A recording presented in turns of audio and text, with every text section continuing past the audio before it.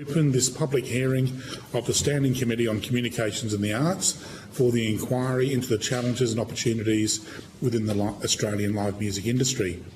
I would like to acknowledge the Gadigal of the Eora Nation as the traditional custodians of the land on which we meet today, and their continuing cultural and spiritual connections to this land, its seas and waters. I pay my respects to Gadigal ancestors and elders past, present and future, and I also extend that respect to Aboriginal and Torres Strait Islander peoples who may be with us here today. By way of introduction, I am Brian Mitchell, Chair of the Committee, and I'll ask my other members to introduce themselves. To my far left. I'm Bridget Archer, I'm the Deputy Chair and Bass in Tasmania. And Zoe McKenzie, the member for Flinders in the Mornington Peninsula and Victoria. And we may have Ms Zoe Daniel online, I'm not sure. No, we don't, but she may come on later on.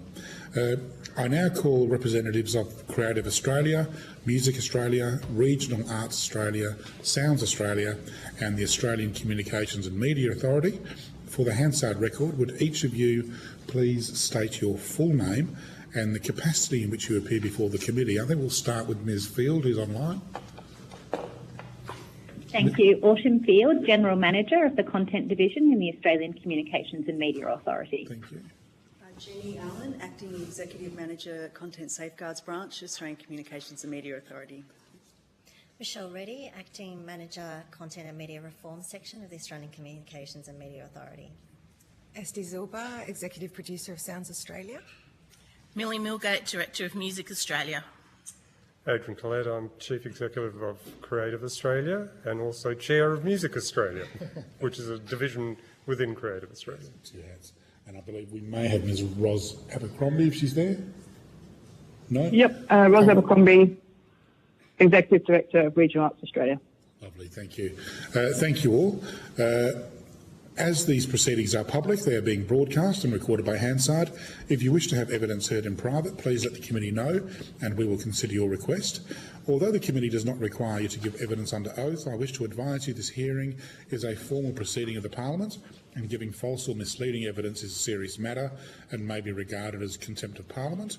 If you object to answering your question, please state the reasons for your objection and the committee will consider the matter. I now invite each of you to make an opening statement, but if we wouldn't mind just giving them brief, given that otherwise we'll run out of time for questions. And we'll start it to the left, I guess. Ms Abercrombie, do you have a statement? I do, thank you. And good morning, thank you committee for the invitation to speak today. And I'm dialing in from Jimmy in Cairns at the IAPA staff there and pay my respects to the elders past, present on all of the lands, waters and seas in which we work. Regional Arts Australia is a not-for-profit organisation dedicated to unlocking the cultural and creative ambition across regional and remote Australia, and for 80 years we've been the trusted national voice. The arts and culture are critical elements to make up a future livable region and are essential to the thriving and healthy communities and sustainable growth across Australia. The Australian live music industry is a critical part of the regional creative landscape as artists, communities and audiences. We manage the Regional Arts Fund on behalf of the Federal Government, and from July 2021 to April 24, the Regional Arts Fund has invested more than $850,000 into music projects across more than 100 towns in regional Australia, and these projects have reached a combined audience of 3.4 million across live and digital channels and had significant impact into employment and professional development opportunities. We note there are many varied ways in which we can continue to create regional Australia, and as detailed in our submission, are keen to recommend place-informed programs, new touring models, and a whole-of-life access to creative experiences and pathways. We would like to take this opportunity to thank artists and arts organisations for the role they are playing in the creative ecology and look forward to continuing to work with a creative ecosystem that is supported, contested and reimagined. Thank you. Thank you. Mr Collette. Thank you. I'll just make a couple of points just by way of context. Music Australia was established through the National Cultural Policy, REVIVE, and has been legislated to be a body within Creative Australia.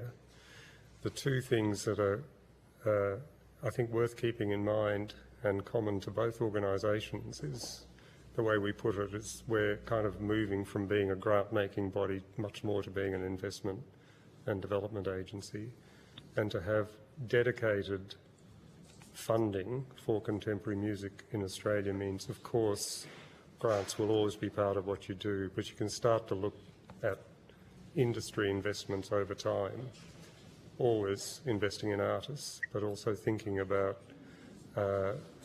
export and other sector needs, audience development and market development over time. The other thing important to remember about Music Australia, yes, it has welcomed funds to invest directly, but it also will undertake research to try and set what the industry badly needs, which is actually evaluation of what the sector is worth to Australia when you think of all the public benefits that flow to it as well. So that will also be our work over time. And finally, the budget scales over 4 years. So our director, Millie Millgate, has come in and I think made the most of the initial 12-month budget, which runs, Millie, to about 6.8 million this year. But that scales over the next 3 years to about 28 million. So research, direct investment, obviously policy advice and advocacy over time. Thank you. Ms Mulgate? I'm fine. You're done. Ms Zilber? Just that I am here very proudly representing the Australian artists in their capacity in export. So Sounds Australia is set up to promote and build pathways for Australian artists internationally. So that's all I need to say. I'm happy to take any questions. Oh, okay. Thank you. Ms Reddy? I'm okay. I'm not sure if Autumn Is that- online. All done? Okay. That was quicker than I expected. Thank you. I'm not sure if Autumn... Oh, sorry. That's right. What we did, Ms Abercrombie. Ms Field? Oh, thank you, Chair. Don't have an opening statement, but if it would assist the committee, would it be helpful if I just briefly outline the ACMA's regulatory remit in this area? By all means. Thank you. So under Section 123 of the Broadcasting Services Act, industry groups develop codes of practice in consultation with the ACMA. The BSA sets out the matters that codes may cover, including the broadcasting of Australian music for commercial radio broadcasting licences. Under this co-regulatory arrangement, licensees have primary responsibility for dealing with complaints made under the code, and the ACMA may also investigate a licensee's compliance with the relevant industry code, either by our own motion or in response to an escalated complaint. In this space, the ACMA's regulatory remit is largely limited to terrestrial broadcasting services. Broadcasting's online services and subscription streaming services, such as Spotify and Apple Music, are outside the ACMA's remit and are not subject to the Australian music quota requirement.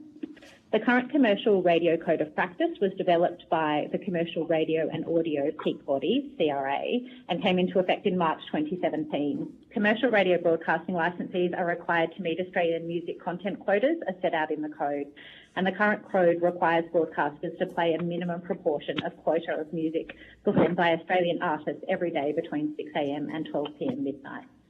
Thank you very much. Thank you very much for that. That's very helpful. All right. We're cracking. I'll start very quickly. Ms Zilber, with Sounds Australia, and thank you for your submission. And the ACMA has just referenced Spotify, how they're outside of the remit.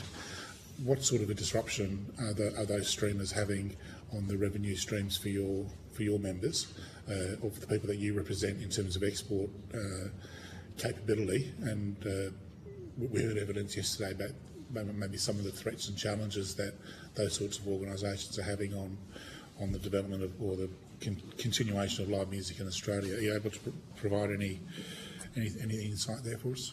There's no doubt that there's disruption and that we've seen it pose a great challenge in terms of artists being able to cut through, and there's very little doubt around that. The numbers make it quite clear that it is hard to make a living on streaming alone.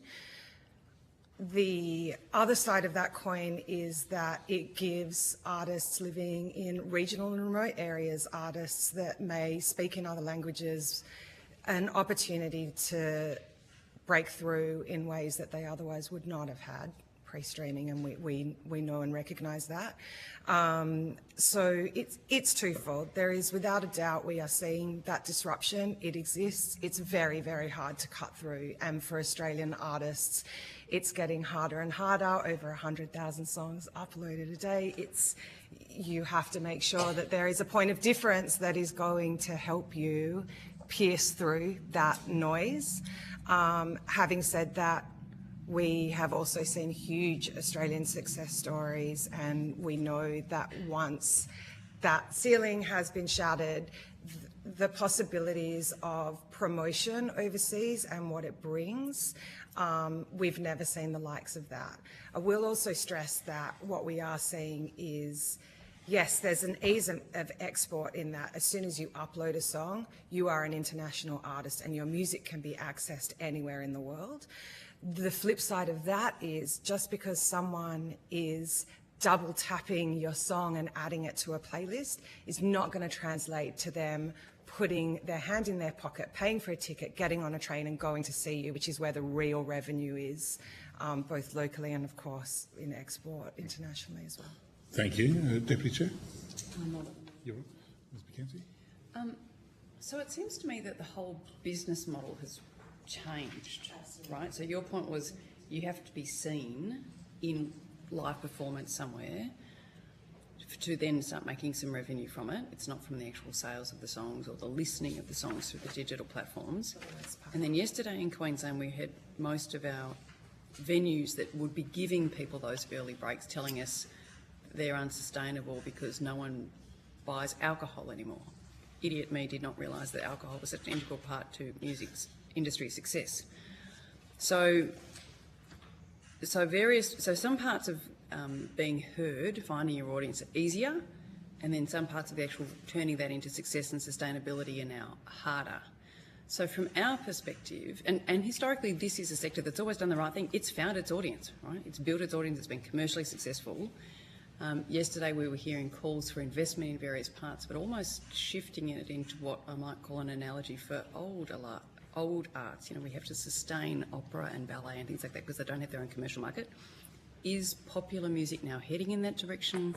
If investment is called for, where would you inject it to have best bang for buck? Because we still need to focus on audience as much as we do on the artists themselves. But if the audience will only turn up to free events or pay $50 for a ticket and then not sustain the venue, where does the money and or investment and or accentuation best go to save it? Is that directed to any of you? I'm happy. Yeah. Okay. And I am really impressed with how you've actually nailed that, because you've identified the dichotomy and the complexities. So for everything that's great, there's also what's happening now. So when you talk about, it used to be that an artist would go and tour, and they would tour to support a release or a single, and they'd be out there on the road to try and drive those album sales. Now they're needing to release something, and that is certainly single-based market. It could be the content. We're seeing everyone releasing content now on TikTok, but it's really to be able to generate sales from their live touring. So 180 degrees swap there. So really, really, absolutely the market has changed. You talk about the need for audience understanding and really what are our consumers doing. One of the things Music Australia has started on is a key piece of research. We released the Soundcheck report in April this year, and one of the things we saw out of the festivals were changes in ticket buying behaviour and the types and the ages of the people that were buying. So we really want to get under the hood and absolutely understand Australians' relationship with music. So we're starting to look at how are they discovering? Where are they discovering? Is it on TikTok? Is it through a latest Netflix show? Is it because they're still listening to all the commercial community national radio broadcasters? How long are they spending on those formats? What's their relationship financially with music? Are they paying for a premium streaming service? Are they buying merchandise? Are they paying an artist's Patreon directly? And then we want to understand, how are they engaging live? Are they going to shows on a regular basis, whether that's in bars, pubs, is it nightclubs? Are they going to festivals? If they're going to festivals, is it one-day events? Is it three-day events in the region? So there's a real lack of understanding what are Australians doing now. So we absolutely want to get a really good deep dive into that area, and particularly there'll be a bolted on part of the survey which is looking specifically at those 12 to 25-year-olds. We're really conscious of the change in the young people in particular. So understanding that is crucial and key. And I guess where you're talking about, you know, audience development is needed as equally as investment into the infrastructure. And I think you talk about the old arts and the way you've referenced the way we protected that part of our sector. I do think we're heading there. In terms of what we've got in our small venue and the robust need to have a great circuit that feeds into export. So without the foundations, without this training and breeding ground, we're not going to be that net exporter. We have to have it working at all levels. And that also means we have to have the artists that are prepared and ready to fill those rooms. So when we look at the ecology, and today the conversation's around live music, which is terrific, we can't forget what comes before that, which is the song. It's the development of the craft of songwriting. It's how that's then recorded, so it's the infrastructure around those labels and the absolute importance our Australian labels play in developing our artists and what they do in terms of marketing, penetrating. Esty mentioned 1,000 streams a day. That is huge competition. You know, no longer our Australian artists, they're not just competing with other Australian artists, they're not just competing with other international artists that happen to have a release that week. They are now competing with every single song that's ever been released ever. So you're really looking at an incredibly different landscape. So it's about what Adrian mentioned. We're in a position to not just set up grants, which is a key part of what we are doing, but it's really targeted investment. And I'm mindful of our time, but I'm happy to go into some of those investments a little later. What do we know so far about this 12 to 24 cohort? Because they seem to be the linchpin to it. And we know they love music more than almost we did because it was in their heads. They love it differently, and I think they're hearing about it differently. They're discovering it in different ways. What makes them put their hand in their pocket for it? I think there's a real interesting behaviour between artists and direct-to-fan. So I think when we start to see the instant sellouts and that real success is looking at a super fan model, Taylor Swift, Fred again, those artists have just got, they're not using what used to be mass broadcast. They're creating these personalised relationships directly with their fan base. And a lot of that has come through the change in listening habits, which is really part of what the streaming service have set up. You know, we've all got our phones, we've all got our favourite artists, and once we listen to them, we'll be recommended other artists that are like that. So a lot of that is keeping us quite insular in the way you start to listen. So once you have a number of artists that you're following, you're going to keep getting served those artists. So I guess in terms of how they're hearing about acts, it's just a really different process. But I want to know what this research is going to show us, and the partners that we're looking at to get surveys out, I really think we're going to get a lot of information from a number of Australians about what it is that's driving them. I think with young people, it's also about community. They really want to go to things together. You know, they really want to know, are their friends going? You know, what's the experience? It's not just the music alone anymore either.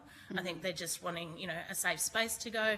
You know, they can share it on socials with their friends, and it's that real mix of talking about it online, experiencing it live, and it's coming together in a really different way to how I grew up. Yeah. Just want to briefly mention, I think we've got Ms Daniel, the member for Goldstein, on the line. Is that right, Zoe? Yes, I'm here, Chair. Thank you. Thanks. Do you have any questions at this stage, Ms Daniel?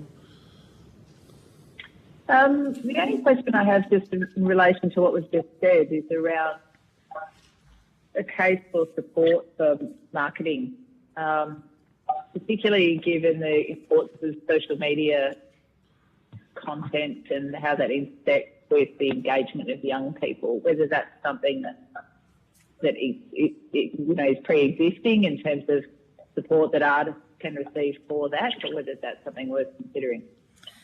Yeah, it's a really good point. One of the things we launched last week is we have a program called the Contemporary Music Touring Program. Really great initiatives, been going for a number of years. Part of it is to really get artists out into the regions. What Music Australia has added is a Australian music media uplift. So for those artists that are successful in receiving the touring grant, we're offering them the opportunity to get an extra $5,000, and that can absolutely only be spent on Australian music media. So we've sent them a link to the Community Broadcasting Association and his 400 community stations around. We've sent them a link to Commercial Radio Australia. Here are a lot of radio stations, particularly those in the regions where you might be touring, and a list of a lot of music media, whether that's still in a physical format or online, and they're to spend the $5,000 to support that activity. They cannot use it on social media. They cannot hire an influencer. It's absolutely about really stimulating music media, and I think overall promotion of Australian music to Australian people is something we're definitely looking at, and I've got a couple of things up our sleeve there too. Is Daniel anything else? Hi. Oh, hi, it's Ros from Region Arts Australia. I'm just wondering if I could add a couple of things in sort of case studies on this to support what Millie's saying. Please do. So I just wanted to give two examples that are really sort of specific, and then one was with the Pearl Park Music Festival 2023. They received a $22,000 project grant from the Regional Arts Fund to deliver their second festival, and it was all about promoting musicians in that region. And there's a quote they've got here from one of the organisers that says, "Our region is a hotbed of creative and technically proficient musicians, but there are few opportunities for these musicians to perform, and even less opportunity for these artists to be paid for their skills. It was such a privilege and a joy to share 10 hours of back-to-back performance for the region's finest musicians, to see the joy it brought to the artists, and to see more than 2,000 people respecting, valuing and passionately revelling in the joy of live music brings realisation to these local musicians that they can be part of the broader community." I think that brings together a lot of what we're saying. But the follow-on from that is that particular festival, it's only in its second year. It has a 2,000 audience. It had over 700 local musicians play. Since then, they can actually track, there's been an uplift in students enrolling in instrumental music at the local secondary college, and the council have relaxed their busking laws. So there's this direct flow through to that. The second example, which is very, very different, is the Festival of Voices in Tasmania. Again, very small amount of investment, $15,000 in a cultural tourism program, but it was matched with a mentoring package to ensure the festival could actually market and support interstate visitation. It is a winter festival, so it's specifically designed to be that sort of visitor attraction for Tassie. And last year with Dark Moto not in existence, it was, a key part of that tourism market. And what they wanted to do was to bring more choral and choristers to their Festival of Voices. And they were aiming for around 15 youth. And they got 177 new choristers that were part of the 2023 festival. But really excitingly, then had 455 then apply to want to be part of 2024. So I think a lot of what we're saying, and what I can hear the conversation being, it is about that sort of whole of ecology investment in supporting the artists, supporting the audiences, supporting that traction, but also providing those career opportunities and that investment in that mentoring and marketing and being sort of, again, essentially product ready. And they're just two very specific regional examples I thought might be helpful. May I follow on up to that one? They're really exciting case studies to hear, and I guess I am a little pumped because one of the things Music Australia has done is partnered with Triple J. So Triple J announced earlier this year that they're coming back with a one-night stand. This morning at 7 o'clock, they let everyone know that it's happening in Warrnambool. And so part of the partnership with Music Australia is we're bringing the music industry to Warrnambool, and we'll be announcing more than a one-night stand.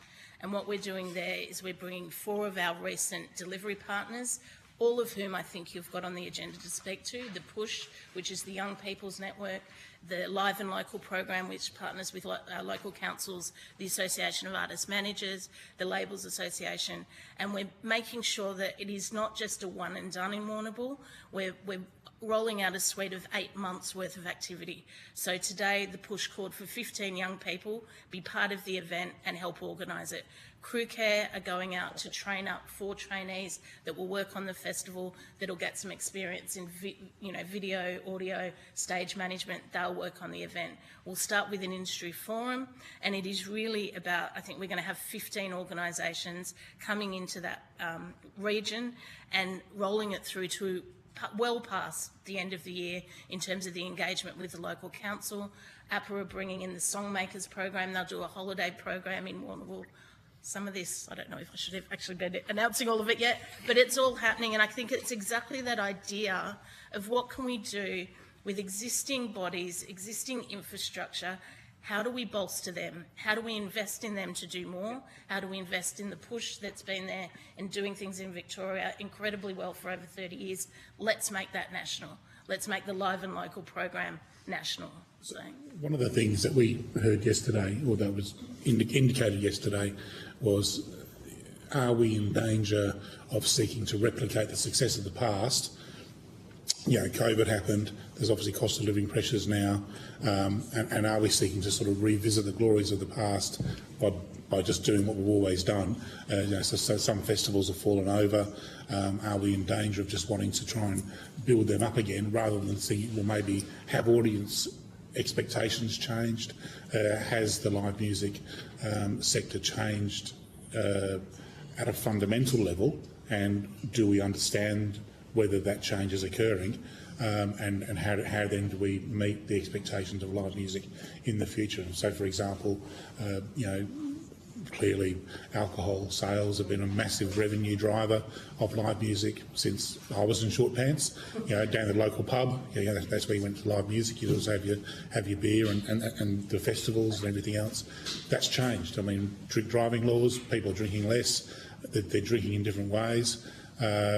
Cost of living issues with alcohol sales, and so that sort of nexus between live music and alcohol revenue is breaking or broken. So where to from here? And I know you're doing research. We spoke to the regional research people yesterday. Do we have an understanding yet about what changes need to occur in Australian live music so that it's future-proofed, rather than just sort of looking at what worked over the last 20 or 30 years and trying to, you know, continue the same thing?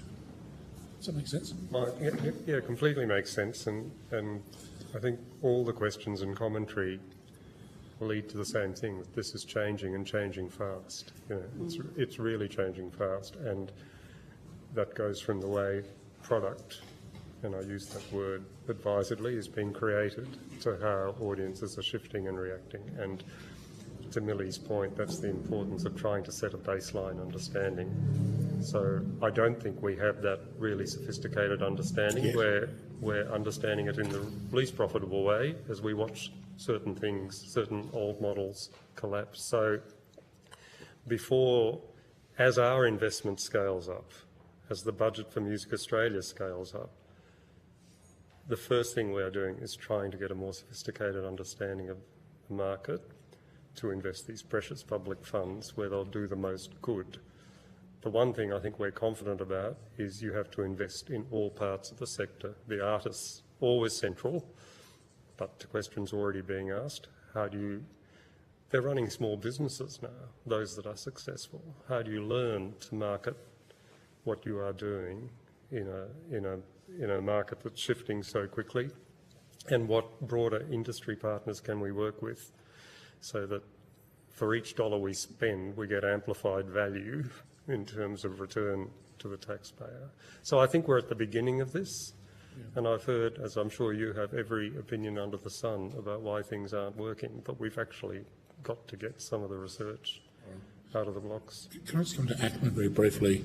I'm not sure, and I know you're very restricted in what you can offer, but Ms Field mentioned that how the streamers aren't captured under Section 123, and I know it's not like for like, but I think there's fair unanimity that the broadcasting rules to date, in terms of Australian content requirements, have helped ensure that if there is Australian content on our screens and over our radio waves.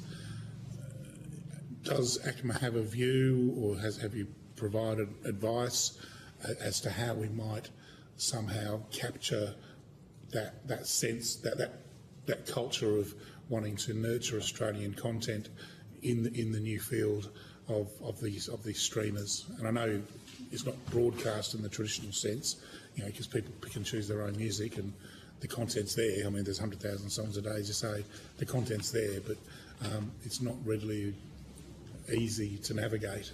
Is there a role for ACMA in this? Can I ask if Ms Field wants to take that first? Yeah, by all means. Ms Field, do you want to take that or handball to Ms? Apologies. Sorry, Chair, I started speaking but hadn't taken my mute off. Look, I think it's difficult for us to offer an opinion on that at the moment because our regulatory remit excludes those types of services. I think if government were to make a decision that they wanted those regulated, that would probably be quite a natural space for the ACMA.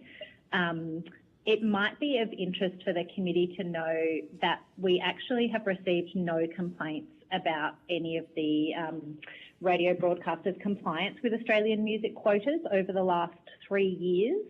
So it's not an area that comes to the attention of the ACMA in terms of complaints that are being made about the sector. So in terms of when you say if the government was to seek to implement those sorts of content measures, but does ACMA have a role in providing advice as to whether, you know, how those measures might work? I'm trying to steer clear of asking you to offer a policy opinion here, but perhaps more some sort of guidance on how the mechanics of regulation might work under ACMA's remit.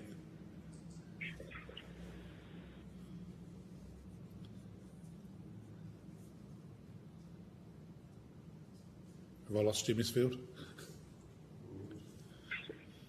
Yeah, I think I've just received a message that she's been cut off. Okay, all right. Yeah, that was very, very sensible of her. Ms Allen, we'll put you in the hot seat. That's right. I couldn't comment on the policy itself, but obviously as a general comment, when we work closely with our colleagues in the department, so if the government was minded to consider a particular policy, we could provide advice to the department on how that might play out from our experience of regulating the broadcasters. We could certainly play a role like that. All right. I'll leave that there. That was some evidence that we heard yesterday was around radio, and that radio listening audience hasn't declined, that it remains strong, but that it's a barrier in a way to emerging artists in particular, because just getting their stuff played. There's no longer music directors at every station around the place. There's a kind of centralisation of those things, and Australian content's well being played, and so there won't be complaints about the level of Australian content, but how much of it is new content or opportunity, and is that something that government could look at, or and I guess that's the type of thing that'll be borne out in research. But no, I think you're right, and the key word to what you just said then is new. It's about that new music. So there's certainly quotas across broadcasts. Most of it is self-determined by the stations themselves, and I do think the changing in listening habits does mean we have a discoverability problem in this country. So Australians are not hearing Australian music in the same way that they might have before because of the way people are listening. So again, coming back to that personalised devices and the time they might have spent, listening to radio in a car, it's all changing. They've got a choice now to listen to podcasts. They've got a choice to listen to, even watch video. So I think in that respect, we do need to look at how the consumption and the listening and the discoverability is all working across both broadcast and streaming. I think that's a really interesting piece. You look at, the incredible results from Spotify the other month from their Loud and Clear report talk about 80% of those streams were coming from overseas listeners, which is just magnificent from what Esty and the team at Sounds Australia are doing. That makes it really great to get into those markets, to actually look at the services that all of the different DSPs have unique offerings in terms of their product for artists to see where their audiences are. They can go on Spotify for artists and see that I am being streamed in Mexico more than anywhere else. How do I now build a strategy around that? So that's brilliant. What we need to also look at and again it's back to this is great, but this part still needs work, is how much are Australian artists listening? How much are Australians listening to Australian music, and how are they discovering it? How are we nurturing it, and how are we promoting it? So I think there's a lot of opportunity more than anything for us to all work together. When you look at TikTok, you look at YouTube, you look at the commercial broadcasters, there's a lot we can do to lift our artists together. And I think there's some of the things Music Australia are trying to take on as well. I was just thinking those comments that we heard earlier about that additional grant funding that's available, for example, to if you're promoting through those local channels, seems like quite a logical way to deal with that. I mean, I listen to a lot of Australian music on the radio in the car, but it's more likely to be like Paul Kelly and... Well, that's it. And I guess coming back to you saying new, and it's really great. I mean, everyone wants to keep hearing Khe-Sanh. It's fantastic. We're not in any way, you want to have that. That's part of the Great Australian Songbook. But what's coming next? What are those next songs that we can put on those pages? So I think that's what we really want to look at when we look at discovery and listenership, and where are those audiences? How do we get to them? And I think that, there's an additional question, I guess, or follow-on question from that is around much of what we heard yesterday in Brisbane was around the role of education, or what the role of education might be. Wondering whether amongst you there are views around what that currently looks like, but what might be needed, I guess, going forward in terms of education, music education. I feel like I'm doing a lot of talking, but I'm happy to keep going. Sorry, I mean, absolutely, music education is another part, and we need not only for budding young musicians and those that learn instruments, but again, also learning the craft of songwriting in schools. I mean, we look at Sweden and we look at, just how from the very, very early age, they're learning how to write a song, not just play the glockenspiel. And you look at, they're one of 3 net exporters, and it starts there. So there's been some really great research that's been done. Alberts have done some incredible work in looking at education. The South Australian government have just announced a 3-year strategy for music education in schools, which is something we're really mindful of. New South Wales have currently got a submission looking at what they can do. And I think for Music Australia, it is key. How can we work with the jurisdictions? As Adrian said, our budgets scale, so it's probably not something, just the sheer size of it, the need to work with the states because of the curriculum and the way that's managed. But all of this, everything you do, it's like it is an ecology, and there's no way you can separate one part of the value chain to the other. You mentioned is it Sweden? Yeah. I mean, what jurisdictions are there in the world that you're aware of where live music is healthy and is growing or is strong that we could learn from? You know what? In a weird way, I do take a lot of solace in that everyone's experiencing the same thing. Yeah. So when we see the big list that, 53 festivals in Australia didn't go ahead, there's headlines coming out of the UK and Europe that 60 festivals have cancelled over their summer season. I think we were a little bit of a canary in the coal mine just because of the seasonal changes. They're in their summer now. So I think live music is something everyone universally is struggling with. I think everything we're talking about. And I think, interestingly, what we're seeing, the exception there, if anywhere, is in the developing markets.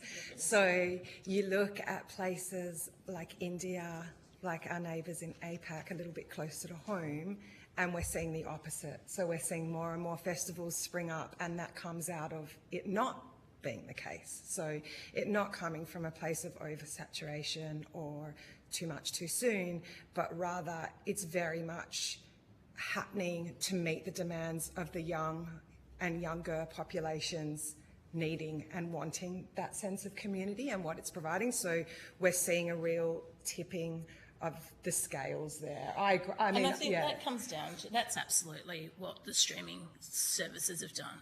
So you might have heard the term glocalisation, and glocalisation, and it's talking about, so when we look at the streaming model, and over time it's been the emerging markets of,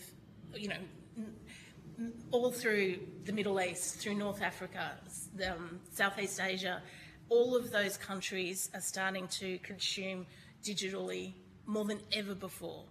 But what they're choosing is they're choosing language. So they're choosing to listen to artists in their own language, and this is happening. And that growth means it is awesome that these artists that really didn't have a market are getting a real footprint in their own regions. But what it means is that's what's becoming the dominant player. And it also then means you're starting to see their governments invest in an export agency, their governments invest in local opportunities, and that's where they're starting to have festivals spring up like they didn't before because they're building audiences. And that's something that I guess as Australia, we don't have that advantage.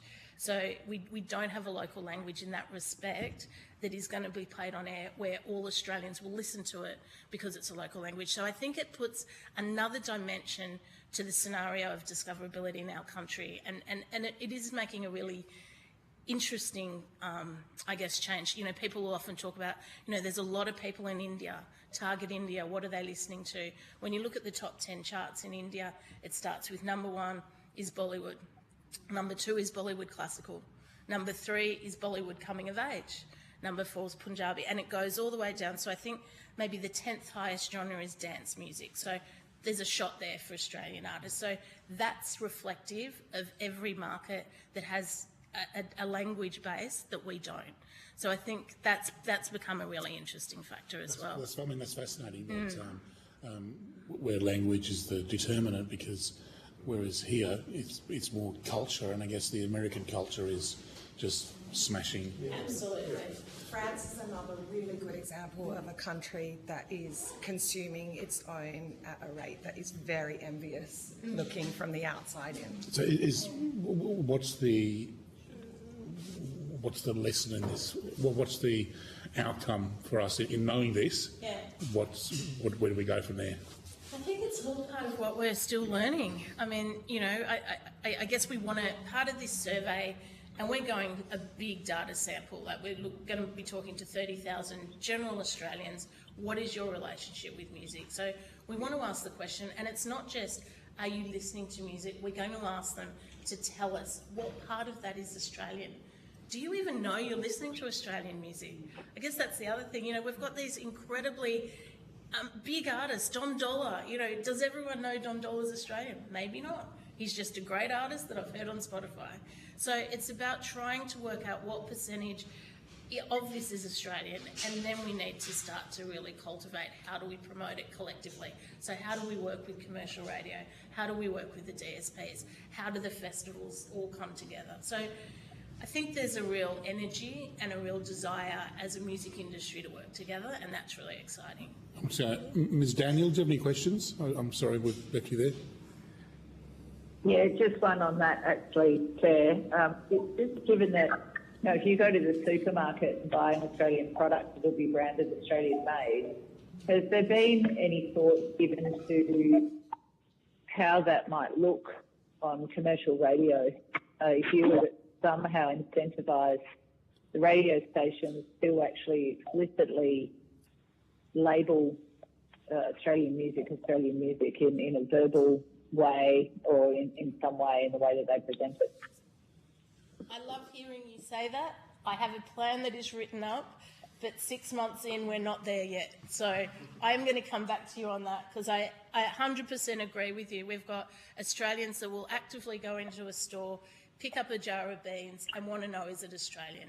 And collectively as an industry, we really haven't done that. We haven't promoted Australian music to Australians. So, yeah, that's a really exciting opportunity. Any follow-up there, Ms. Daniel? I'd love to hear more. That sounds like there's not more to be said yet, but I'm curious. Great. All right. Mackenzie? So, provocative question, and it's not one that comes from my heart, it's one that comes from my head. If I was to ask my 15-year-old or 16-year-old kids about this, they'd say, who cares whether it's Australian or not? If it's rocking its socks off on Mexico, good for you. We think it's all about being able to go to concerts because we loved them when we were kids. They don't care. Yeah. So, therefore, should we not be thinking about what the business model is for a generation that will consume completely differently? Because at the moment what we've got is maybe you are big in Mexico and then you've got to find $4,000 for the flight to get to Mexico, and then you've got to find local staging so you can play in Mexico, and Maybe you've got to take some tea towels so you can sell some merch because no one will buy a CD in Mexico, right? That sounds like hard work. Don't we just need to find a way to monetize the easy version of what they're doing? I think there's different things that one of the other initiatives, actually there's 3 coming, but they're all based around music and games. And there's an audio intensive. Sorry? That sounds like hell. Well, I still think you're talking about young people and the way No, I know. they're Yes, I know. consuming. So, my oldness keeps coming back into my reflections. I know that. yeah, Okay, so talk to me about music. Yeah, and games. so to have artists soundtracking really key video games is awesome. You know, how And do we does that make them money? Yeah, That's my- okay. yeah. There's money in the actual commissioning of it. There's money in the residues and the royalties. So anything that we can invest in IP, and I guess that's why part of this survey, when we first considered it, it was we need to see what people under 25 are doing live. And then when we really thought about it, it's like that's not enough. Yeah. We have to know what's their Where? relationship, how are they already spending. So I think it's every little bit of this, you know, everything around the copyright and the IP is an opportunity to make revenue. So what are the opportunities with film and television? I think, do you want to talk to the trade mission? So we're in the throes of organising a trade mission to Los Angeles that'll happen in November, and that is speaking directly to what Millie's talking to. So it's not just music in games, it's also across advertising, film, television. The idea being that we know that it's not just the Spotifys that are doing very well for our artists that are sitting at the top of their game, it's also Netflix and the other streaming services. So, you know, like if you look at an artist like Dean Lewis, the beginning of that trajectory was a sync in Riverdale, which is a young, you know, you probably were forced to see it in the background. But it is absolutely a key driver. It's also quite appealing because in some instances, while we are taking a delegation to LA, we know during the pandemic that these kind of projects came together with folks that were from the other side of the world. So you can create a piece of music for a hit television show or a game. You know, one of my colleagues came in the other day excited that her 9-year-old was playing FIFA and Royal Otis was on. And that was exciting for a young person. And actually, 9 is probably the right age that we're talking about because that is the future consumer. I mean, he's already clearly consuming, but the more of that we can start to see, part of it is also convincing people that we're not that far.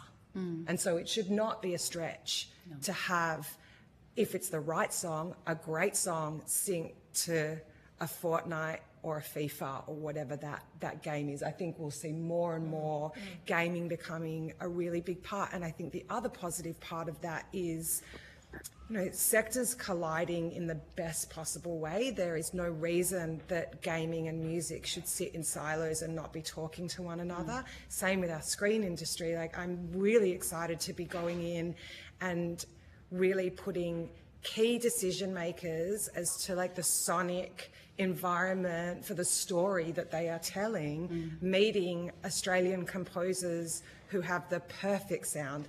And to speak to your point, not because it's Australian, just because it's really good. It's really good. And that is, you know, sometimes we push the narrative that it's Australian, it's great, look at all these other Australian artists, like that's what you want to be looking for, the next Sia, Flume, Dom Dollar, or it's okay that you didn't realise it's Australian, but by the way, that's Australian.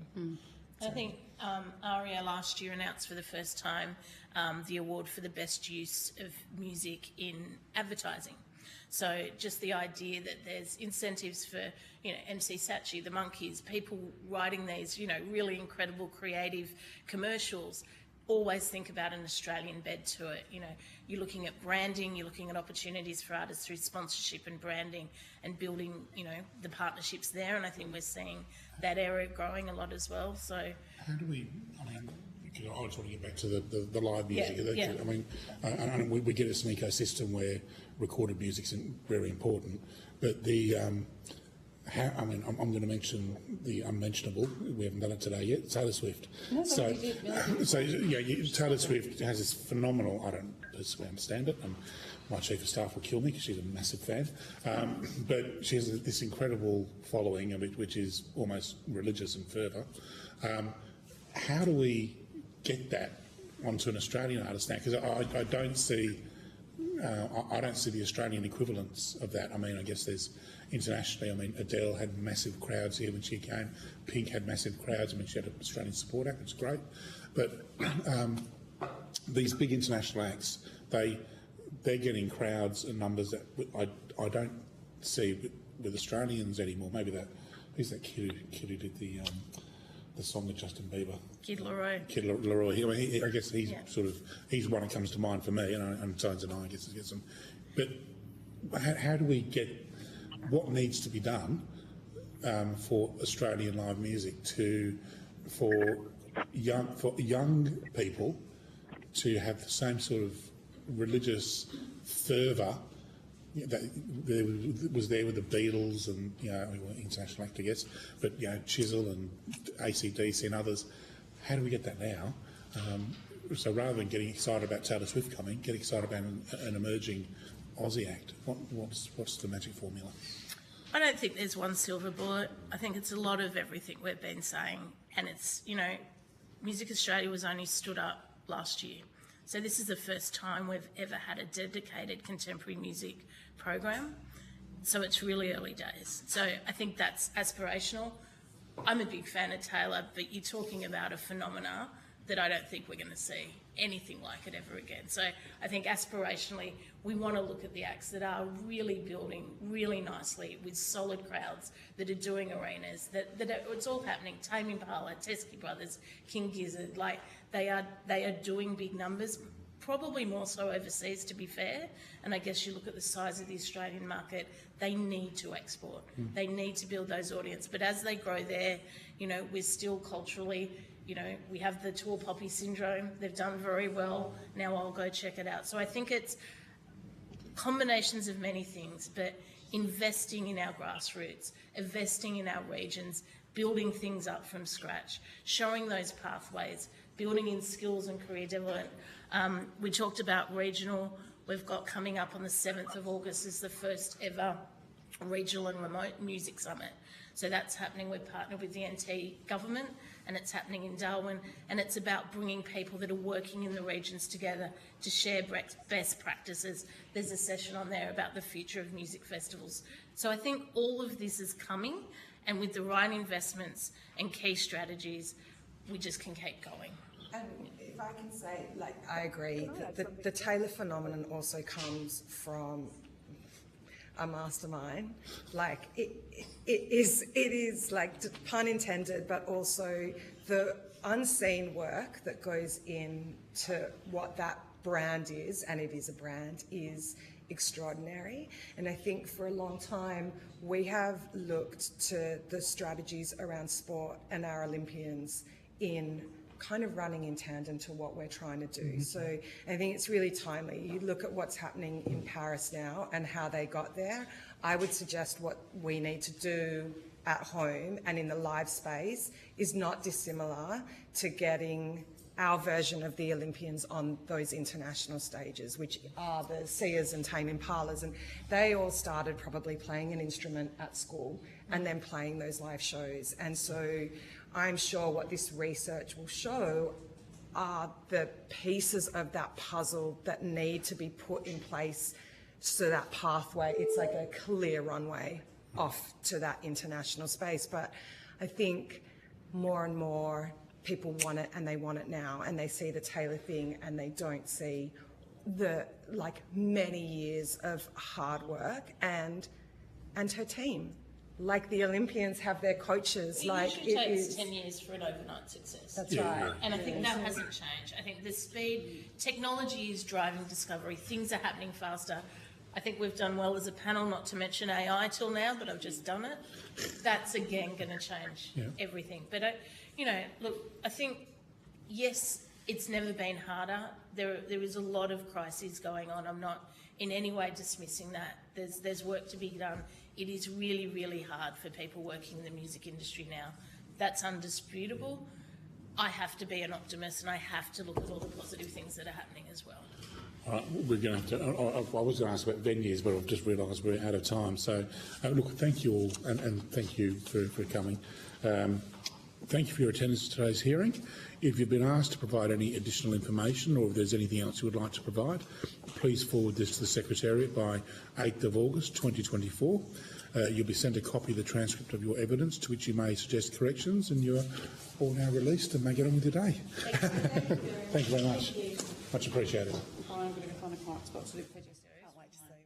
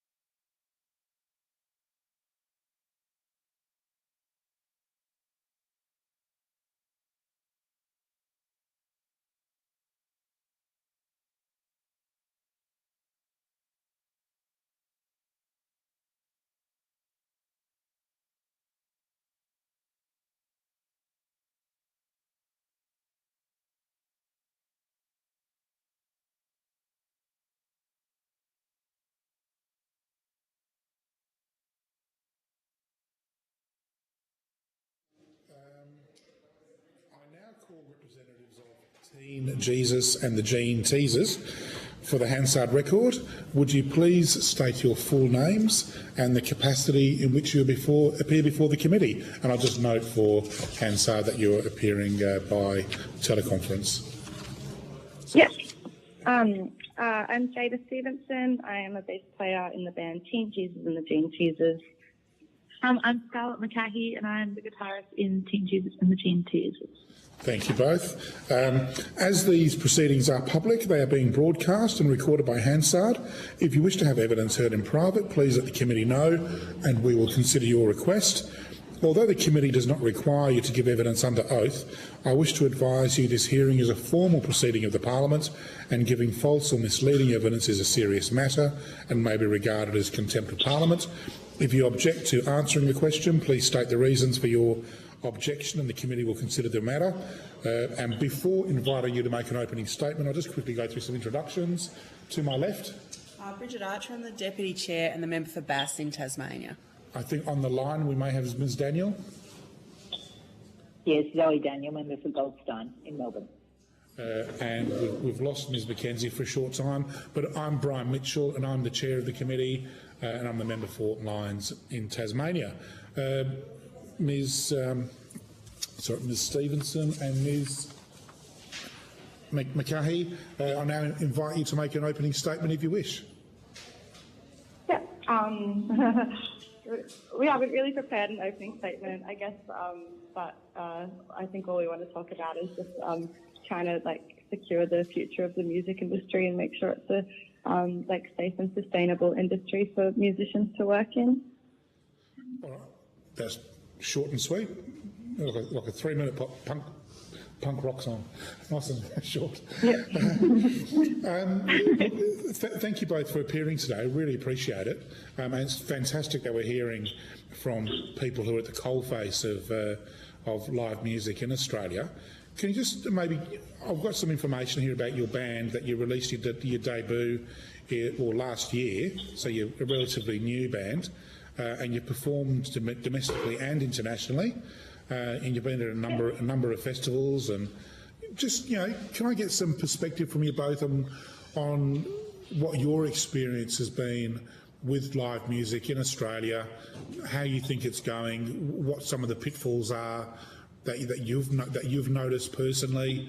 I just want to get an idea of your vibe, if that's all right. Yeah, of course. Well, we actually started our band in high school in about 2016. So almost a decade now of working in music. Our debut album did come out last year though, so you are correct.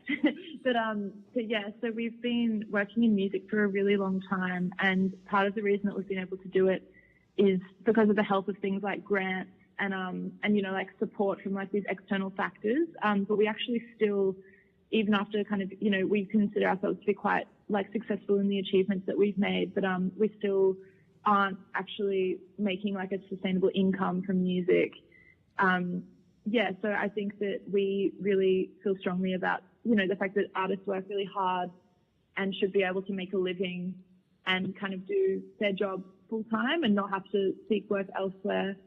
And part of that obviously is the state of the Australian music scene doesn't really make it possible to do that at the moment. Yeah, I guess we've been touring like quite frequently since about 2019 when we kind of cracked into the broader Australian music industry, and ever since then we've been slowly growing.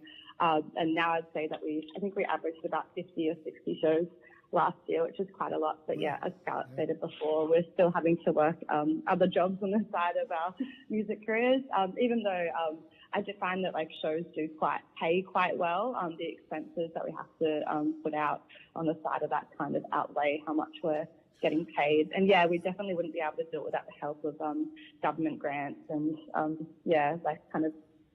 outside help. Are you able to just and it's personal information, so I understand if you don't wish to, but are you able to just provide some sort of example of the costs you're up for in terms of your touring costs, car, freighting your gear around, that sort of thing? Compared to the fee, and maybe compare that to the fees that you do get for performing. Yeah. Well, I guess obviously because we're in Australia and it's such like a spread out country, if you were going to do a national tour of Australia, you would have to fly to every single show pretty much, because obviously like the driving would take years, not really, but it would take a long time. So the flights are extremely expensive. So like if you say you have a band of 4 people and then you have a tour manager and a sound person and a lighting person with you, then, that's already like a huge amount of flight costs, sorry. Yeah, especially if you're flying to a place like Fremantle or if you're flying from Melbourne to Brisbane, the tickets there are like over $300 per person. Yeah, it's an insane amount of money. And then accommodation for all those people as well, like 7 or 8 rooms. Like transport when you reach the place. Which is often like hire cars or hire vans. A lot of the time you need a van and an 8-seater with all the gear that you have. On top of that, also the gear to play the shows. Obviously, musical instruments are very expensive, pedals on the side of that. And then, again, you're paying a tour manager, you're paying a lighting person, a sound person, and then the kind of behind-the-scenes people that you don't see, like our managers, booking agents take a cut from the shows as well. Publicists. For example, managers take usually about 20% of your income, and then booking agents will take around 10 to 15% of the fee that you've been paid for the show, and then you kind of have to use the rest of the fee to pay the members of your touring party, pay for accommodation, pay for flights, and then order things like merch. Like a lot of the time, the money that you make on merchandise is the best money that you'll be making on a show, which feels crazy. I think we're quite lucky now that we've reached a position where the shows kind of do pay for themselves. So we're not having to fork out any of our own our personal money, which we did have to do for the first few years we were in the touring live music industry. But now, like Scarlett said, like the shows will kind of like all the money we'll earn off that will go towards traveling to get there and the actual show, and then the merch money on top of that is kind of where we earn our profit, which it is a little bit of money, but it's not enough to sustain our lives off. Yeah. I think that a big listen. Oh, sorry. Yeah, I was going to ask. So given your experience and you've clearly done, 50 shows a year. That's huge. But you've clearly done the hard yards. What have you learned from that in terms of thinking? Well, if only this was happening, it would make it easier to do this job, or if only the government was could do this, or if only there was this policy in place. What would you like to see happen at a regulatory and legislative level to ensure the viability of live music as a sector? What's sort of been your what lessons have you learned out of that? What insights have you gained? Well, definitely the things that have helped us the most so far. Oh my God, sorry, there's a lag. The things that have helped us so much so far are the help of government grants, like we mentioned before. So that definitely has been so helpful to us. But the only issue that I think most people have with it is that they tend to be very, very, very hard to get. There's not many of them. They only come around once or twice a year. So I think what would really, really help is if grants were much more accessible to get, if there were much more of them, just kind of more funding that artists are able to get, because all these emerging artists who can't afford to pay grant writers or don't have managers working for them around the clock, I don't know how they're supposed to be able to get this funding without being incredible at writing essays or, something like that.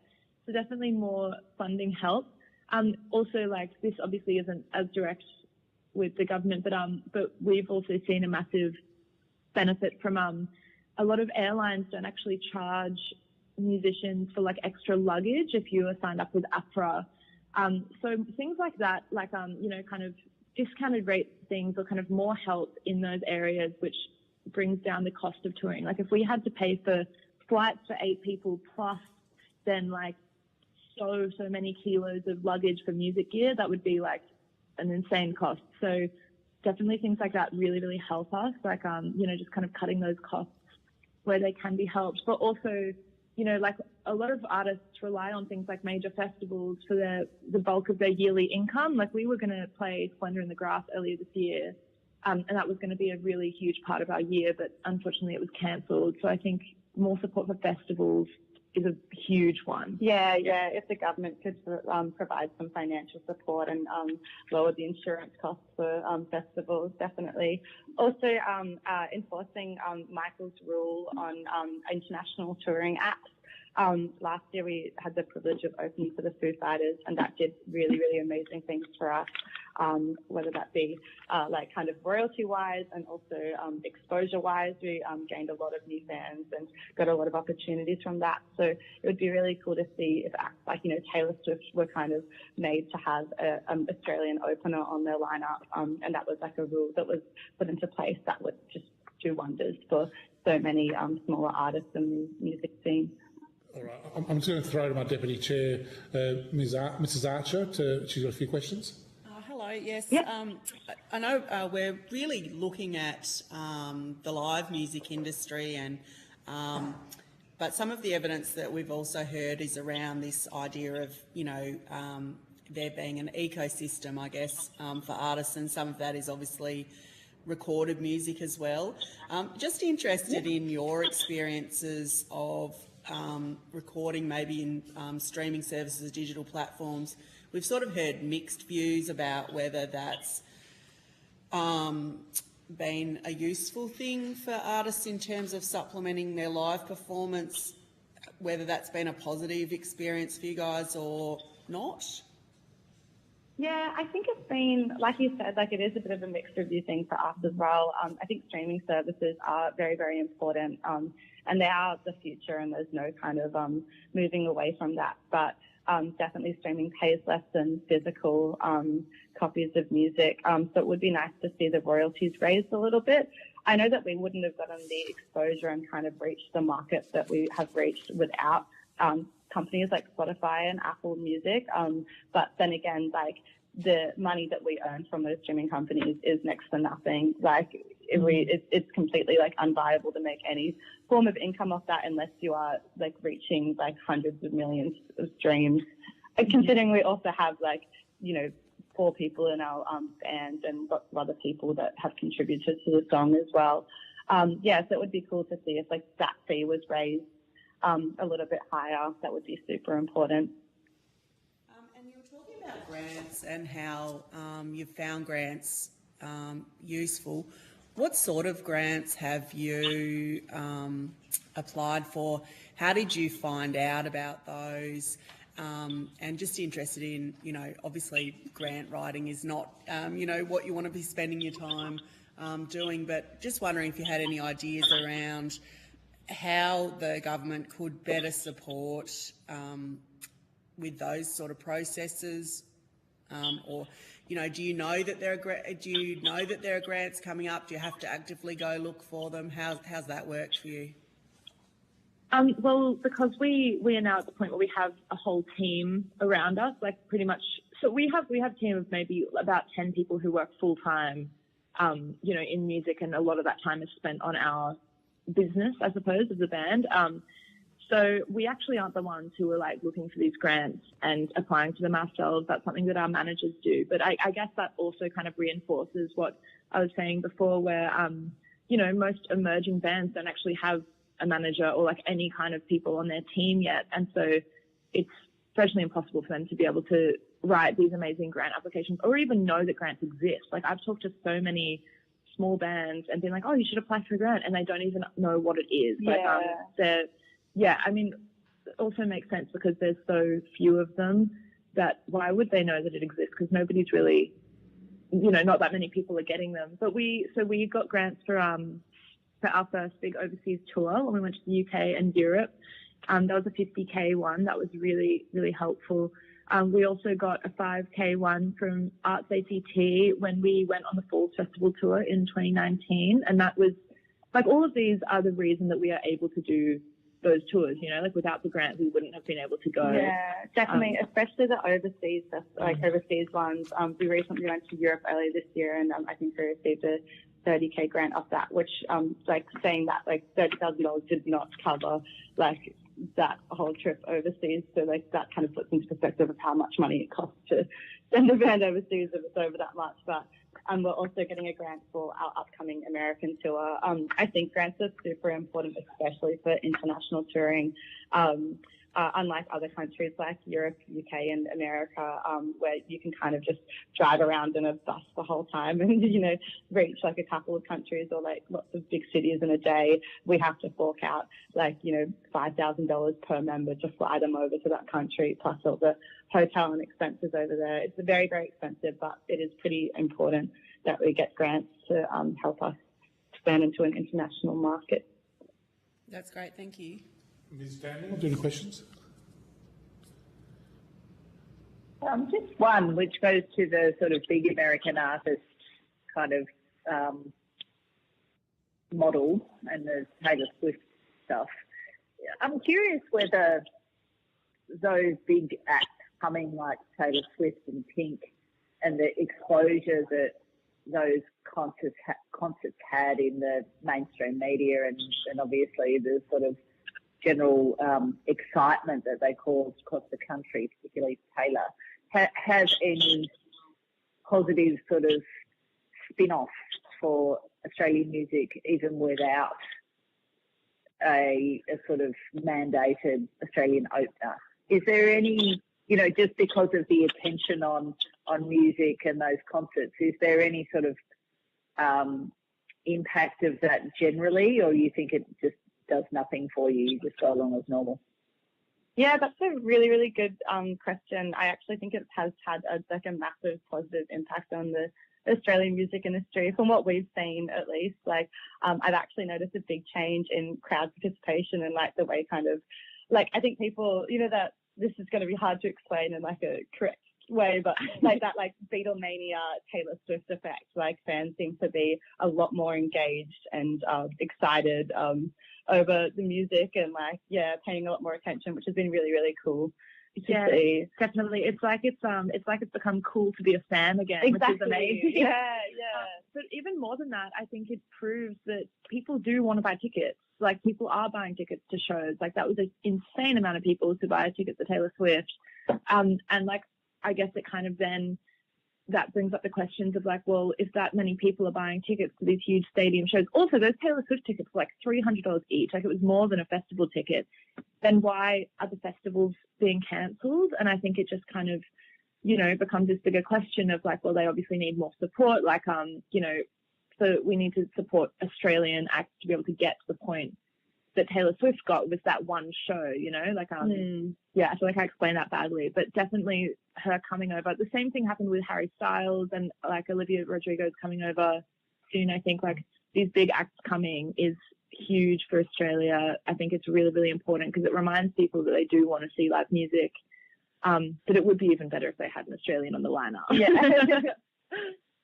Yeah, I mean, I was partly asking because I took my daughter to Taylor Swift, and she was very lucky, you know, because obviously it's very hard to get tickets. But since then, I note that she's asked for tickets for other acts. So she's 15, so it's kind of, you know, I guess triggered an interest in going to live music. I'm also curious in the way that you plan your schedule, you know, given that, you know, you have had some success and you I guess you're enabled therefore to pick and choose a little bit more what you're going to do. Do you put any sort of thought into the risk around the different events? So because obviously, as you said, Splendor in the Grass was cancelled. There have been a lot of issues with regional festivals because of particularly bushfire risk. You know, do you think that through when you consider, well, maybe we're better off doing this event because it's less likely to be cancelled because of, you know, weather-related events, or do you just sort of get an offer for a booking and you just take it and you have to just hit it and hope? Yeah, I think we think about it a little bit, but like not in the sense that we won't accept the offer, more in the sense of like it's a bit sad, but we'll get sent an offer for the festival like Splendor in the Grass, and we'll kind of be like, oh, it might get cancelled. Like when like a couple of years ago when we first started touring, I wouldn't have had that like mentality at all. Like I would not have thought that like festivals like Splendor would ever get cancelled. But yeah, I think it's definitely in the back of your mind. And like it's reached a point now where like I don't really think that a big show or a festival is going to happen until I'm there on the day.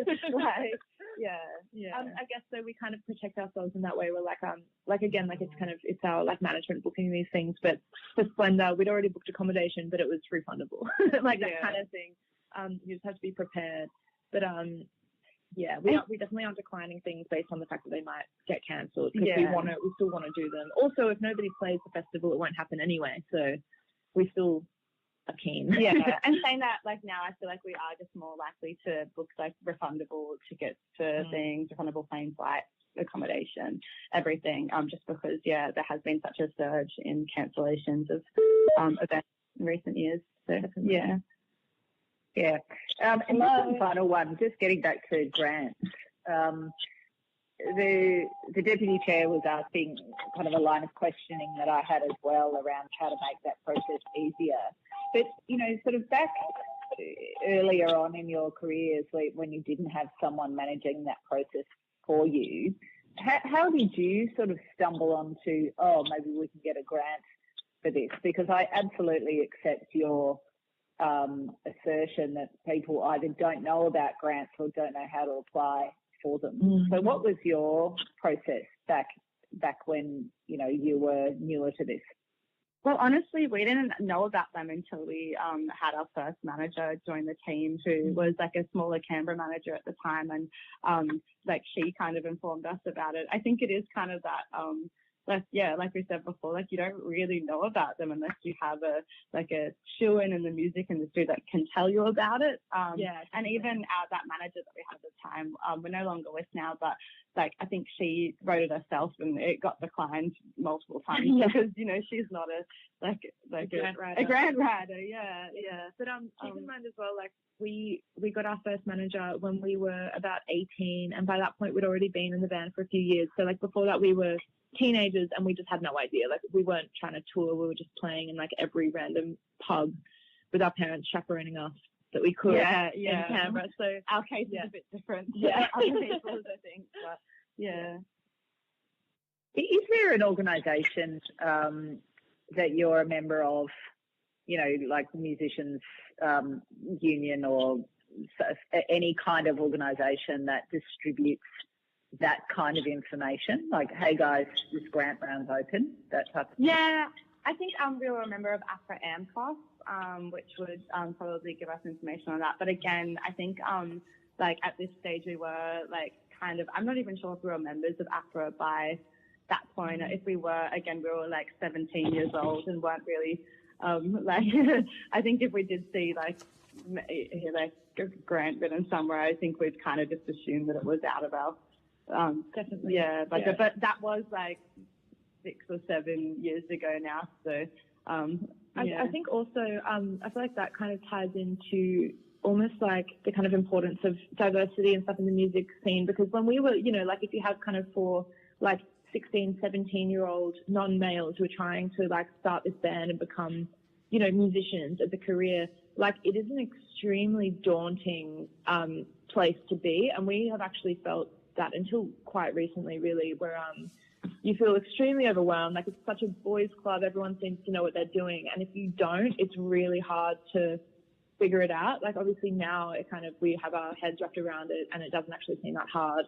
But at the time, like if I'd read, like Jada said, like if I'd read the word grant application, I'd be like, oh my God, no, like I can't do that. It's, you know, and I guess that kind of ties into why they need to be more accessible, because we didn't even, you know, I would never have thought that I could apply for something like that, or definitely not actually receive something like that. So making them much less scary would be really good. I also feel like even the music industry viewed as like not a proper profession a lot of the time weighs into that as well. Like when we first started playing music, I didn't think that you could make a career in music. I kind of thought it was either like you become Nirvana or that's it. Like I didn't know there was so many careers in the background of it. So like when it came to like more formal stuff like grants and everything, I was really unaware that like that was even a possibility, like that the government actually gave any money towards the arts, because I did think it was like a hobby. A hobby industry, That's interesting. Thank you, Chair. Thanks, Ms. Daniel. Excuse me, Ms. McGahey and Ms. Stevenson. Could you just, we've heard some evidence about venues and the how the importance of small and medium-sized venues, particularly in the suburbs and the cities. What's been your experience, given your touring, of the accessibility of venues, the viability of them? I guess I would imagine you talk to the venue owners. What have you learned about the accessibility of venues on the Australian touring circuit? Well, I think definitely the biggest hurdle with venues is the fact that it's so expensive to run a live music venue. I think I know that's not exactly the question, but I was actually meaning to bring it up anyways, that the insurance for music venues is often so expensive that people just can't renew it and can't then put on any shows. We've seen that happen because me and Jada both live in Canberra.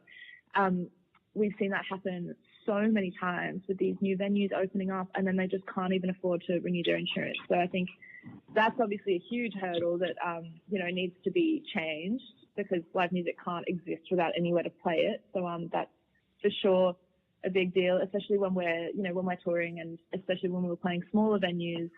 You often do hear about the owners and the people working there saying that they are really struggling, even if it seems to be a really popular and like a lot of the time iconic venue. Like even, the Zoo in Brisbane recently closed, the Lansdowne in Sydney was going to close, Sideway in Canberra, our favourite venue ever, just closed. And I think just ensuring that doesn't happen anymore would be amazing, because there's nowhere to play. And actually, especially in Canberra, like artists don't even come through Canberra on tours anymore because there's no venues to play at. Yeah, Really, it's really difficult.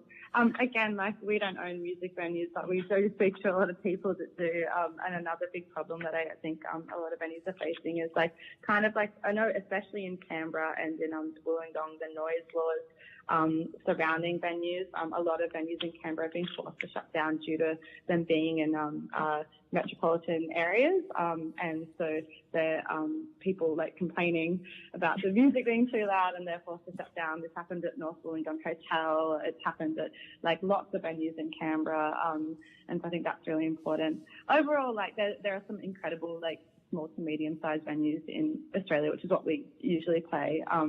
But yeah, we have noticed a significant loss of like a lot of the really important ones over the past few years. It's been pretty sad. And would you have an informed opinion on, in terms of the loss of venues or the lack of availability of them, whether it's due to them, putting in pokies and stripping out live music, or as you say, the gentrification of the old corner pub into either a gastro pub, or because the snooty neighbours don't like loud music. What impact do you think that's having systemically on live music? Is it just like a minor annoyance, or do you think it's a significant contributor to the decline of live music?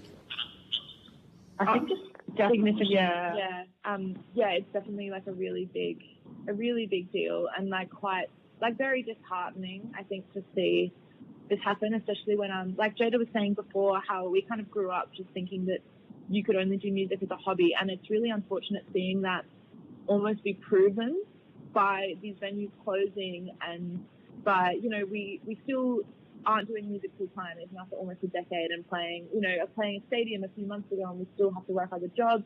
There's music venues are closing. There's nowhere to play. Our flights are too expensive. Like it's very disheartening seeing Australia kind of prove us right that you can't do music as a career, because you should be able to, and we've worked hard enough that we should be able to, as have so many other acts in this country. But yeah, definitely like it is more than just a kind of sad, like, oh, that venue's gone. Like it is a systemic problem. Like, we need to fix it. I think even going back to like what we've noticed as well, these are more specific cases, but like I did live in Wollongong for a few years, and there was a venue there called North Wollongong Hotel that it had brought in heaps of national acts to play every weekend, and someone complained about the noise and it had to stop having live bands, and the Wollongong music industry has just depleted since then. It's really, really sad to see. There's been so many less acts coming through. No one goes out to watch live music anymore. The same thing's happened in Canberra. We've lost pretty much all of our small to medium-sized venues, and yeah, there's just nowhere for acts to play. So no one's coming through. Really sad. Especially since the closure of Sideway, there's actually been a local like Canberra kind of community called Gut Wrench Records that just put on a show in a kebab shop next to Sideway because there's no venues to play at. It's awesome seeing that people will refuse to not have gigs, but like they shouldn't have to play in a kebab. I also think it sounds very punk rock having a gig in a kebab shop. Oh, it's very, very cool, but it shouldn't be the only option. Yeah. I think also like improving the venues in regional towns is super important. Like Wollongong and Canberra, not necessarily regional, but they are smaller cities, and I think like that can count all over Australia. Just like promoting venues and in regional areas, so bringing music to the area, so you don't have to travel to Sydney or Melbourne or Brisbane or Perth to go and watch some live music.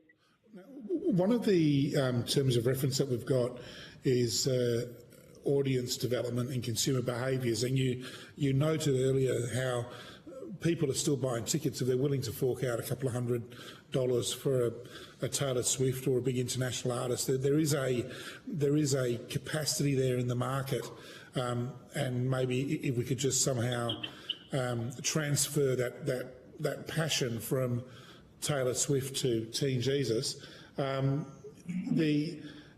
What needs to happen, do you think, to nurture audience development so that younger audiences are more interested from the get-go in following Australian artists, and you mentioned that you've got your start on the streaming services. That was the genesis of where people got an interest in you.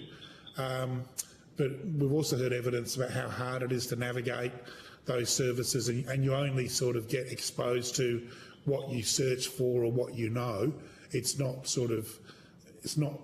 easy to find stuff unless you're actively looking for it. Do you have any sort of views on how we might nurture young Australians to be more interested in following Australian artists, rather than necessarily, Taylor Swift? I actually was going to say this before, when the last speaker was talking about bringing her daughter to Taylor Swift.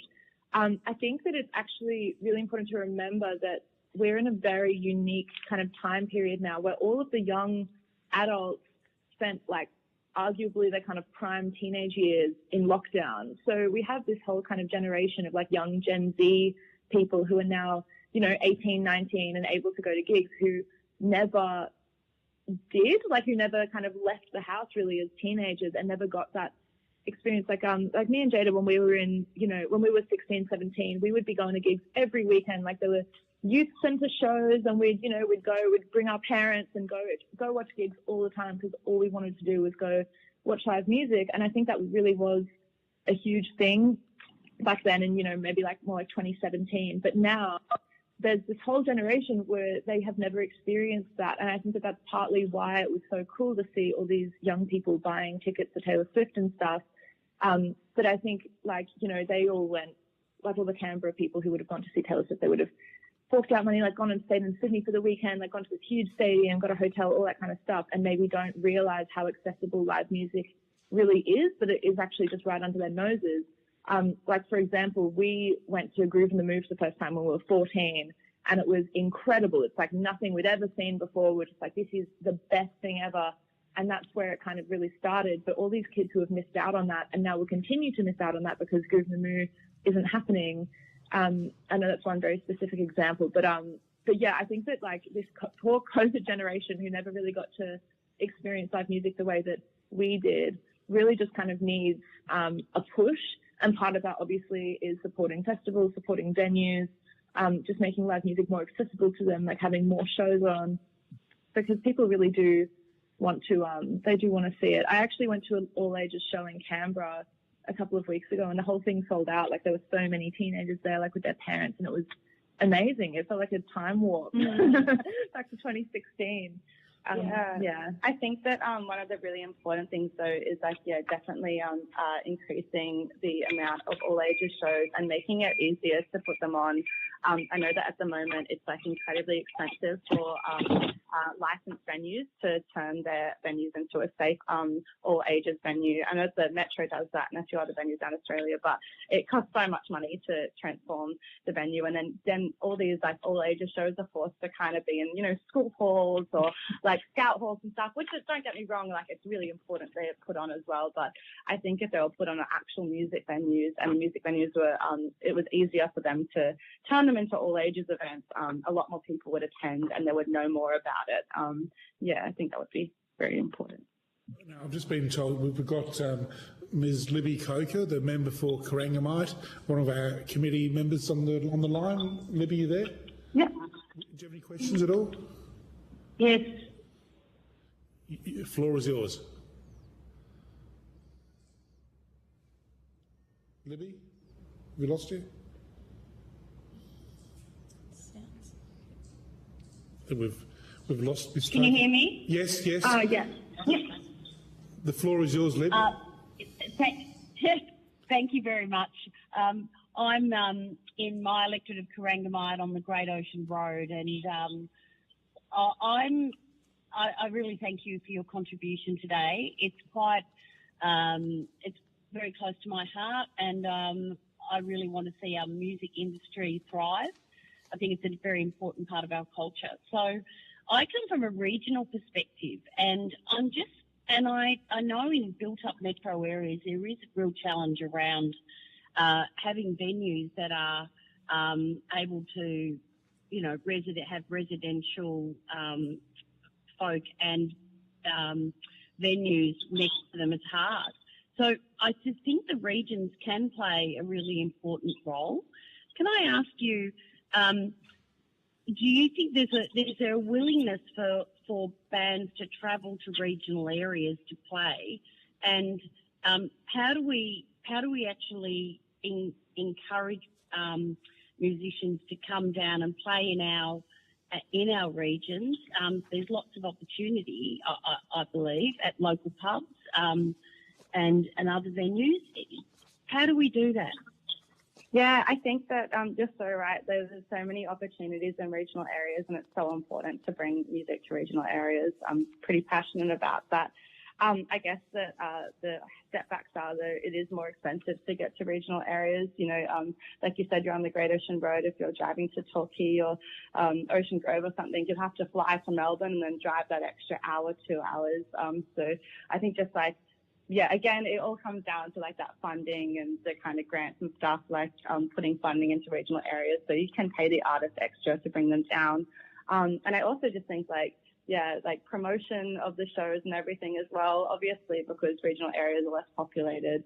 A lot of the time the shows are smaller, which means so it's like the artists have less motivation to play there because they're going to sell less tickets and earn less money, essentially.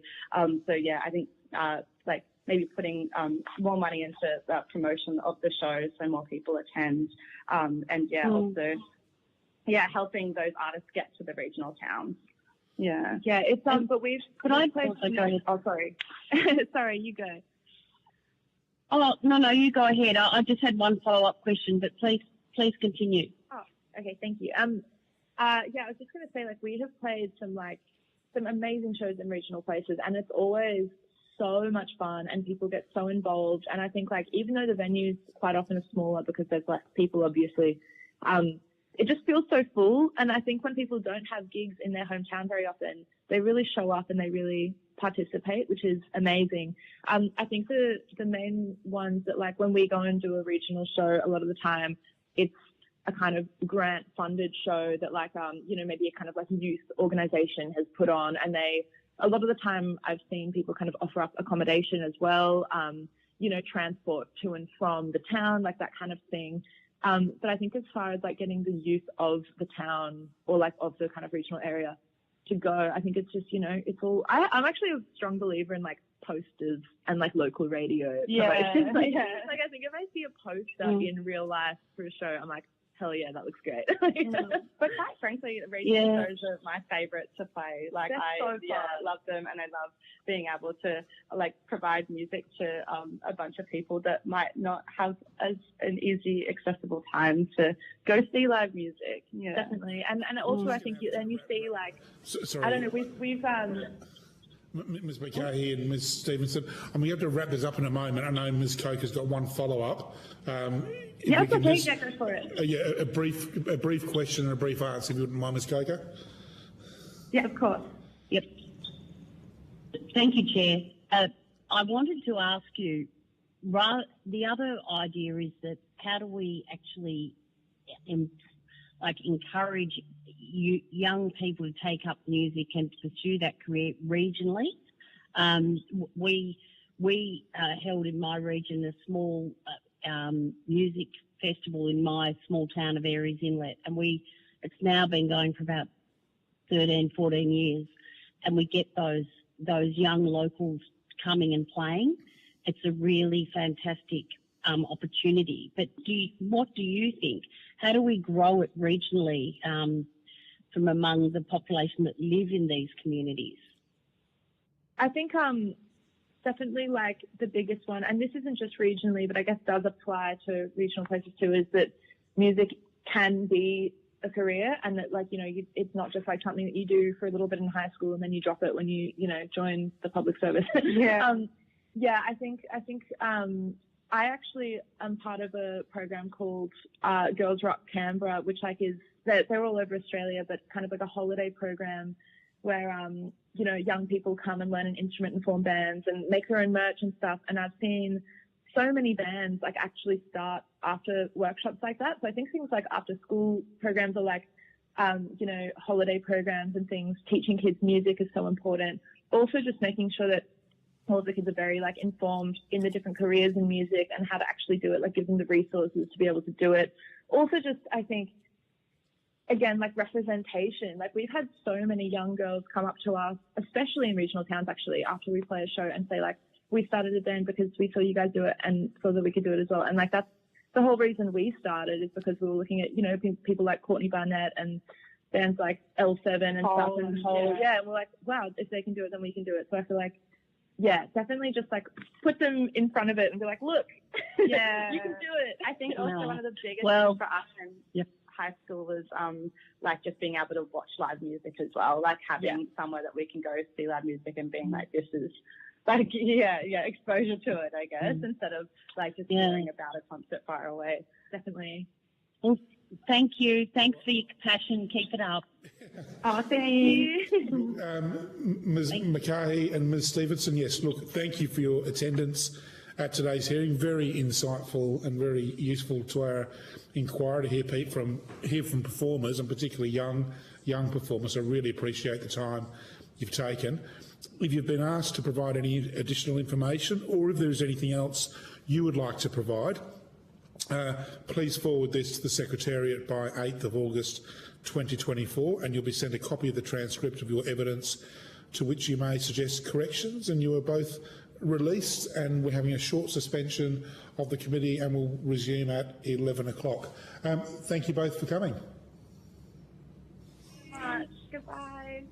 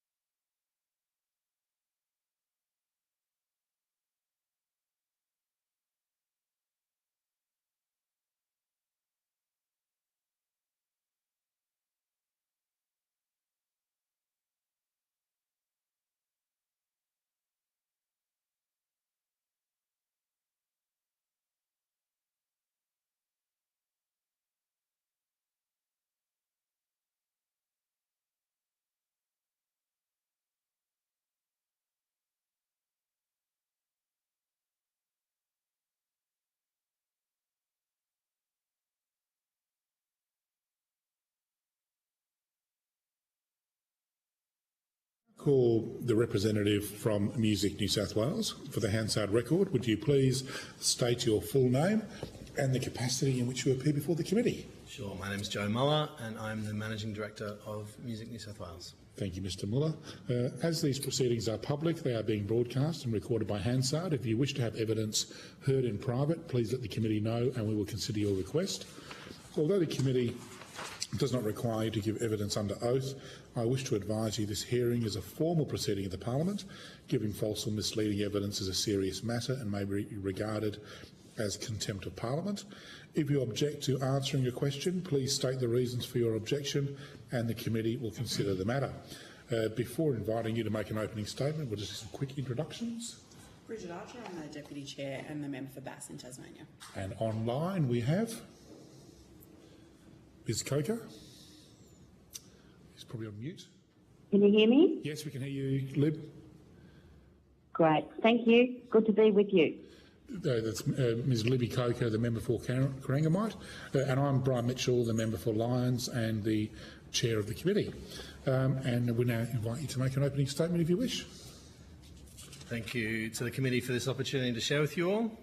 I'd firstly like to acknowledge that we're meeting on Gadigal land, pay my respects to elders past and present.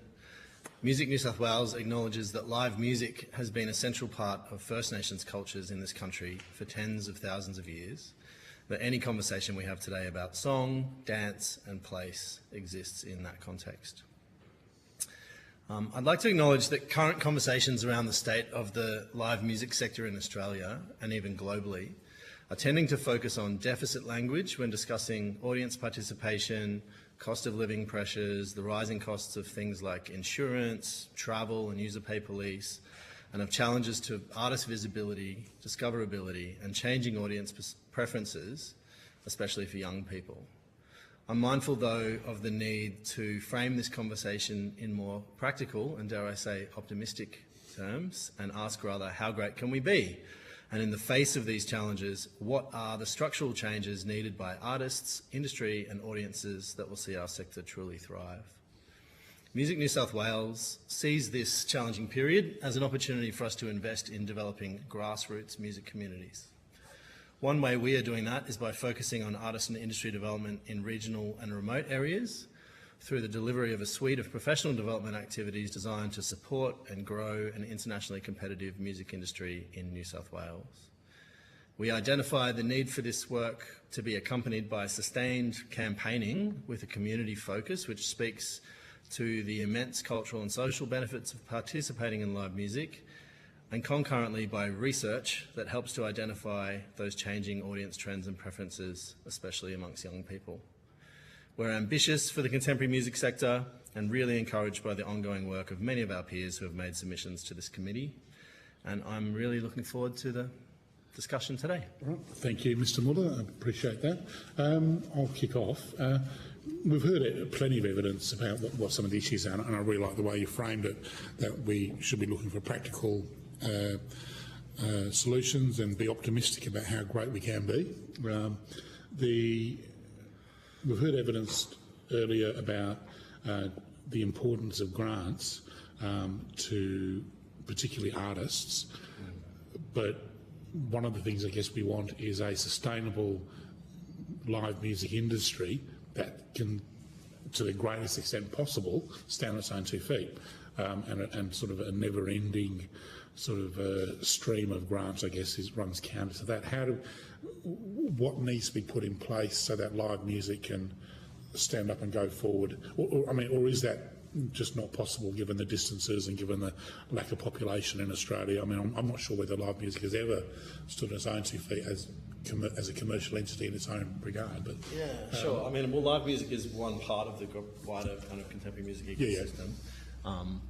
But I would wholly agree with you that the idea that we just kind of prop the sector up with government investment is not, where we should be headed. So in the absence of that, what do we need to do? I think it's about developing those grassroots communities. So I think there's a real role to play in going into regional and remote areas, in looking at the kind of missing middle, if you will, the kind of early career developing artists and industry, and thinking about how do we support them with professional development opportunities, with opportunities to perform in communities, so that there is, there is a thriving and diverse range of activity happening across Australia. And within that comes the competitive environment that the market, where artists kind of have the capacity to rise to kind of export levels. So at the end of the day, I mean, if we sort of put to one side, I guess one revenue stream in the old days was sale of physical media, where there's LPs on the LP era, not the CD era, or the LPs are making a comeback at $80 a pop. Physical media, that's gone. I mean, with streaming now, they get cents on the, not even cents on the dollar, parts of cents on the dollar. Yeah. So the revenue stream now for a commercial artist is ticket sales at their events and merch. I can't think of another revenue stream other than those two. Maybe licensing deals for celebrity appearances or those sorts of things. But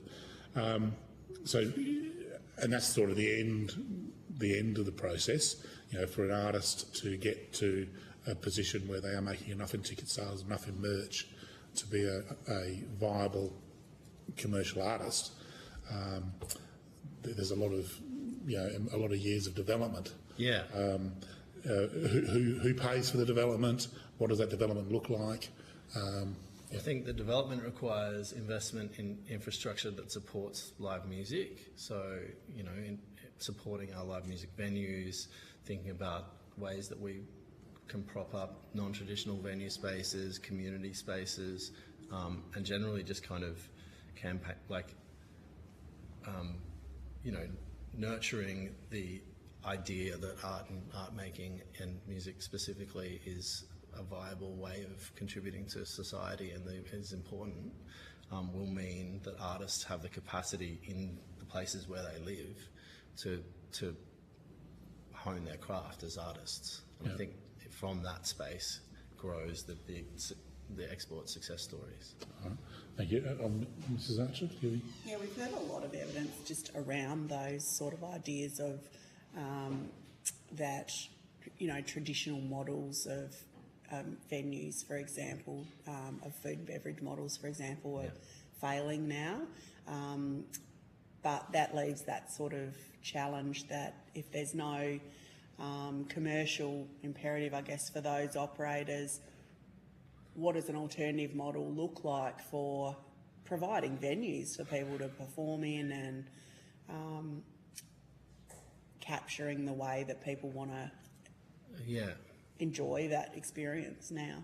I think it's a complex kind of structural conflict that exists in the way that live music venues have historically operated, where for most they are kind of arts and cultural hubs, they're arts and cultural venues, but the revenue stream often is mainly driven by food and beverage sales. So they're really acting as hospitality venues, despite the fact that they're projecting the perception of being arts and cultural venues, right? So where we're seeing, anecdotally at least, declining numbers, the venues are talking about the declining numbers of alcohol sales and young people drinking less than ever. How do we both support those arts and cultural venues while navigating the need as well to, the other conflict that exists in that is that those venues, exclude young people if they're selling alcohol, and they exclude other communities for whom alcohol is not culturally appropriate. And so we need to kind of navigate those two things. I think looking at for example, community-owned and operated, for example, the Inner West Council in Sydney have just launched a creative town hall project where they've converted 7 town halls into creative use, free or low cost to the community. That stuff, having a low barrier to entry for artists to make and experiment and to create art and to rehearse and to put on shows, and for young people to put on shows is really, really important, and that's how we kind of begin to fix the missing middle, I suppose, in terms of developing those export artists. And do you think there would be a role for government to play in that, maybe in consultation with local governments or whatever? Absolutely, yeah. So that provision, using that example, the Inner West Council has taken 7, I guess, probably disused or underused buildings. They've converted them into uses as maybe really interesting venues, but that still requires there's public money, whether it's council or state or federal. Let's not split hairs, but public money. So do we need a foundational observation, and maybe this already exists, that the importance of live music and the importance of nurturing live music, whereas traditionally it has been left largely to the private market because the venues were based on a profit model of selling booze to, and then you put on the live music. That's breaking away. Do we need an acknowledgement from the start that there is a role for the public sphere? I don't want to say government, but the whether it's local, state or federal government, that if we don't step into that space of nurturing, then live music and its cultural importance could fall by the wayside. Do we need to start from that foundation that it's not just the expectation that we can just leave this to the private market is a false expectation? Well, I think we need both, and I think it's really important that we continue to support those existing venues who for decades have been those arts and cultural institutions that are supporting artists to have the success that they've had in Australia, and are dedicated live music venues, bespoke, custom-built live music venues in ways that the community town hall probably will never be. However, I also do think that having community-owned and operated venues with a lower barrier to entry, especially for young people, to kind of hone their craft and to experiment with not just performing live music, but rehearsing it, creating it, making it, is super important. Because nobody blinks at the idea that government would support ballet or a classical orchestra, football field, and nobody blinks at the idea of that. But I think but when we talk about government supporting popular music, rock music or punk rock music, or that's the pub scene does that, but but less so. Yeah. So I just want to make do we need a foundational conversation to make sure that there's a shared understanding that there is a role for the public space in this? I think absolutely, and the other part is about and I think in the New South Wales government through the vibrancy reforms that were announced at the end of last year have begun doing really great work in this space about reducing the regulatory red tape involved in using non-traditional venues generally. I think is super important. Really great world cities that have vibrant arts communities. Art happens all on the streets and all over the place, and I think we want to encourage a society where we see art represented in our communities, outside, in not just in traditional venue spaces, but those venues will always be very, very important, of course. Yeah, I guess extension of that is education and the role of education in creating that cultural dynamic, I guess, that we're hoping to do. And you note in your submission that there's an inequity in current access to that as well. Could you just expand a little bit more on your ideas around the importance of music education and what you think might need to happen in that space? Sure. And I'll note that firstly, I'm ambitious for New South Wales specifically to have, for a world where where music education is available to all primary and high school students.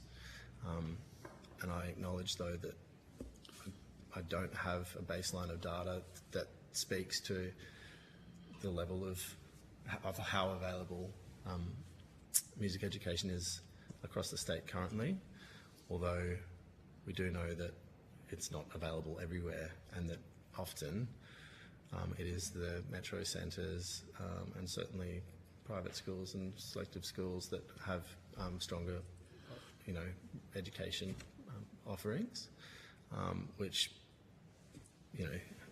presents a massive inequity in terms of access for regional and remote communities, for First Nations communities, for, and noting the kind of outsized cost of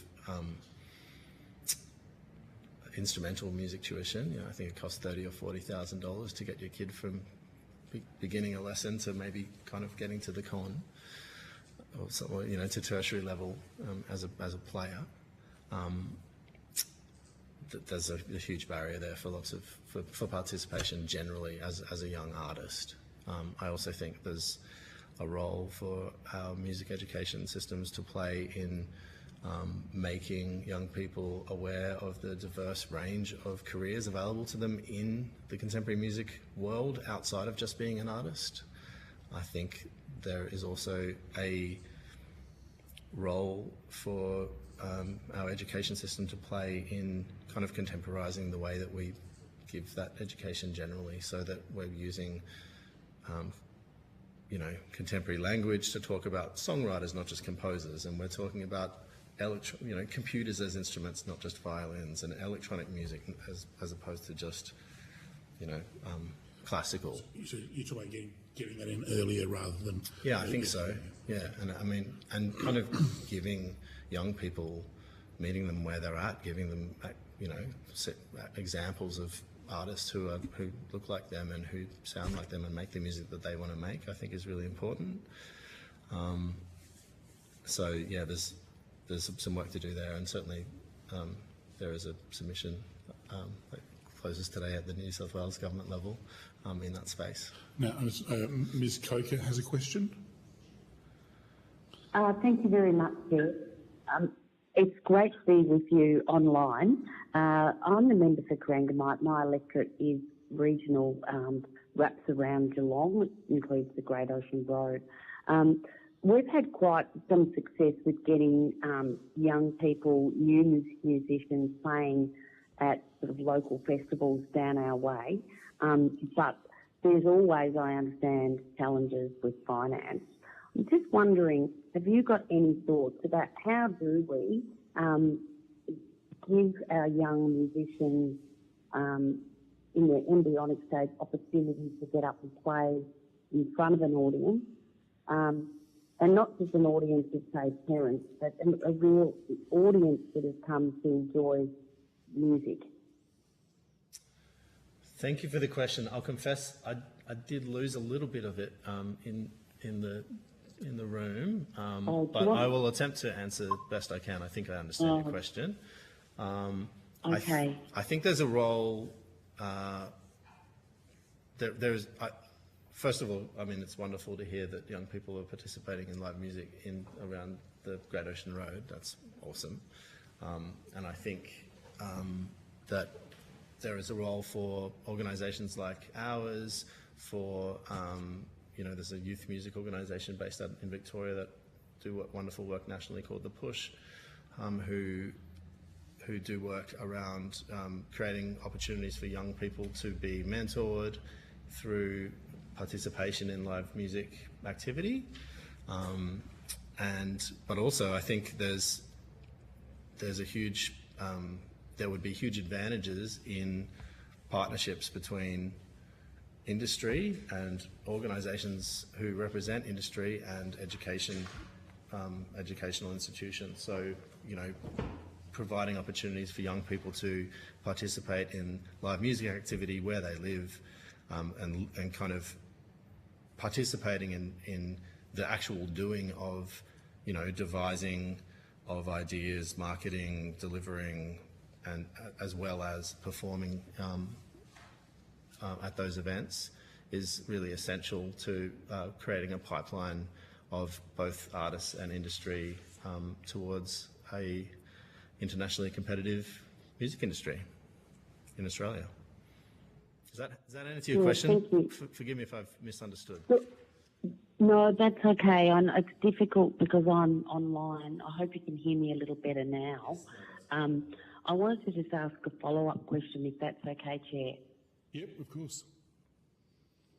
So, in the regions, there are lots of, really, it's often the local pub where you have you have bands of all kinds and local people coming and playing in bands. But there seems to be some barriers to local pubs taking on this opportunity. When we know that when you have a band play, that you will get more, well, I hope you will get more people coming to listen and more people coming to buy a drink and spend their dollars locally. But why do you think it is that local pubs in regional areas aren't tending to take up the opportunity as much as, well, I think they can and should? That's a good question, probably a complex one that I don't know that I'm best placed to answer here right now. Although, to have a guess, I mean, I would say that there are a number of challenges in regional areas, and there's probably, to a degree, supply issues around artists being based in regional and remote communities. There are the challenges of the tyranny of distance for regional touring. And so, but certainly in New South Wales, one of the focuses of our regional team, and we've got regional coordinators based right across the state, working all the way from kind of Broken Hill to Byron to the Riverina, you know, everywhere. And we are actively working to support venues with kind of best practice advice and nurturing them towards delivering original music wherever we can. Campaigning around the value of presenting live music in those venues. And have you been successful? Yes, yeah, absolutely. Yeah, we run a series of regional tours every year that goes into those communities, and we have great success in that space. I've just got a follow-up on that. So, well, that's good to know. Thanks, Ms. Coker. I've got a follow-up related to that, actually, because one of your recommendations is that the Music New South Wales Regional Touring Network, which I imagine is what you're referring to, be expanded nationally. Could you just explain, just in a little bit of detail, what that network is, how long it's been going, you know, how it works, and what its success rate has been, and how it would work nationally? Sure. So we have a number of kind of arms, I suppose, to the work we do regionally. What I was talking about specifically just a moment ago was about our coordinators, who are boots on the ground out in regional places, and we do see really great work. You know, I can give an anecdotal example where, for example, in Nambucca Heads, our coordinator identified that there was a lack of live music, original live music happening in that town. She found a venue who was interested in putting that music on, connected them with a young person who was interested in learning how to be a promoter, and, you know, there's now regular live music happening in that town. So that's a kind of anecdotal example of some of the work that those coordinators are doing. To speak... Can I just ask, sorry? Yes. Are your coordinators paid, or are they volunteers? No, they're paid. They're they're part of our team. Staff, okay. Yeah. Absolutely, yes. How many do you have? Coordinators. There are 5 regionally, and we've just appointed coordinators in Newcastle, Wollongong and Western Sydney. And so they're identifying gaps where there's no live music. That's right. They kind of act as connectors for those communities. So they both exist to develop and support early and mid-career artists, but also industry, working with venues wherever possible, just kind of being being connectors, being the kind of go-to network person. How long has this been in place for this? There's been a few iterations of our regional coordinator. So the current, I guess yeah, this version, the most successful iteration. They began at the beginning of 2023. Okay. Yeah, so it's relatively new. Right. But to speak to the RTN that you mentioned, so the Regional Touring Network is an online resource. It's a website that maps regional venues across the state of New South Wales.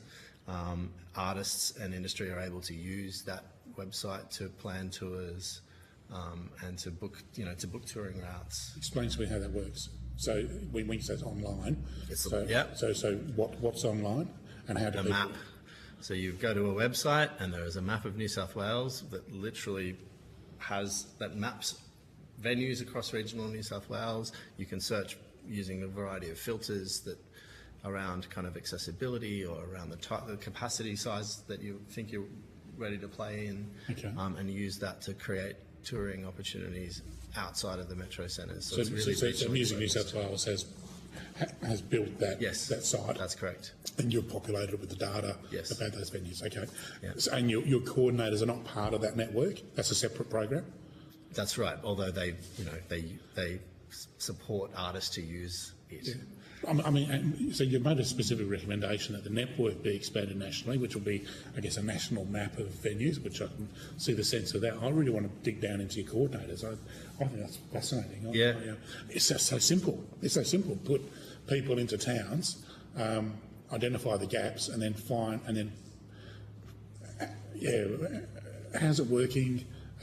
What success rates have you had? What feedback have you had? It's working very well. So and I think the most interesting parts of the success of our regional team exists kind of in the by. But before I get to that, I mean, we have a number of deliverables that of program deliverables that we are committed to each year. So we deliver professional development and kind of capacity building workshops, masterclasses, online panels, that kind of thing. The coordinators run those? Coordinators. And also they run those, but most often they program industry professionals to give that advice, right? So, and we also deliver a program around regional touring where we support artists to use the RTN and go into their communities and play those shows. But the part that I think where all the juicy stuff is in the by of, that coordinator has met with somebody in their community who's identified a need or identified a challenge, and they remember that a few weeks ago I met with somebody else who and we play connector. So and that's been really effective. And just going so you wouldn't mind, so you've got a coordinator in Town X, they identify gaps of live music, so they go out and find bands and through their networks, that's simple enough. Explain to me how the professional development stuff works. How do they, what steps do they go through to develop and nurture the bands? So we might identify that, and this is absolutely true, that for artists, contemporary music artists, to be truly successful and rise to the level of export success, they need to be kind of able to own their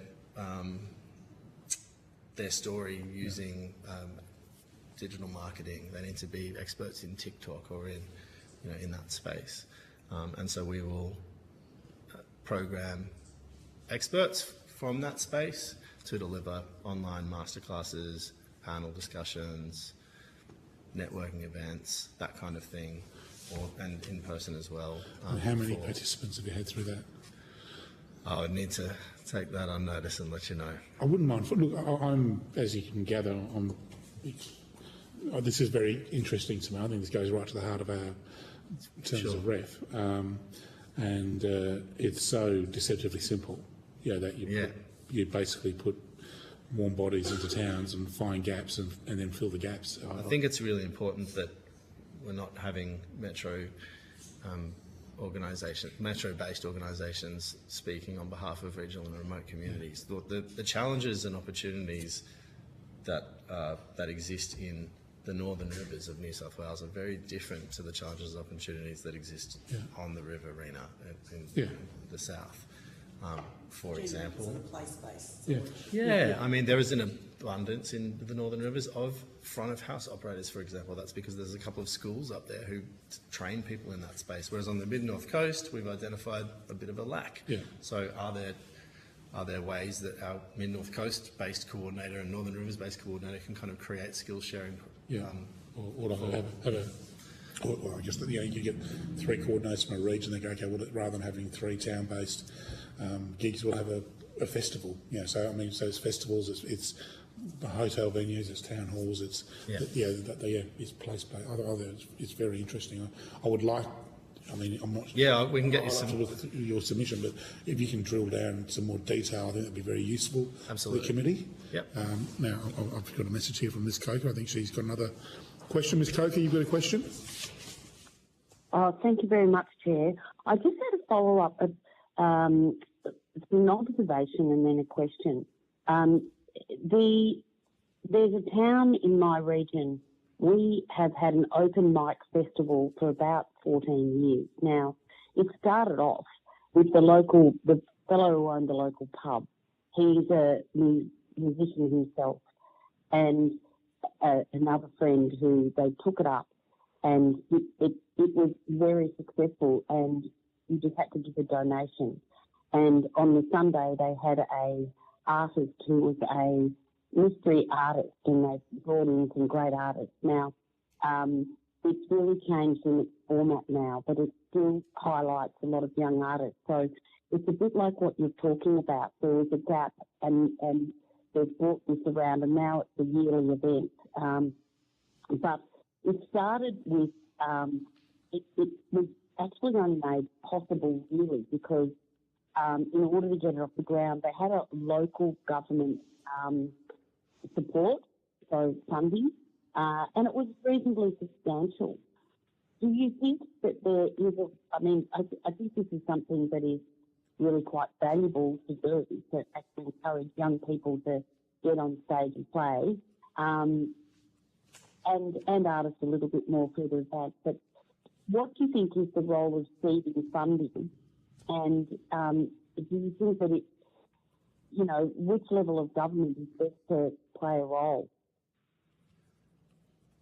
Very good question. I mean, I think all levels of government have a role to play here, and certainly local government has, in terms of the example you shared, that there are lots of other examples around the country of wonderful local government initiatives that have supported live music to happen. I think, the New South Wales State Government, for example, is really active in the contemporary music space through Sound New South Wales, and I know you'll hear from them this afternoon, and I won't give evidence on their behalf. And obviously there's a role for the federal government to play in terms of guiding that space. But yeah, I missed part of your question, I'm sorry, but I think absolutely there is a role for local government to play in supporting those kinds of initiatives, and certainly we are always looking to collaborate with local governments where we can. And can I just ask you, you say that the Music New South Wales, the government is funding the approach of having coordinators or people who go out into communities and find where those gaps are. You're saying, I think, from what I've read in your submission, that you would like that program to be national. Is that correct? I think, yeah, so in our case, we are a government-funded organisation. And I should note as well that of the other state and territory peak bodies, there are 8 of us, and we collectively form a coalition called the Australian Music Industry Network. We are not the only one of those state and territory peaks that has, regionally based team members. We certainly have a pretty established and widespread network of them, though. And yes, I do think that there's huge value in that, and that's something that AMIN, the Australian Music Industry Network, as a coalition of orgs, is continuing to explore and to kind of encourage in one another. Deputy Chair. And finally, Chair, could I just ask a final question? Yep. In relation to the success of the program, say in New South Wales, do you have data that shows how a program that you're running going into regional towns and the impact it has on people taking up music careers or the number of music opportunities taking place? Do you have that sort of data that supports the success of the program you're running? Yes, we certainly have data that speaks to engagement in our programs, and we have, follow-up feedback with participants, that kind of thing, and I'd be happy to share that with the committee. Yeah, I think that would be really valuable to have a look at that data. Thank you very much. I apologise about the line. No, that's okay. Thanks, Libby. Mrs. Archer? Just following on a little bit from your line of questioning around the coordinator roles and then I guess Libby touching on sort of the role of local government.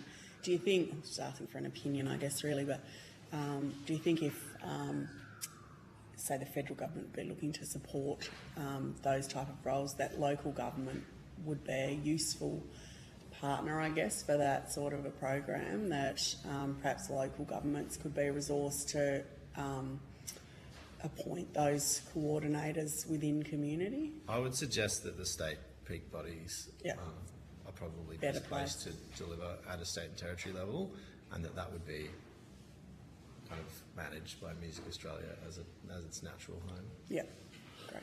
Thank you. About a minute, I think, before 3 minutes. So I'll ask the last one, because in your recommendations, very good recommendations, by the way. Thank you. You asked to that Music Australia create and make public a contemporary music strategy. What would that look like? What's and in particular regarding live music, just to keep to our terms of reference. Sure. Well, firstly, I want to acknowledge the wonderful work that Music Australia is doing, and I know they're referring to the Revive cultural policy as a guide. I think, and I'm not sure the extent to which that there is a contemporary music strategy in the works, but absolutely just that level of kind of leadership and in terms of strategic priorities for investment and for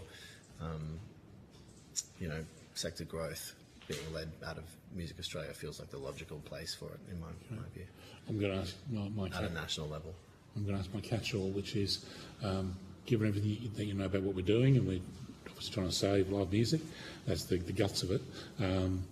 What's the single most important recommendation we can make to government to achieve that aim? I think the single most important recommendation would be an urgent transition towards renewable energy. We can't talk about live music in this country without acknowledging the catastrophic effects of climate events that are seeing festivals cancel. Yeah, well, I guess we've taken that as a given that that's occurring. Yeah. And I'm not sure. We can obviously we've got our I can speak on behalf of the government. We've got our energy policies in place, but notwithstanding that, in terms of what other would be the single most practical recommendation we could make? Sure. I would say then the need for, and I believe that Music Australia is delivering this research piece into that 18 to 24-year-old segment. That's really, the kind of 16 to 24-year-old segment. That's really important. But I also think there's a role for government to play in campaigning around the cultural and social value of live music experiences in our communities. So, that speaks at a community level to young people, to their families, to parents around the idea that this work is important and it is not only economically important but culturally and socially important for the very being of who we are as humans living in this country. And I think the government has a role to play in that campaign voice. which also kind of amplifies and nurtures the Australian artist at its core. Thank you. That's a good note to end on. I thank you for your attendance at today's hearing, very informative. If you've been asked to provide any additional information, or if there's anything else you would like to provide, please forward this to the Secretariat by 8th of August 2024. You'll be sent a copy of the transcript of your evidence to which you may suggest corrections, and you are released. Thank you. Thank you very much to the committee for having me. Much appreciated. Cheers. Thank you. Thanks for your time. And I will now call representatives of the Community Broadcasting Association of Australia. We'll let you sort yourselves out.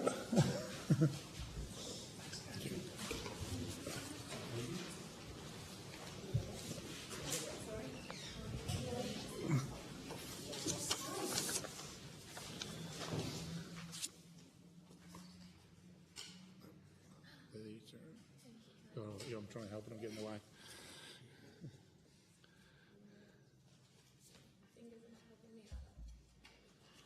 Okay, so we've now got representatives of the Community Broadcasting Association of Australia. For the Hansard record, would you please state your full names and the capacity in which you appear before the committee? John Bissett, I'm the CEO of the Community Broadcasting Association of Australia. And I'm Amy Solomon, I'm the President of FBI Radio. Okay. Thank you both. As these proceedings are public, they are being broadcast and recorded by Hansard. If you wish to have evidence heard in private, please let the committee know and we will consider your request. Although the committee does not require you to give evidence under oath, I wish to advise you this hearing is a formal proceeding of the Parliament. Giving false or misleading evidence is a serious matter and may be regarded as contempt of Parliament. If you object to answering a question, please state the reasons for your objection and the committee will consider the matter. Before inviting you to make opening statements, we'll do our introductions. To my left. I'm Bridget Archer. I'm the Deputy Chair of the committee and a member for Bass in Tasmania. And online we have Libby Coker, member for Corangamite, wrapped around the Geelong area, taking in Great Ocean Road and the Belarus. Thanks, Libby. And I'm Brian Mitchell. I'm the Chair and I'm the member for Lions in Tasmania. And now invite you to make an opening statement if you wish. Thanks. Yes, if that's okay. I'd just like to thank the committee for undertaking this work. And it's a privilege to appear alongside Amy today. I'd just like to acknowledge the traditional owners of the lands on which we are presenting today, pay our respects to elders past and present, and just acknowledge the significant work that community radio stations, the Indigenous community broadcasters play, particularly in telling the stories of First Nations Australians. Community radio plays a really important part and vital role in the Australian music ecosystem. Our broadcasters are delivering 500 AM, FM or DAB plus services to and 2 radio television services to over 5.2 million Australians every week, and powered by a workforce of nearly 1,000 paid staff and 17,800 volunteers, which is down a bit since pre-COVID, which is one of the key challenges for our sector. The music we play and our local community focus is key to our station's popularity, and the 2 key reasons people listen are for local news and information and to listen to music that they cannot hear on other stations. That's what they report as the reason for listening. Community radio stations are passionate advocates and active supporters of local artists, especially musicians. Our ACMA endorsed codes of practice require a minimum of 25% Australian music to be played by our stations, yet on average community radio stations are broadcasting more than 37%, with many stations paying more, and we've got some examples of that today too. Stations enable musicians to develop artists, share their work and reach their first audiences. Many artists have had their first airplay on community radio and have grown to become valuable Australian music exports. Gautier, Baker Boy, Courtney Barnett all had their first airplay on community radio and are well-known names. Stations and artists they support represent diverse communities and cultural groups and promote various genres and scenes, including country music, First Nations, classical, jazz, contemporary, electronic, rock. I could go on and on, Christian music and music from migrant communities as well. And our stations are critical to local musicians around the country, with more stations in regional and rural areas. Also, our stations are contributing to artists' income, with significant copyright fees being paid for $420,000 last year to the PPCA and $1.4 million through to APRA ANCOS. We understand that is possibly more than the ABC pays, to give a little bit of scale. Many stations have weekly programs showcasing music and interviews, and there's examples of that all over the place, where they're bringing in local artists, getting those artists to play live and helping those artists expand their audiences. Examples, for example, PBS Studio 5 Live, Edge Radio in Tasmania's The MAP program, Radio Adelaide's Adelaide Live. And there's countless programs in particularly regional areas with focusing on Bellingen, right? For example, we'll be playing Bellingen artists on air, and they don't get that opportunity on commercial or the public broadcasters. Some of our stations are producing larger live music events like RTR in Perth's In the Pines Festival, which is a key fundraiser also for the station, but also a great opportunity. I think they had 12 different artists or bands on playing this year. And stations very often sponsored by live music venues and festivals, so there's that sort of symbiotic relationship between the two, and the sector really relies on the live music industry to be sustainable as well. And stations are a crucial component of the music industry, promoting concerts, venues, festivals and artists. I think the key issue for us at the moment is around funding, and we were very pleased to see in the government's revived cultural policy a particular action to increase support for community broadcasting to deliver local news, tell local stories and provide a platform for diverse voices, and importantly for Australian music. We're pleased the government is undertaking a sustainability review through the department at the moment, though that we would urge the government to quickly conclude that and actually move to supporting the sector, with that review commencing in November 2022. Essentially, though, securing the financial sustainability of community broadcasting is a vital part of any plan for the future of the Australian live music industry. And increased funding for community broadcasting will be an investment in the promotion of local music and events, and contribute to audience growth. It will also be a direct investment in live music production, the live music economy and industry capability. I'll hand over to Amy. Thank you. Thank you very much. Thank you very much, Sean, and thank you to the committee for the opportunity to talk to you today. I'd also like to acknowledge that we're on Gadigal land here. I pay my respects to their elders past, present and emerging. I'd also recognise that FBI broadcasts from Redfern in Sydney, which is the birthplace for Indigenous resistance and storytelling here in Australia. I'd love to tell you a bit more about FBI. We are an independent, not-for-profit community radio station based in Sydney. And for the last 21 years, we've been a passionate supporter of local music, culture and stories. Thanks to the contributions of our hundreds of dedicated volunteers, we discover and champion new local artists and empower young people to discover independent artists through radio and content creation. Our commitment to fostering local talent, promoting diverse voices and training the next generation of broadcasters and tastemakers is unwavering. FBI plays a pivotal role in Sydney's music, arts and cultural landscape, with a deeply reflexive relationship that strengthens both the station and the local music scene. With nearly 500,000 monthly listeners at various points in FBI's history, airplay on FBI is transformative for local artists, offering them their first radio exposure and paving the way for them to build large, loyal fan bases eager to experience their live performances. And with at least 50% of all music played Australian and half of that from Sydney, FBI ensures our audiences stay tuned in to what's new and local. We discover emerging talent through hundreds of submissions weekly that come through to our music team. We host open studio days where bands and musicians can connect with our team and secure airplay opportunities. Beyond airplay, We amplify local music through curated gig guides, regular on-air segments, and interviews with both local and touring acts. And in doing so, we actively support the entire music ecosystem by directing our listeners to venues and events that help sustain the industry. Since 2008, FBI has hosted the Sydney Music Arts and Culture Awards, or the SMACs as we call them, honouring local artists and live music with categories like Best Music Event, Best Live Act, and past winners include Flume, Julia Jacklin, Barker and Sampa the Great. They've been celebrated at these awards at the awards ceremony, which has been held at venues like the Sydney Powerhouse and Carriage Works, drawing thousands of attendees to celebrate the nominees and the winners. And it's a platform where many local artists perform live and often receive their first inaugural industry accolades. We also run FBI Radio Dance Class, which is a program designed to train and mentor women, non-binary and trans talent in the electronic music industry.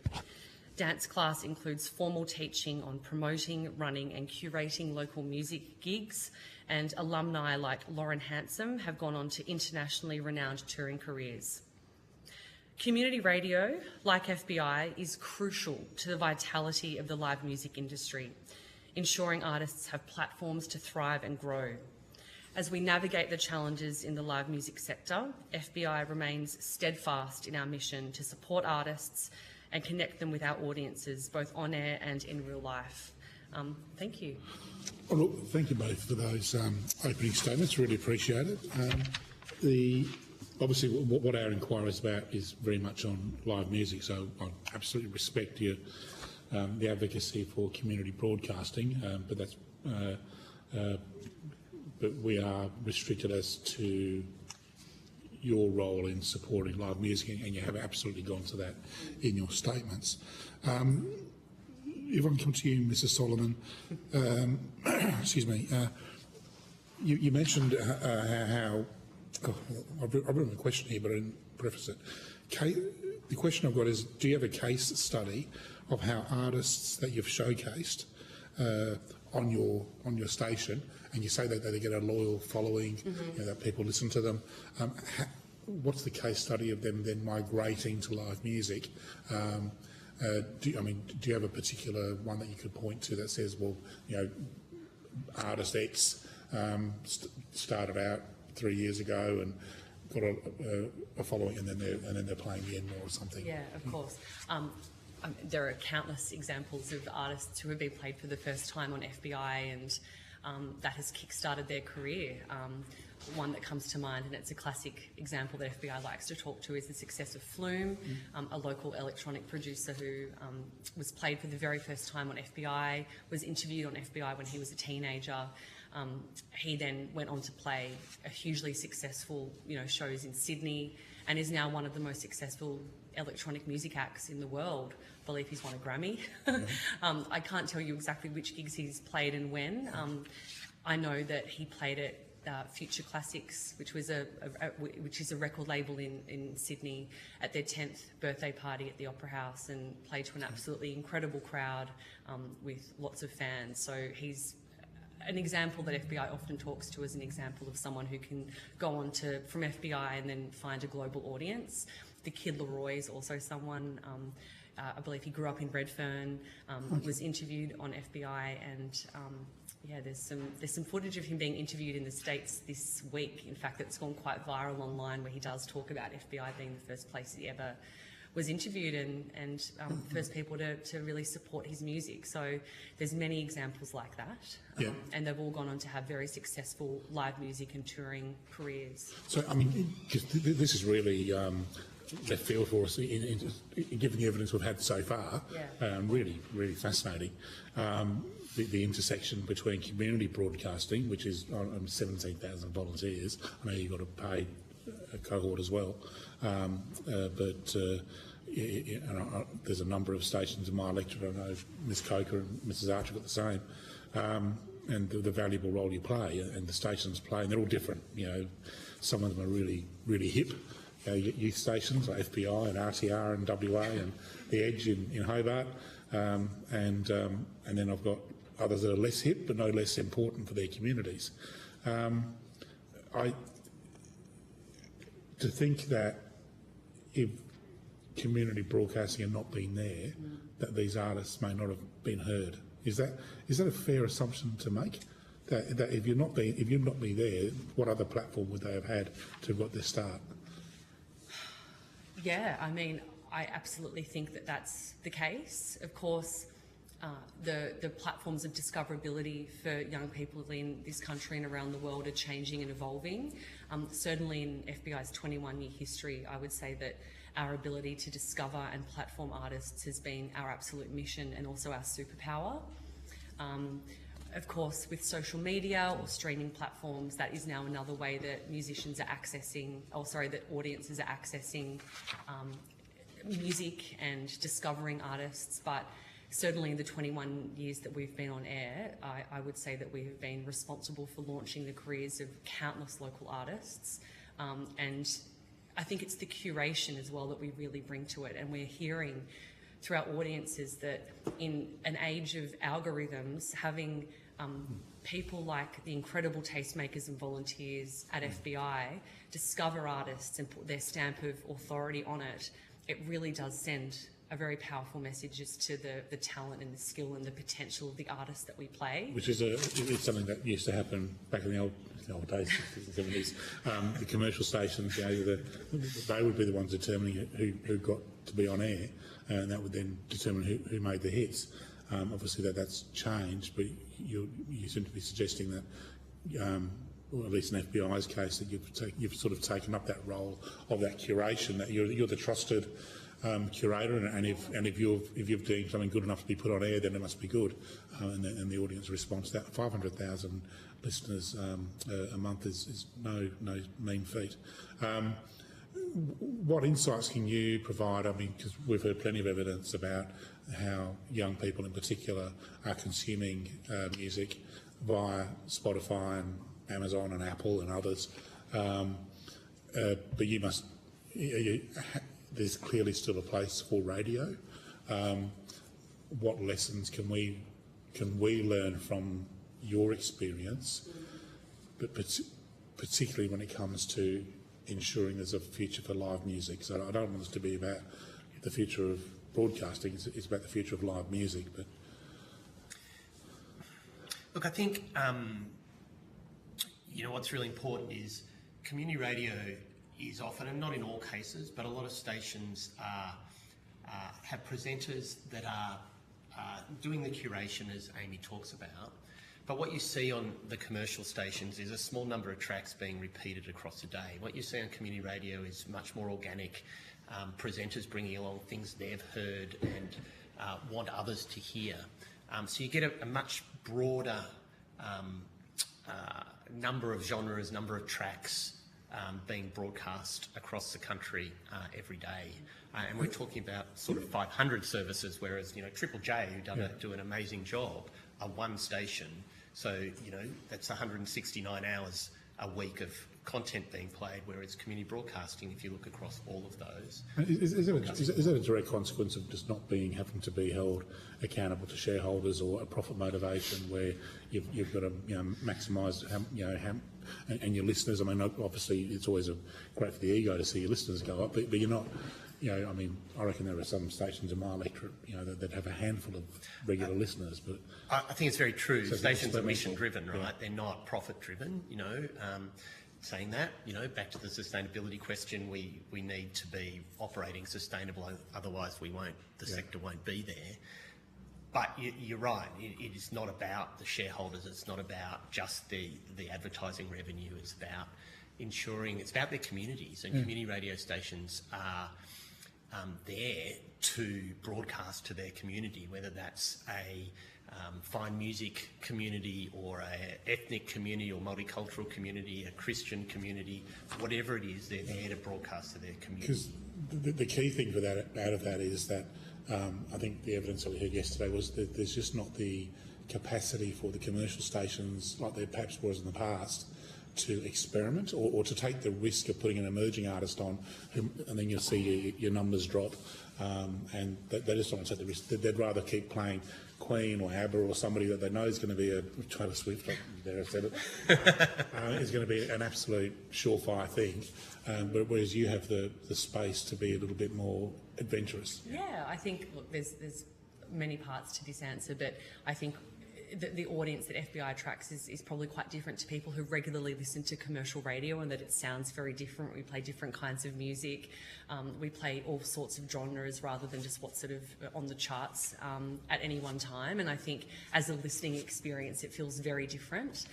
People who like listening to FBI like it because it speaks to their values and their interests, and they like the feeling of listening to community radio and the music that you inevitably discover. And we often hear from our listeners, and I know as a long-term volunteer, I really think about the magic of hearing an excellent track on FBI for the first time and knowing that it's something that you would not have heard anywhere else. It's a very unique value proposition, and we know that that's something that our listeners deeply value about community radio as a listening experience. I would say we are not just a radio station, but we are a community. You know, we have an incredible team of staff. We have hundreds of volunteers who are all at FBI because they want to be broadcasters, they want to have the chance to be working at a radio station, but they also want to be there meeting like-minded people who are passionate about music, who want to develop careers in broadcasting or in the music industry more broadly. And that in itself is something that's very special and very unique about FBI and, of course, our community radio colleagues around the country. That segues very much what we heard yesterday about how young people in particular now are not looking for the, you know, turn up at the venue at 8 p.m, get full of swill and then have the venue and go home. They want the shared experience. So you're a shared community experience. But I'm dominating things. So, Mrs. Archer, do you have any questions? I just wanted to pick up on that last part of what you're talking about around,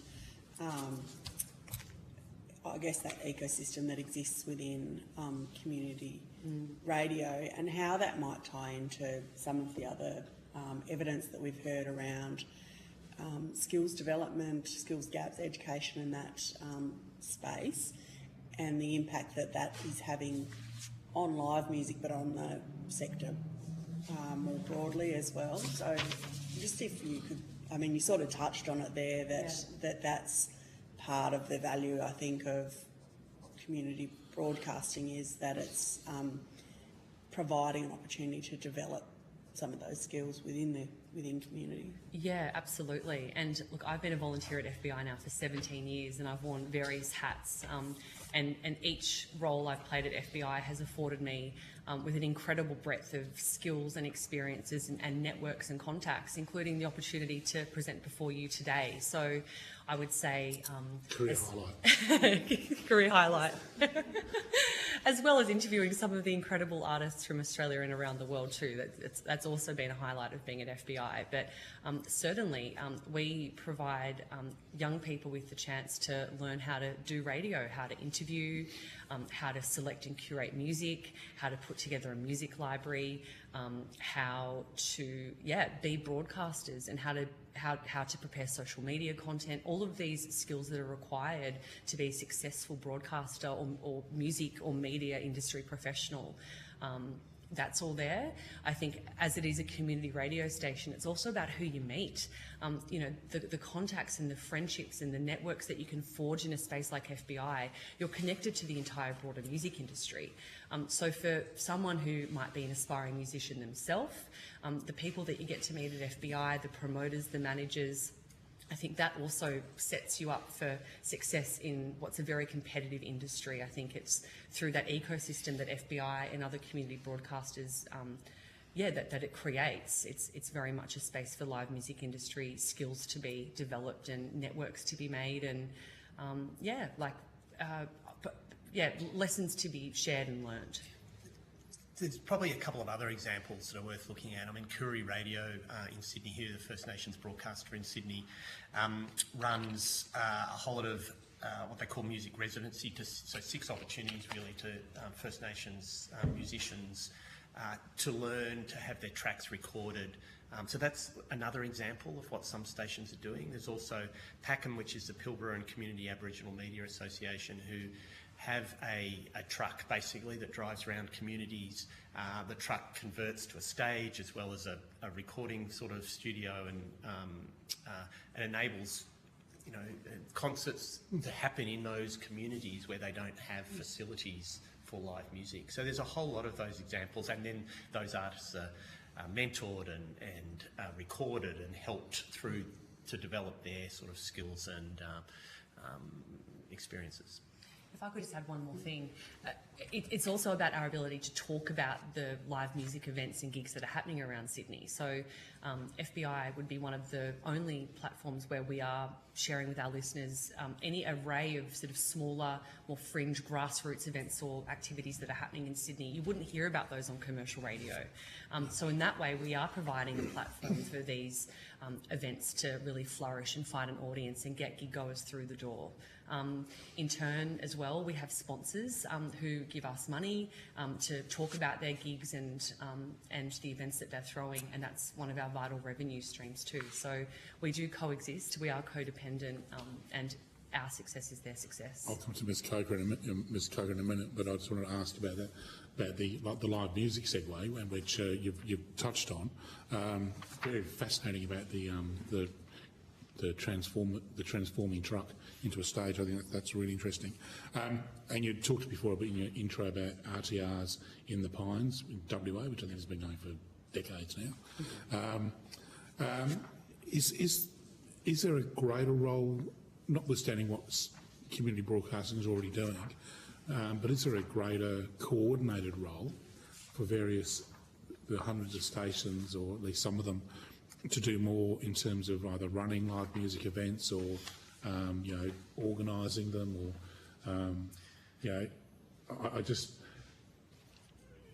I hear what FBI is doing, and you're right in that space. But there's a whole bunch of other stations that I'm not sure there's lack of capacity, or just that they don't think about doing it. Is there more capacity there to do? Yeah, definitely. And I'll give an example of a program we ran, I think last year or over the last couple of years. It actually came out off the back of COVID, but the Victorian government funded an On the Road Again initiative, which what we did is centrally coordinated a group of stations to individually put on concerts in their area. So, for example, Mallacoota Community Radio Station, which was particularly devastated with bushfires and then COVID, we helped that station put on a concert in Mallacoota. We trained the station personnel to be able to run a live music event.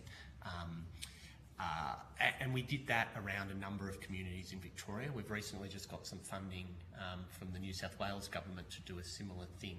How did that on the road in Victoria go? Look, fantastically. We had two. We had one targeted at regional stations that targeted stations like 3MDR in Belgrave, so on the outskirts of Melbourne, Warrnambool, Mallacoota I mentioned, Mildura, so all over. The members of Frank must be very upset if you didn't go the Great Ocean Road. Castlemaine. Well, Warrnambool, it's close to Great. Sorry, not exactly the area, but I'm not sure where that seat starts and ends. But also did that with some of the Melbourne stations on a bigger scale, with some of the Melbourne stations as well, whether there was Joy, the LGBTIQA+ broadcaster in Melbourne, or some of the other Melbourne broadcasters. And we're really looking forward to doing that in New South Wales. Really important initiative to help build that capacity, particularly in regional areas. I think it's most important in regional areas where... I'm sure the Deputy Chair and I'll be most interested in what plans you've got for Tasmania. I vaguely remember us trying to do it, applying for a grant in Tasmania, but not getting it, so... All right, well, Mrs. Coker, do you have any questions? Have we lost? Yep, thank you very much, Chair. And thanks for being with us today. And yeah, I should give a shout out to Triple R in Victoria, do a great job at community radio, and the Pulse in Geelong. So look, I'm just very interested in community radio has a unique opportunity to broadcast local live performances and showcase local talent. And in regional areas like mine, the opportunity is taken up, but it is fragmented and it's sort of a little ad hoc in the way that it occurs. But when it has occurred, it's been really successful and welcomed by the local community listeners. So I'm just wondering about the opportunity to harness the ability to broadcast local live performance to get it out to a broader audience, particularly in regional areas like mine. What are your thoughts? Look, I think it's a great idea, and a lot of that comes down to just capacity of the sector and capacity of individual stations. With the limited funding that exists, you know, in an ideal world, we'd build the capacity of these stations to be able to run events that brought in some revenue, but that's not always easy in regional or rural areas, as I'm sure you're hearing throughout this inquiry. But I think, you know, that can be the future, a very important future role that the sector can play. We, last year, as an entire sector, developed Roadmap 2033, which is a vision for how community broadcasting can create greater impact across the country over the next 10 years.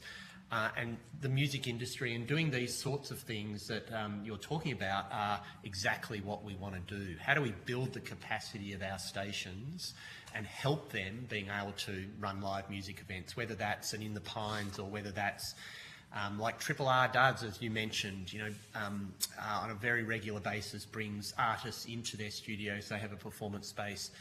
They have 150, 200 people come into those events and also broadcast them live to their audiences. So how can we help more stations do that? I think is what we'd really like to do, and some of that comes down to how do we support it financially and how do we build the capacity of the sector to be actually able to do that on a much greater scale.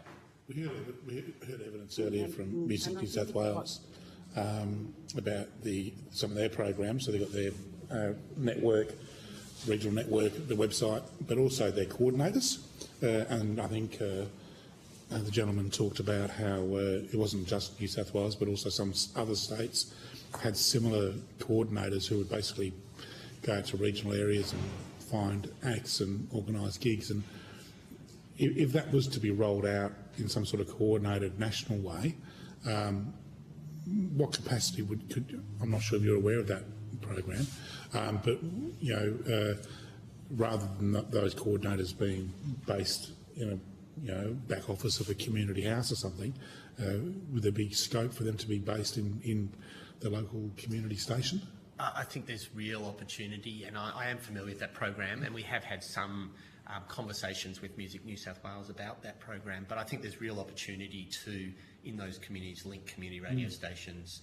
It would seem a natural venues, segue. All those sorts of things, and how do they work more closely together? I mean, I think there's some really good examples.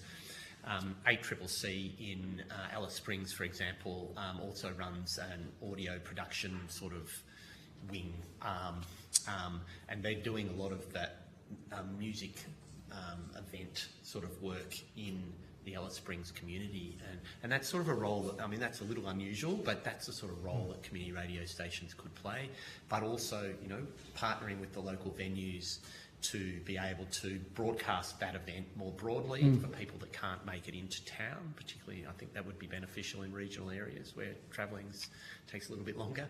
But I think there's lots of opportunity. There's basing people there. There's all sorts of things that could be explored. Mrs. Koger, I'm sorry, I might have cut you off there. Do you have another question?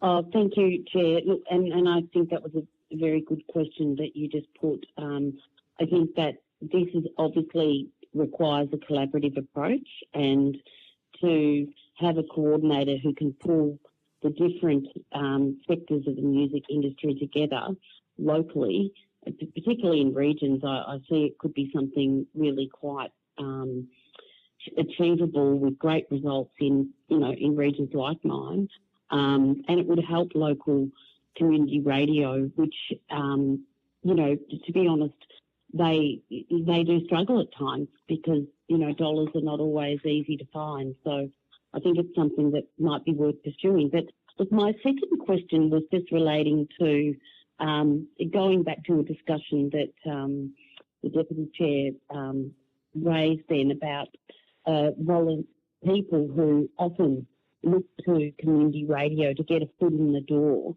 into a career in the music industry. And our inquiry is looking into how we do support those emerging artists, that people with aspirations. So I'm just wondering, from your point of view, how do we sort of support people who do want that foot in the door, look to commercial radio, to then step up into the industry at large? We have an existing program that's been in existence for about 30 years called AMRAP, which is Australian Music Radio Airplay Project, which connects stations to artists. So basically artists, particularly new and emerging artists, upload their tracks, which our broadcasters can then access and play and search for and find tracks. So that's one way we're already doing that. I think you know, some of the things we've talked about just in the question prior around collaboration could make that sort of project better.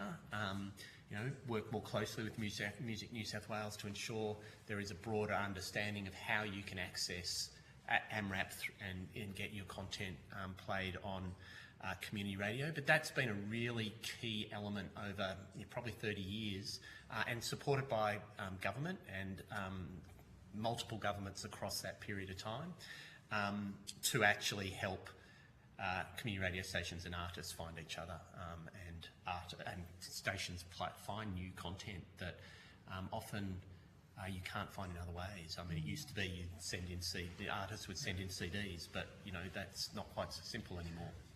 Send you a link to their stream. Yeah. And I would just say to that, I think the best way to make sure that there are opportunities for trainee broadcasters and media professionals is to give them spaces like thriving community radio stations like FBI, the place to learn and that room to grow. And that's something that we really pride ourselves on. That requires funding. You know, we need to make sure that in our studio we have equipment that's fit for purpose.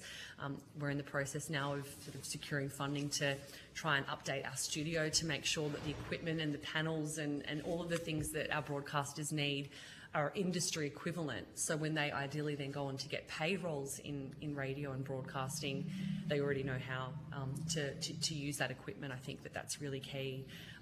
It's also, I think, really important to acknowledge that it's hard for young people at the moment with cost of living. It's expensive to go out and go to gigs. Having a place like FBI or other community broadcasters is a place to connect and make friends, find solace and community and enjoyment.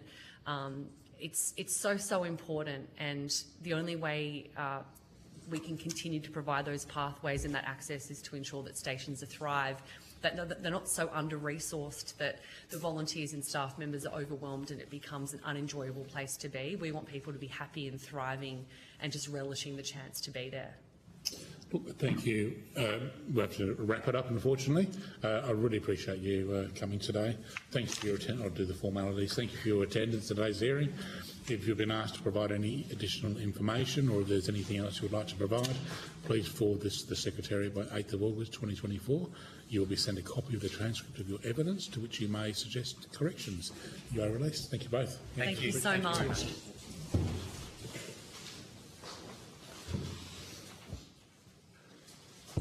And have we got live music office here that you? No. Oh, we're at lunch now, are we? Oh, we're suspending for lunch. Oh, thank you.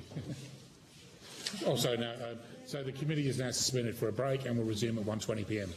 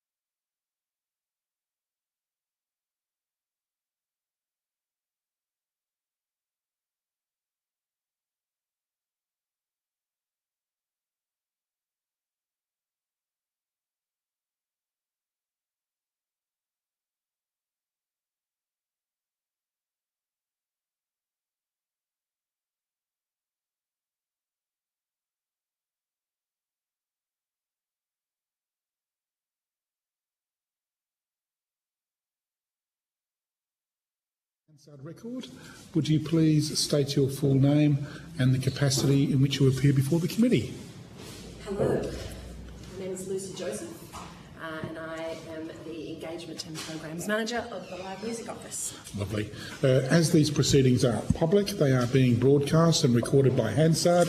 If you wish to have evidence heard in private, please let the committee know and we will consider your request. Although the committee does not require you to give evidence under oath, I wish to advise you this hearing is a formal proceeding of the Parliament and giving false or misleading evidence is a serious matter and may be regarded as contempt of Parliament. If you object to answering a question, please state the reasons for your objection and the committee will consider the matter. Before inviting you to make an opening statement, we'll just get our introductions out of the way. And to my left. Bridget Archer, I'm the Deputy Chair and the Member for Bass and Tasmania. And on the line we have Libby Coker, member for Corangamite, which is a region that wraps around Geelong, Great Ocean Road, Bellarine Peninsula. And I'm Brian Mitchell, member for Lions in Tasmania and also the chair of the inquiry. I would give my deputy chair. I'm a stickler for punctuality. And we invite you to make an opening statement if you wish. Thank you.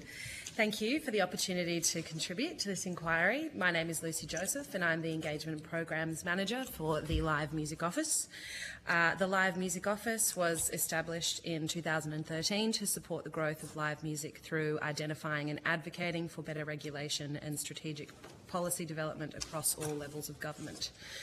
Our goals are to support the growth of live music through identifying best practice regulation reform, facilitating information and knowledge sharing, and working with industry and government to implement national best practice strategy and policies.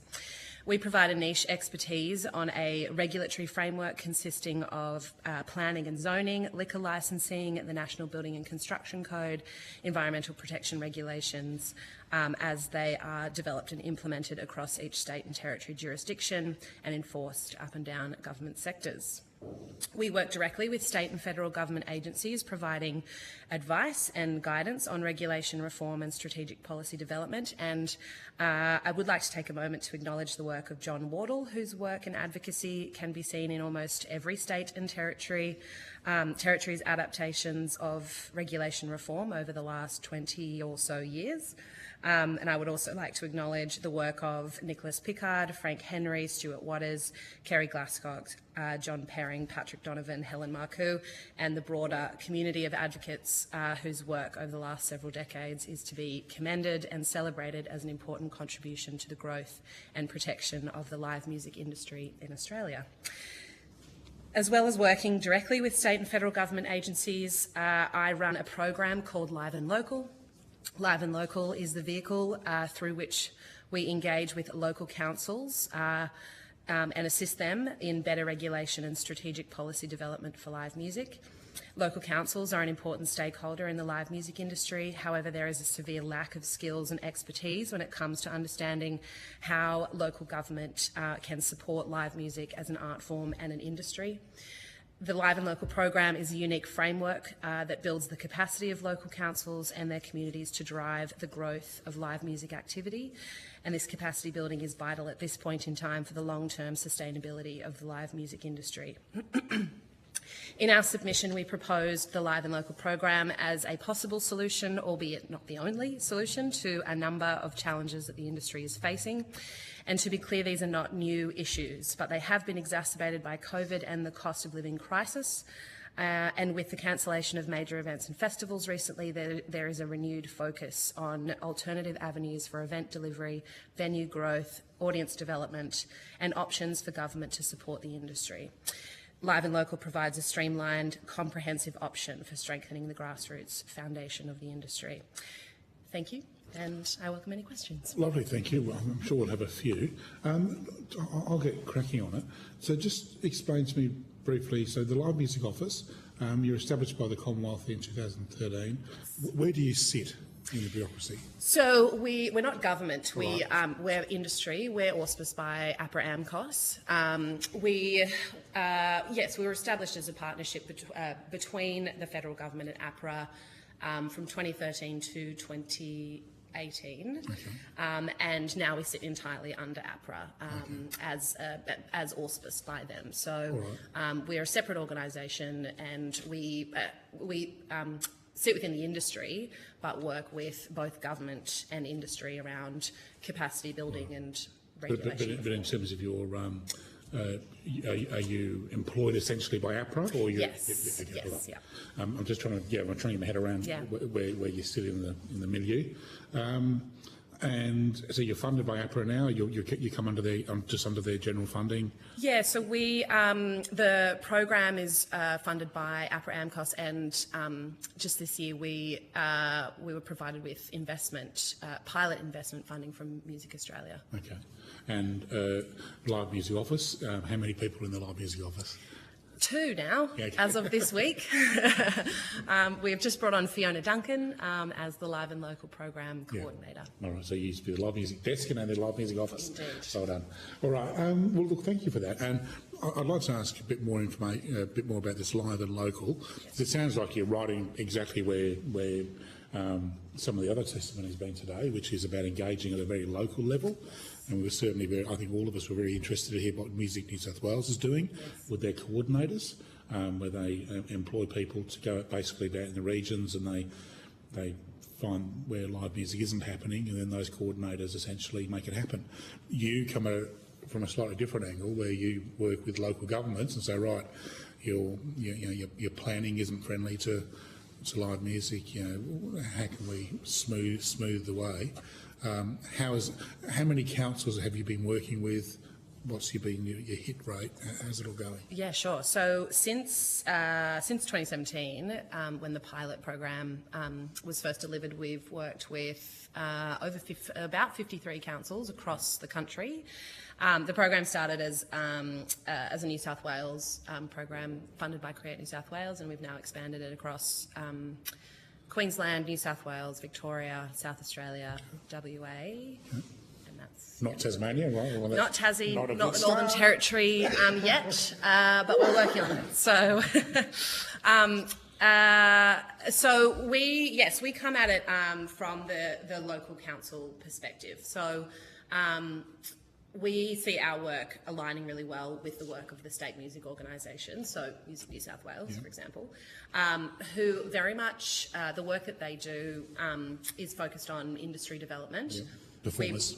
Yes, we provide the government capacity building piece of the puzzle. So often a lot of live music activity is funded at the local level, but that same activity is often shut down by local councils, and often people don't see local councils as a key stakeholder in the local grassroots communities. There is often a negative perception between communities and their councils. Councils are often seen as just roads, rates, and rubbish. But they provide a great opportunity to support their local live music communities, not just through funding of the activities, but inherently changing their internal culture, changing their approaches to planning and zoning decisions. We advocate to local councils for a whole of council approach to supporting live music. Live music is... we start a conversation about live music, but it ends up becoming a big conversation about their evening economy strategies and the policies that they have around decision-making for planning and zoning.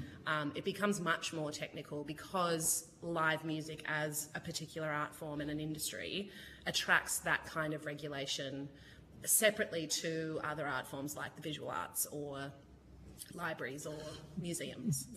Does that, as understandable as that mission creep is, you start off just wanting to have a talk to them about live music and how to promote live music or make it easier to have live music happen. Inevitably, goes on to entertainment precincts and everything else.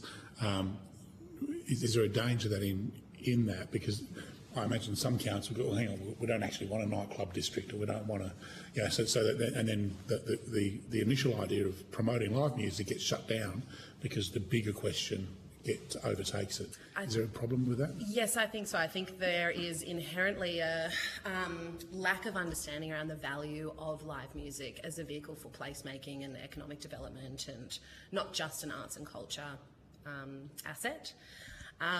And so when we work with councils, before we sign on with them and agree to run the program with them, they need to confirm to us that they have identified the need to develop a live music strategy. So if they're not interested in doing that, then we won't work with them. There needs to be that, I guess that willingness internally across the different departments of council to actually engage with this work. And we make it very clear from the beginning that that's the type of conversation that we're having with these councils over about a 12-month period. And exclusively with councils? Yeah, I mean, what happens if you've got a really keen local community group, but their local council's not on board? Do you engage with them, or? No, we always come through councils being the enforcers of regulations. Okay. They're the ones making decisions about planning and zoning and liquor licences. Right. And well, I'll throw to Ms. Archer. Councils reach out to you and say, hey, we want some help with developing our live music strategy, and do councils pay for that service? Yeah, we have a co-funded arrangement with councils, so which is important because then there's buy-in from local councils. We're not just kind of coming in and providing all of the funding for them and doing all the work for them. In fact, we provide the project management support and all of the resources and documents and guides for them to deliver the program and really lead it. Because again, it's a capacity building program for local councils. If we're asking local councils to develop live music strategies that incorporate regulation reform into that strategy, then they need to understand the challenges of delivering live music events, which is why we get them to do that, and the challenges of coordinating their local community and engaging with them. So the program takes them through that whole process of getting to know their live music community and getting to understand the nature of live music as a unique art form. And is that delivered? Is it sort of scalable? So obviously you have different size councils. Yeah. Is it something that is accessible, I guess, for smaller councils? Yeah, very much so. So the way that the program's been designed is effectively as a working live music strategy for councils to adapt. And because there is no benchmark for how local government supports live music in the way that there is for the visual arts and libraries and museums and even civic theatres, we've designed and provided that benchmark, but it is flexible to each council and community that we work with. And we've worked with some quite remote regions. At the moment, we're working with Port Hedland in WA, and we've worked with councils as big and as well-resourced as Parramatta, Geelong. Mrs. Coker will be interested to hear that. She's a former mayor. And Mrs. Archer is a former mayor of Georgetown in Tasmania. Yeah. Can I follow on from the Deputy Chair's questions, which is, one shape can't fit all, but is there a blueprint or a list of FAQs that because I imagine you like to deal one-on-one with councils, but is there some sort of document or that can be shipped out to every council in the country and says, hey, if you're interested in encouraging live music in your area, here's a cheat sheet, and then get in touch. Yeah, absolutely. Yeah, we have 1 to 2 page documents kind of providing an overview of the program. But again, it comes back to that willingness to want to engage with the program and deliver it. So we provide a series of documents and templates and guides and resources that we've designed to help councils through each step of the program. It really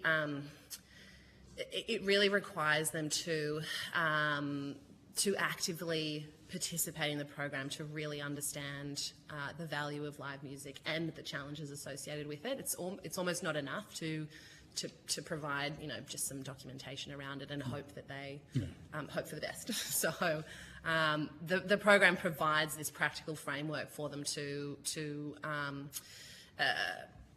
engage with the series of activities and initiatives that we've designed, and then adapt them to their own circumstances. I'll throw Libby for a second. Libby, do you have anything you'd like to ask? Yes, thank you, Chair. And good afternoon to you. I used to be a councillor at a regional local government, the Surf Coast Shire, which funded musical festivals on occasion. And I think that there was a recognition of the economic help. Yeah. Are you on speakerphone? Because you're very muted. Your voice is not. Oh, can you hear me now? That's a little bit better. Yeah. Yeah, I'm very sorry. It's challenging. But look, I'll start again. Can you hear me, Chair? That's better. Yeah. Okay, thank you. So I'll just start. I was a councillor with a local government, the Surf Coast Shire, which funded music festivals over a period of time, and because they recognised the economic, cultural, and employment benefits of festivals. And I'm just interested to know from you, how do we encourage that sort of seeding investment from local councils? Because without it, I think it can be challenging to get them off the ground. But then the other challenge is to get these festivals to occur on an ongoing basis without councils having to provide ongoing funding. Because really, I think councils see their role as providing money as a catalyst, but not, as an ongoing basis. I think ratepayers question that. So I'm just wondering, from your perspective, how do we get that initial investment, and how do we actually make those festivals more sustainable on an ongoing basis? Absolutely. Thank you for the question. And that is very much the discussion that we start and continue to have with councils through the process of the program, delivering the program, because we very much acknowledge and advocate for government to play a particular role in the growth of live music, and that applies to state and federal governments as well. Governments have a role to play, and it's not to deliver live music activity for the industry, but to create the environment that's supportive enough for the industry to drive their own activity. And that applies at the state and federal level. That most certainly applies at the local level. And so the way that we deliver this program and the way that we describe it, it's a capacity building program for councils and their communities. And the events that the event model that we've designed in this program, we refer to them as micro festivals. We have a number of key roles that are engaged, locally engaged through the program. There is a number of steps that allow the council to engage with their local community and then support the local community to deliver the events and drive the events themselves. And what we'd like to see as an outcome is that the local community takes up the event model and adapts it to their own, needs and their own circumstances. To provide some specifics there, the micro festival event models consist of local musicians performing in local businesses, and we promote that event model because there is nothing stopping a local musician from walking into a local business, any kind of local business, and having a discussion with that business owner about the value of live music and adapting live music to their existing business model. We demonstrate the benefit of that particular approach through the micro festivals. It's a lot easier to show local stakeholders the benefit of live music and the impact of it through a practical demonstration rather than just talking about it in theory, around a meeting table. And so, so showing them what that looks like, we also provide them with professional development opportunities, and we partner with the likes of Music New South Wales and Q Music, the state music organisations, and then also a number of other key industry organisations like the Push, Songmakers at APRA. There's a number of other industry organisations out there that have been set up to provide professional development to local stakeholders. So we bring them into the program as well, all of which is to build the capacity of those local musicians, those local businesses as venues, local curators, and a role that we call the venue liaison. There's a local working group. We put quite an emphasis on the community and their coordination and capacity building just as much as the council and their role in all of this. And we define that further through a local industry forum where we bring council and the community together and brainstorm what does a thriving live music scene look like for our community, and what's the responsibility of council and what's the responsibility of the local industry. So to answer your question, yes, we make a very clear distinction between what should be driven by the local industry and what should be driven by council, what's council's role in all of this. And we see that really as the regulators. So their role is to review their current regulatory systems and processes and reform them so that they can make a friendlier, more supportive environment for live music. So we heard evidence yesterday in Brisbane from the zoo, how that it had record ticket sales last year. It's closed this year because the operational costs had, despite those sales, had increased. So we get sort of, I don't want to say conflicting information, but information that doesn't necessarily gel, and that's to be expected, where there's a lot of industry development going on, artist development. We're wanting councils and others to get to encourage more live music or more capacity for live music. But there's an example where there was no trouble with the capacity for live music. There was plenty of interest in sales, but that wasn't enough to keep it viable. And I'm just wondering, at the end of the day, isn't it true to say that what's going to keep live music viable is people willing to pay the money for the tickets and the merch? I don't think we can separate the two. People buying hats and T-shirts and whatever else, they all add money. But people willing to, part with their money to go to a gig and support an artist. As important as the professional development is and everything else, it's getting audiences to get off their couch, go out, pay money to see an act. Where's your role in that?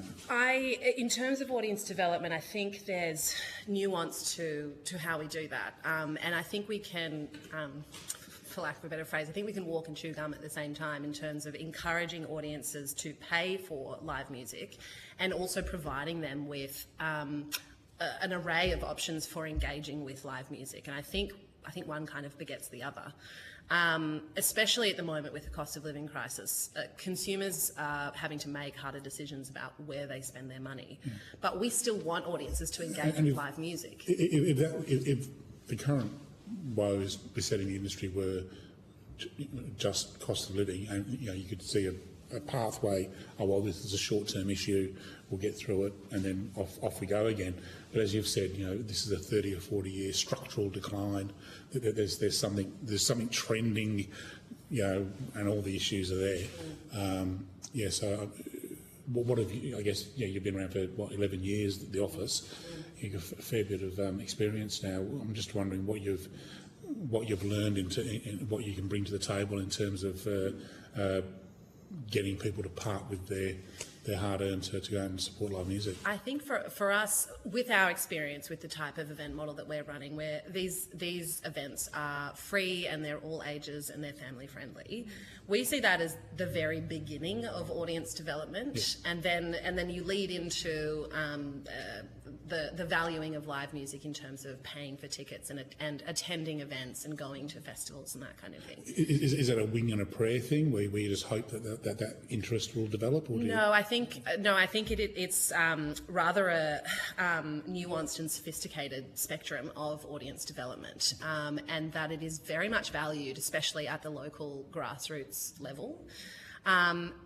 There's often a conversation in the industry about audience development, about how do we encourage engagement across the age ranges from 0 to 10, 10 to 20, et cetera, and those very, very early years of audience development come through not the individuals within that age range, but their parents and the people around them. And for the types of activities that we're delivering that are in the community, in these grassroots regions, it's very, very much valued that local citizens, local community members can be on their way to lunch or to dinner or to get their morning coffee and have live music appear in front of them. What we're trying to do is make it easier for audiences to engage with live music, and we have seen the impact of having it within the built environment of the local community, so that they don't have to try that hard to go and seek it out. So that's where we kind of see this fitting into the spectrum or the process of audience development.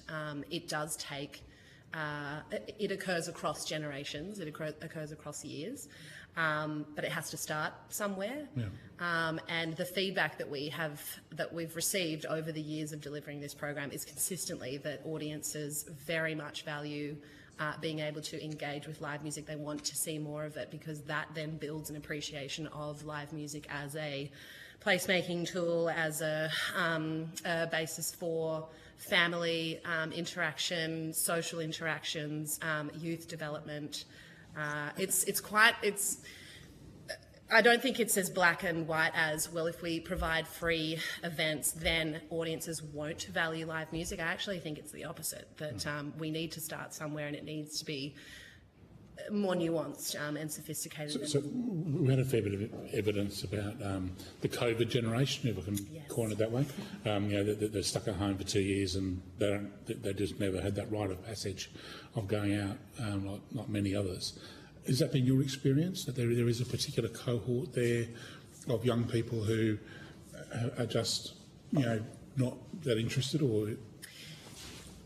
Look, not particularly. Yeah. With the type of activity that we've been providing, not really, because these activities and these events are free and all ages and family friendly. So we actually see quite a diverse array of audiences interacting with these activities, and that includes the COVID generation.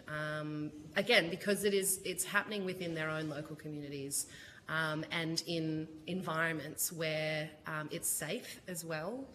And in alternative spaces, so not just also live music venues, but non-traditional business spaces like cafes and tattoo parlours and bookstores. TNG to see on it. That's a kebab shop. Yeah, exactly. I better throw it to the Deputy Chair before we run out of time. So I think that's some of the evidence that we've been hearing, that, at one level we sort of link the idea of live music with a kind of nighttime economy, but we're seeing at least with that kind of cohort, that's not the way that they're wanting to interact with the product. And it's not to say they don't want to interact with the product, they just don't do it in the way that we might have. Yeah. Is that some of the work that you're doing with the Live and Local and the regulations, is that your experience with the way that those regulations tend to be framed is around regulations for a kind of a nighttime economy rather than live music per se? It's about, thinking about noise at night or... those sorts of things? Yes, there is inevitably a question around residential amenity and sound and noise management that comes with live music, as opposed to any other art form. But what we hear from audiences time and time again is that what they actually want is options and a diversity of offerings for live music, not just things at night, because that cuts out a lot of audiences who don't or can't participate in an evening economy. And when it comes to regulations, sound and noise management is often the biggest issue, land use conflict. And it's something that state governments need to engage with, but then provide an avenue for local government to engage with and adopt and understand the state level of regulation. Going to the Deputy Chair's point, we heard evidence that if a restaurant wants to put on a singer, then they have to register as a hotel or as a particular type of venue, because there's an assumption on the regulator's part that if you have a singer, then therefore there's obviously alcohol involved, but there's obviously all these other things. I think that's your point, Deputy Chair, that live music is not assessed on its own merits. It's assessed as part of being something associated with noise, clearly the sound, but with alcohol and a whole culture. It depends on which state we're talking about, because each state and territory deals with this regulatory framework differently. And part of the broader objectives of the Live Music Office is to advocate for consistency, that every state and territory is reforming. Good luck. Look, it's good to have goals. And so, but look, the New South Wales has in 2020 adopted a range of regulation reforms that were essentially best practice from every other state and territory rolled into this amazing package. And so in places like New South Wales and South Australia, there's regulation reform in their planning systems that allows for low risk, low impact entertainment to occur as exempt development. Okay. That kind of those kind of protections and incentives are the technical details that we advocate for each state and territory to adopt and reform under their own system. So, it depends. Not every state and territory has that kind of allowance for that kind of live music activity to happen. Libby, do you have any questions? Ms. Coker? Oh, good, thank you. You're good? I'm fine, thank you. All right, thank you. So in terms of the Live Music Office, we've talked about was it Live Local? Live and Local. Yes. Venues. This seems to be a growing area of where we're getting a lot of evidence about the lack of venues. I think you go to it in your submission about there's been a significant drop-off over the years. What's being done about that, about the availability of venues? Well, again, what we hear a lot from local audiences is that what they want is a diversity of live music offerings and a diversity of spaces. We very much operate on the fairly radical idea that live music can and should happen anywhere, and so we encourage this approach with our local stakeholders to activate live music in traditional and non-traditional spaces. And these are very much grassroots, small spaces. As I mentioned, they're retail, they're hospitality, bookstores, clothing stores, gift stores. I've seen live music in a cyclery, whatever works. It really comes down to the business owners and their willingness to adapt live music into their business models. And it's incredible to see who comes out of the woodwork, who are huge live music fans, but they run a hairdresser, for example. And they might not have any experience in programming and showcasing live music. So we're providing that opportunity to show them how, essentially. There needs to be as I mentioned, there needs to be a diversity of spaces, particularly to provide safer alternative spaces for younger audiences, also for First Nations and multicultural audiences as well, who don't necessarily engage with licensed venues. What we are encouraging is that these alternative spaces are activated to also give local musicians an entry point. You will often hear high-profile musicians talking about where they got their start.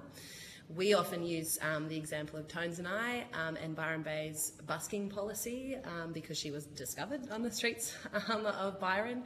And it's that kind of diversity of offerings that we take councils through the process of understanding that live music can happen in different spaces. It's just a matter of capacity building and allowing or shaping a regulatory environment that allows that to happen more easily. Has the LMO come to any fixed view or advice on what could be done about the costs like insurance?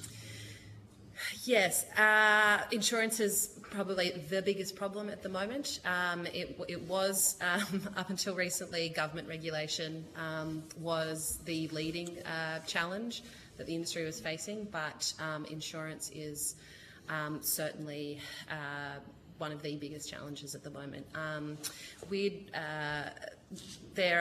sure there are a number of approaches that government could take in terms of subsidies. It's a very live issue. We're supporting organisations like APRA and the ALMBC who are working very much in this space around alternative options and approaches. Have they come up with a policy? I mean, I'm not sure they've submitted anything, but I'd have to take. Yeah, all right. You wouldn't mind. I mean, because as the industry body, if they've got a view on what's happened with insurance, that would be useful to know. Yes, absolutely. Anything from you, Deputy Chair? No. Ms. Coker, anything from you to wrap up? No, I think nope. All right, Ms. Joseph. I think we're probably out of time. I'll ask the catch-all. If there's one single most important recommendation we can do to ensure live music has a viable future in Australia, what's that recommendation to government? What does the government need to do? What's the most important thing? From our perspective, what we would love to see is a coordinated approach across federal and state governments where there's a co-funded strategic partnership between federal government, state governments and local governments with industry. We are already running a program that has federal government investment and local government investment. We'd like to see that strategic partnership across federal and state governments to ensure the consistent regulation reform across the state governments. So our challenge up until this point has been that we've delivered this program kind of ad hoc, I guess. But it would have a much bigger impact, and consistency in terms of regulation reform and capacity building would happen if there was a more consistent and coordinated approach across federal and state governments as well. So that would be our recommendation. Okay, that's very useful. Thank you very much. Go through the formalities. Thank you for your attendance at today's hearing. If you've been asked to provide any additional information, and you have, or if there's anything else you would like to provide, please forward this to the Secretary by 8th of August 2024. You will be sent a copy of the transcript of your evidence to which you may suggest corrections, and you are released. Thank you very much. Thank you very much for having me. Thank you. You may go. Next victim. Zoe's just waiting outside. She didn't want to. Oh, okay, all right. Apparently Zoe McKenzie's outside. Yeah. Good. Hey? She's had a bit of a drama. Oh, just yes. Is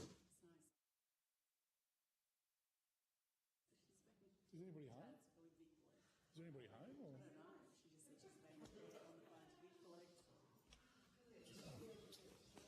Well, does she want to be here? Or?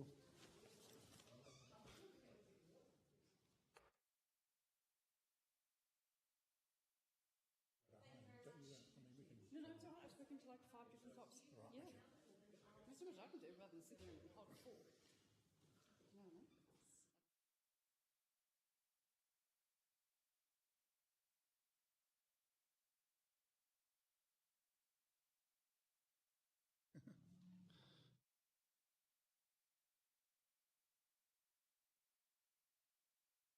We are still going, so I will now call the representative from the Australian Music Association for the Hansard record. Would you please state your full name and the capacity in which you appear before the committee?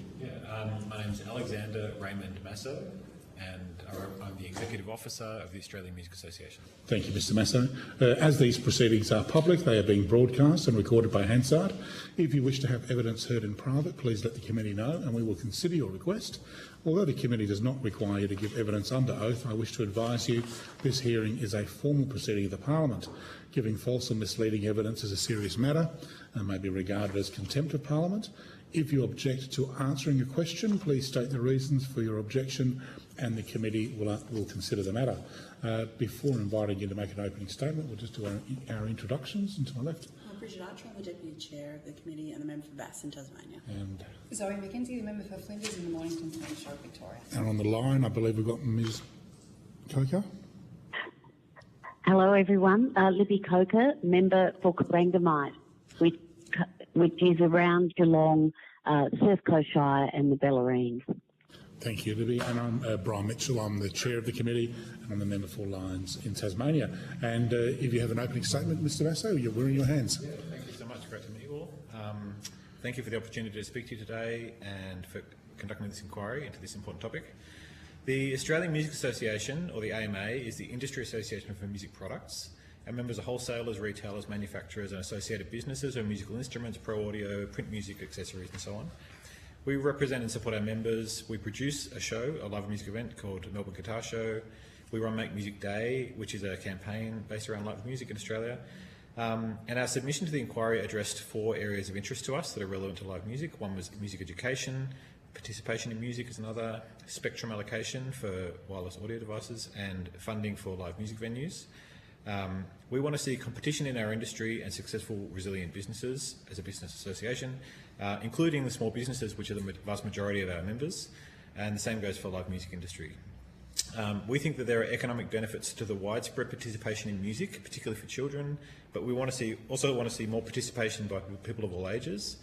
There are plenty of other reasons to have more music making. It's great for human connection, it's great for cognitive development, audience development, mental health, it's fun, and the vast majority of the population consumes music as entertainment, as a product.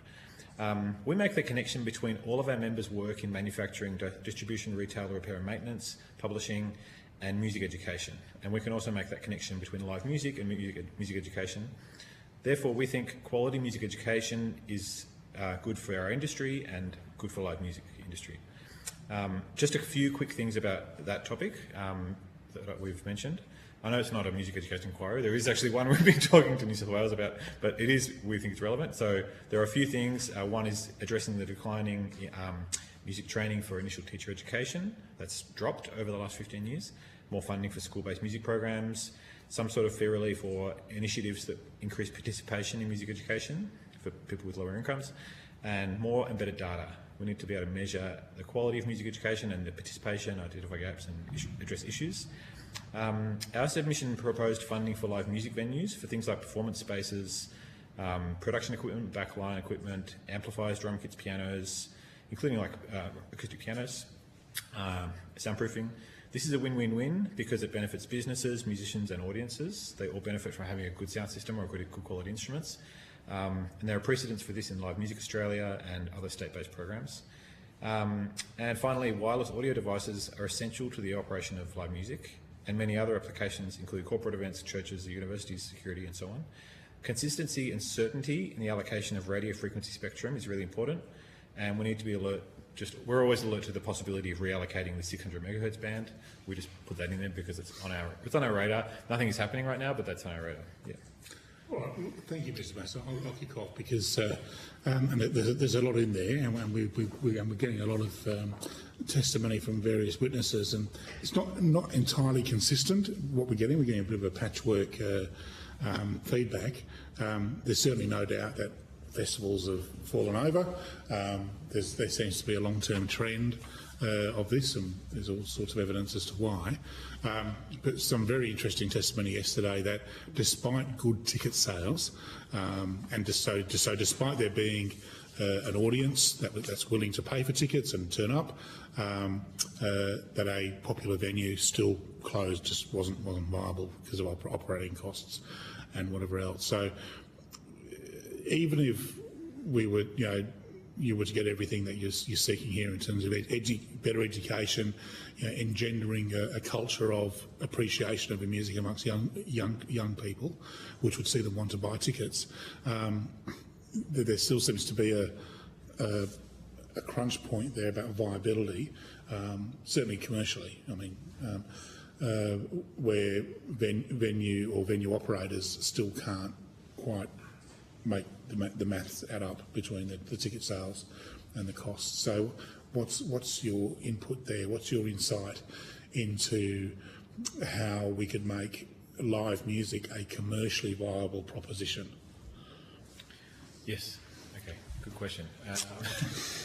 I guess because I have to speak for our members are businesses, and they're in a slightly different sector. They're in music stores and so on, but they feel this very acutely. Like, they're very acutely aware of competition and increasing costs. We're doing a survey right now. We haven't released the data yet, but I've been surveying and finding some feedback, and I've been finding that government regulation is not really an issue for our particular industry, the stores and so on, but competition is, profitability is a huge issue. Some businesses, they're going out of business, and they're very competitive, and I think it might be slightly different for that sector compared to venues. I don't think, so, a live music venue in Kiama is putting on a show. They're dealing with all sorts of challenges in the local area and so on. Live music in Sydney has a different clientele, whereas a music store in Kiama and a music store in Sydney are competing for the same people, and they're very, very competitive, and so that's the type of challenges they're facing. But I meant for the street, music stores to remain viable require a strong live music sector, because you don't have performing, if you don't have musicians buying saxophones and drum kits, then... We're very interested in the demand side of things. We really want people to be participating, and I know that I haven't read all the submissions, but I've read some submissions. There's a lot of commentary on, we didn't do this as much, but actually I guess we did with music education and participation, but there's a lot of suggestions on demand, trying to get people to venues, audience development strategies, industry coordination, some people have suggested vouchers and that sort of thing. I think that is where it's at. We want to see growth in, I guess the viewpoint of our industry is the mindset isn't so much one of we're looking to governments to sort of help us. That's not really a mindset within the music products industry. Whenever I talk to I walk into a retail store and I'll say, what can we do? What do you think would help? And they'll say, we need to get more people playing music. That's kind of... and buying instruments. And also just on participation, by the way, there's been recent data published by Creative Australia. The participation rate participating in music has remained pretty stable. So in that report, it's about 17% of the population. It's dropped from 18%, 5 years ago. But the number of professional musicians is about halved. So in 2022, they measured that it was 0.07% of the workforce. The previous survey, it was about 70, it was a bit of a longer gap, but it was 0.12, so almost double. So that's the lowest point it's been. If you look at the graph of professional musicians as a proportion of the workforce, it goes up this in the 80s, drops a bit in the 90s, quite a big drop, stays pretty stable, and then it goes a big drop after COVID, during and after COVID. It's the lowest point in proportion and the lowest number since the records began in the 80s. So that's interesting to us, because the biggest cohort of people who are involved in music making are not professionals, but there is something happening with professional musicians. I'm a musician myself, so the other background I have is I play, I do gigs, I gig tonight, I teach music, I tour around the country, but I record and all these other things in my other part of my work, and I've seen that.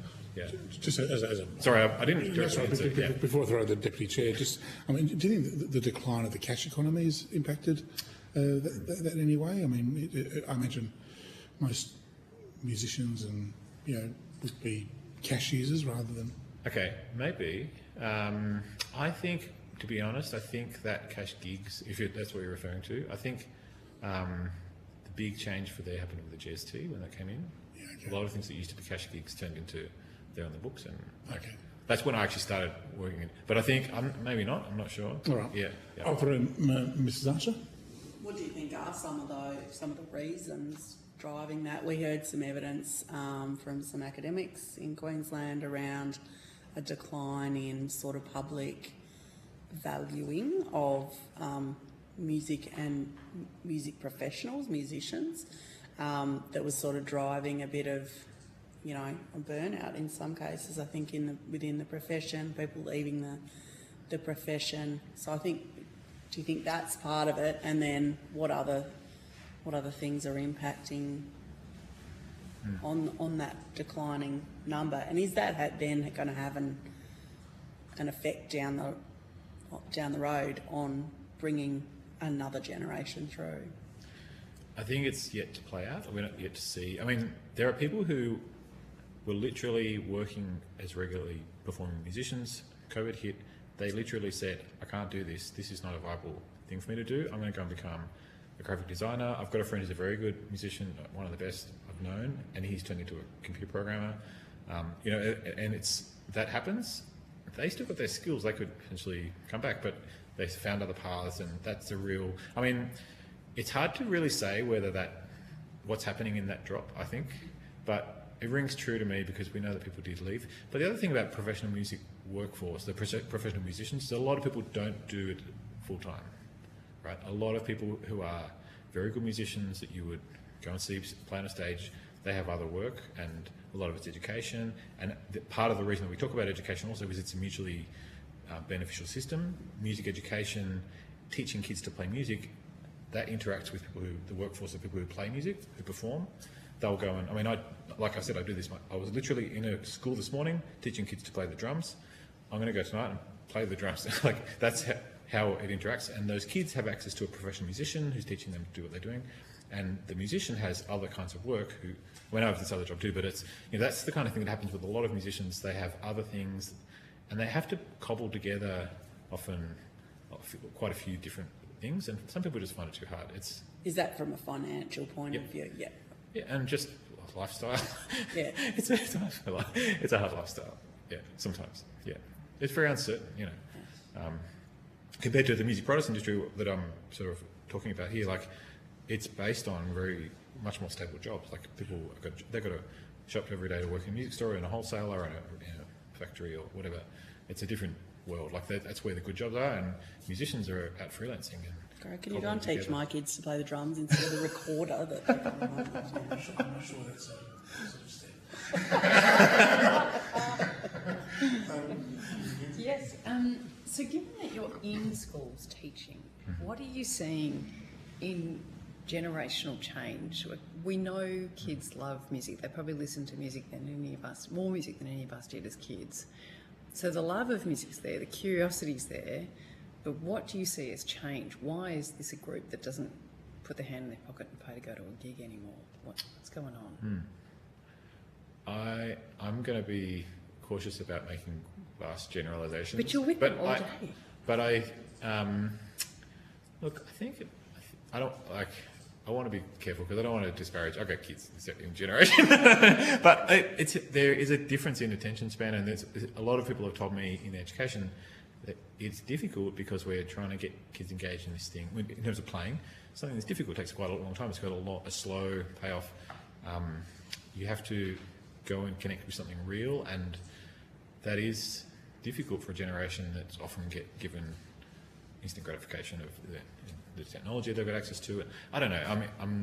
This is a hard one to answer. I think there are some changes in generational changes that make it difficult for education, but also probably participation in live music, going to live music.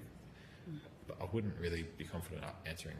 I'm speculating. Insight because we do hear the generalised anecdotal evidence of TV, and I've heard this from TV producers or people who make content for TV or screens, that they now repeat plot lines 2 or 3 times within a show because they assume that their audience is not fully focused on the screen, that they are on a device, and they don't repeat it 3 times, and that whoever's watching will miss the key line. And I just wonder whether that's part of it, that, you know, young people are used to being on, you know, the idea of standing in a concert for an hour and a half doing one thing just freaks them out, I don't know. I mean, this is one of the things you're doing when you're teaching music to kids, is you're teaching them a skill that does take time.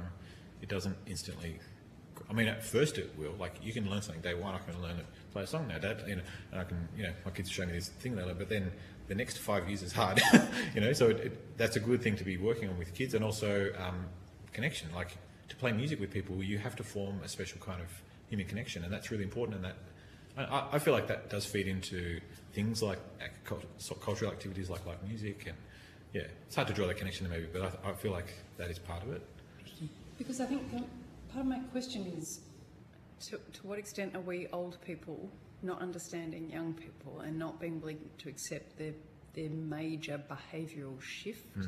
Sometimes I felt like we might be on the side of Kodak here, and that will be futile, you know, and it'll eventually mean that you've got a subsidised live music industry in the way you have subsidised classical music, and it means it will just progressively get smaller and smaller and smaller, and will not have its dynamism and curiosity and experimentation, right, which is what keeps it thriving.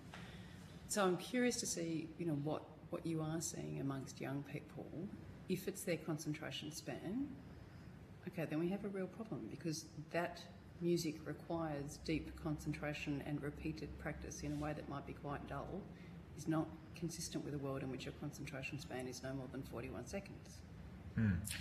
I think also young people have their things which, I mean, I don't know what I consider old, but I'm you know, I'm in my 40s, and there are things that I look at. I do gigs, for example. I'll go somewhere and play, and I go, wow, this is interesting. I've never encountered that. Like, they're putting on a gig in a warehouse, and everyone's going, this is full. This, where I'm playing tonight, it's a place where it's full every week of young people, you know, and they're going, right? They're going to this particular thing. They're not going to some other thing. They may not be going to the pub to watch the band like maybe they did in the 80s and 90s. That's not, that model might not be working well, but this other thing is working. This outdoor festival that they love, they're going to go there. It's different. I mean, they have different things. What's the price point for those things? That's a good question. Yeah. I don't know how to generalise about that. Yeah. I think that's part of it. I think cost is part of it. Yeah. I don't know. Are there venues that aren't licensed? I mean, because that was part of the things we heard about yesterday, is that the venues themselves are dying off because when people go to the gig, they're not buying drinks anymore. So is this a new model that has a new venue that's just about the music, it's just about the ticket price, it's not about the beers on the side? It could be, yeah. This is really hard to, I mean, extrapolate from your it's very hard to extrapolate and generalise, yeah. But I think there's a lot going on. I think there are just different things that are working. Things are working, but it's different things. Like, people are going to gigs, like, you know, people are going to gigs, but there might be different things, and, you know, things that might have worked in the past, they're not. I mean, like, one of the things that older generations of musicians will say is, we used to be able to work 6 nights a week, go and play the same thing all the time, and now you have a band and you might play with that band a few times in a year. You know, you've got to have all these different things because you're going to be doing each one of them a few times, and you've got to have lots of things. You know, you can't just have one project that's keeping you busy. You know, it's just a different, audiences are different, tastes are different. I'm just going to throw to Ms. Coker. If you have a question, Libby? Thank you, Chair. Can you hear me? We can. Very good. Look, thanks for being with us today, Alex. I'm interested in this, what you raise in your submission, the Make Music Day. You mention the day as an example of promoting participation in music. Can you describe this event, how it works, its benefits, and do you think it should be replicated more broadly? Yes. So Make Music Day originated in France in 1982, and the original concept was actually initiated by the Culture Minister, and he said, we need a day. They set the day the first day of summer, so it's partly a seasonal thing, but they said, we need a day when everyone goes out and enjoys music in the street, and it could be anywhere, and they sort of encourage people to put on big concerts in public spaces and so on. And the principles of the day, the only two things that are really fundamental, which are still in place today, are that it's on that day, we do all this stuff on that day, and it's free to attend. So we're trying to increase participation by making it free to go and see things. Also, just do different things. Like when you have that sort of those limitations in a way, you have to do different things. So what happens on Make Music Day is people in local areas will put on their own events. They can do whatever they like. We coordinate a campaign around it and we promote them, and they're all on our website, and we talk to the media about it, and we do all these things to encourage. We do some projects internationally with our partners internationally, but really people are doing their own thing, and it might be a council. So for example, Lucy, who just addressed you earlier, she works with a lot of councils. A lot of those will do something for Make Music Day, and it might be they're putting some buskers in the street, but they're paid to go and play, and they've got some great musicians playing in the street. It might be a free concert. It might be something after hours. It might be a sort of free to attend event. People play in libraries. My wife works in a library, and they have a band on Make Music Day, just playing in the library. It's great, People love to come and see something in a different environment. They might not ever see a jazz band, but they're in the library that day and they can see, and it's free to attend. There's lots of different things. In Gunnedah, they'll do a walk around the different places. They'll go to the train station and to the shops and play, set up in all these different places. And it's very diverse. And one of the things we like about it is that it really doesn't preference any style of music. It's very open. It's not an initiative that's based around just community music or just contemporary music. It's really, if your community band can go and play in the street, your rock band can put on a gig and whatever, it really... So it started in France in '82. When did it come over here? So it's kept going in Europe as a tradition there, but about 5 to 10 years ago, it became more of a global campaign, but we call it Make Music Day. It's very strong in the US, and we have partners in all Brazil, Kenya, Ghana, Thailand, China, Germany, all these European countries, and they do their own things, and so it's a bit of a global effort, and we're working on this all together, and we're really keen to basically put the messaging out. We're really keen on messaging. Making music is good, go and do it, find some music on this day, all of that, and just encouraging more activity. So that's really what it's about from our point. Do you have any data on how, since its introduction into Australia, how it may have fostered an interest in more people going to live music, or is there anything? Yeah, I don't know. And to be honest, it's been pretty modest in Australia compared to in the US. It's really big, and it's mainly resourcing. We're pretty small, we're a pretty small team. I'm part-time. I work part-time. Are you Make Music Australia? I'm representing $1 billion industry. Music Australia. That's what we do. Yeah. No, I don't have any data on that. It's happening. It's out there, and we'd love to grow it. We'd love to do more, and also we want to do more of this this idea of promoting the idea of music making and getting involved in participation all year round. We want to do more of that. Yeah. Yeah. Right.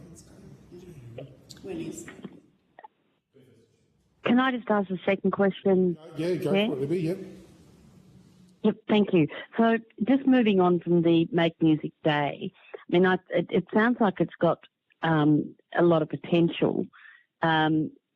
If it was to grow in Australia, if you look at what's occurred, say, overseas, how should we get behind that sort of generalist day? Because I think from that we could then find ways to actually harness people's passion and have a look at ways that we then further engage them with things like mentors or experience in the music industry, or perhaps links to TAFE.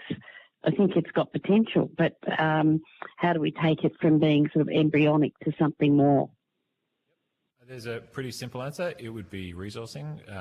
We actually the only funding we get for that project is from overseas. We have a partner organisation in the US, and they have a sort of a global initiative to fund music making things, and they fund it, and our work there is funded by that. It's actually very difficult in Australia to get government funding for initiatives that are campaigns, strategic work, national. Basically, the work that has to be done is to make connections with all these people, and you don't always get a direct output. We want to make connections with, the question was about TAFEs and education systems and venues and other associations and community groups, and it's really a full-time job just getting all of that happening, and we don't have a full-time capacity. So I would say we could grow it. We would just need some resourcing. Like, I'd need, double or triple or quadruple the small thing we're on now, and we could do a lot more. Yeah. Okay. And then with assistance from, say, other countries where has it achieved great outcomes over there? Has it had tangible outcomes in terms of the live music scene? I know that's a difficult question to answer, but is there stats on that? Well, I'll tell you a little bit about the US, because that's where it's very, very strong, and they have a bit more track record, and they've got runs on the board that they've been doing for longer. But they have local chapters, so there'll be a Make Music Atlanta, Make Music Milwaukee, Make Music Sacramento, or whatever, and there's local groups doing their own thing, and they have a national organisation that does things. And because they have more people participating, and because they have more resources, they can get beyond just what we do, which is promoting what's already going on and encourage people to do something. And they actually will run projects. So they will do, they'll put a bunch of guitarists with 2 guitars each in Central Park, for example. And anybody can walk along and have a guitar lesson on the spot. Just, we're going to teach you something on the guitar. You don't know how to play? I'll teach you something, stuff like that. And they'll have a free to attend harmonica workshop, and the harmonica making company, which is a member of our industry, they'll donate a bunch of harmonicas, and they can facilitate this thing where you can learn. And that sparks things. You never know what seed you're going to plant when you do those kinds of activities, like when you get people to participate in something. You never know what it will lead to. They'll get interested and pursue something. So that's what they can do with more resources and more, people on the ground. Then you can get really into more participation, also more public events. They do more public events because they've got these local groups. Yeah, we really rely on people to do things that they can manage themselves. We don't have any money to give anybody, So that's where we're at. But you can do a lot more, like in the US. Yeah. And is there anything we do similar to this in Australia? I suppose you don't want to reinvent the wheel. Is there anything that we already do that looks anything like Make Music Day? Probably the closest analogy is actually the Live and Local program that Lucy was talking about. They're a partner of ours, by the way, and Lucy was actually very involved in developing this in Australia, like Make Music Day. But they're working very closely on capacity building in local areas, and I think that's very important. And that program, has outcomes, has public outcomes, like you'll put on a mini festival, but they have all these other things building capacity. So I would say that's probably the next level, in Australia, and something that's already happening, and it's a really great program because they're working with local councils, and the councils are working with their industry. And nationally, they're working with their industry. I was on a call yesterday that Lucy organised with us and all these other associations and people from councils introducing us and talking about what we all do. I was talking about Make Music Day, and they're making those connections and building the capacity on the ground in local councils. So I would say that's your answer. Thank you, Ms. Coker. Ms. Mackenzie. Thank you. Question. Have you thought about changing the date?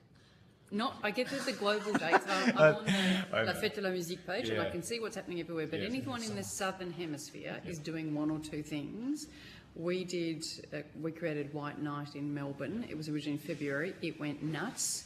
Then it was moved to a winter festival, and now no one goes because you're not getting up at 4 a.m. in Melbourne to go to the library. So have you thought about changing it for a southern hemisphere complement? It still could be part of the La Fête de la Musique family. But part of the beauty of it in Paris, at least, is you're out at 11 o'clock, it's still light, and everyone's busking on the streets. We're not going to do that in Bass. Yeah, I have thought about it. We haven't gone there. I mean, I think there are pros and cons, and I understand your point. Because if you want it to be haphazard, accidental, and everywhere, it cannot be glacial at the same time.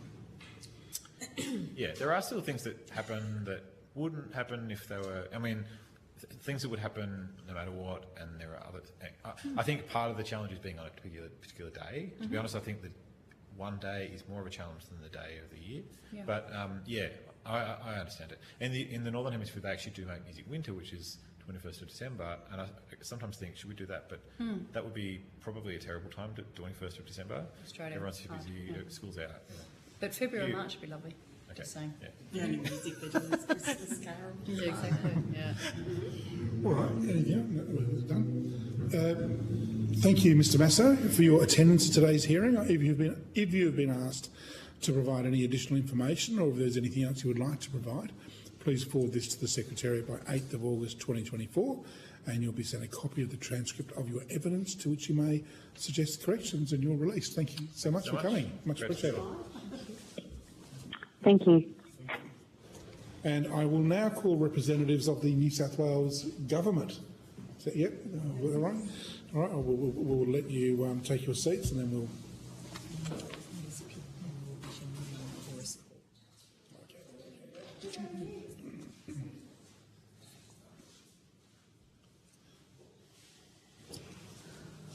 We've lost Taryn.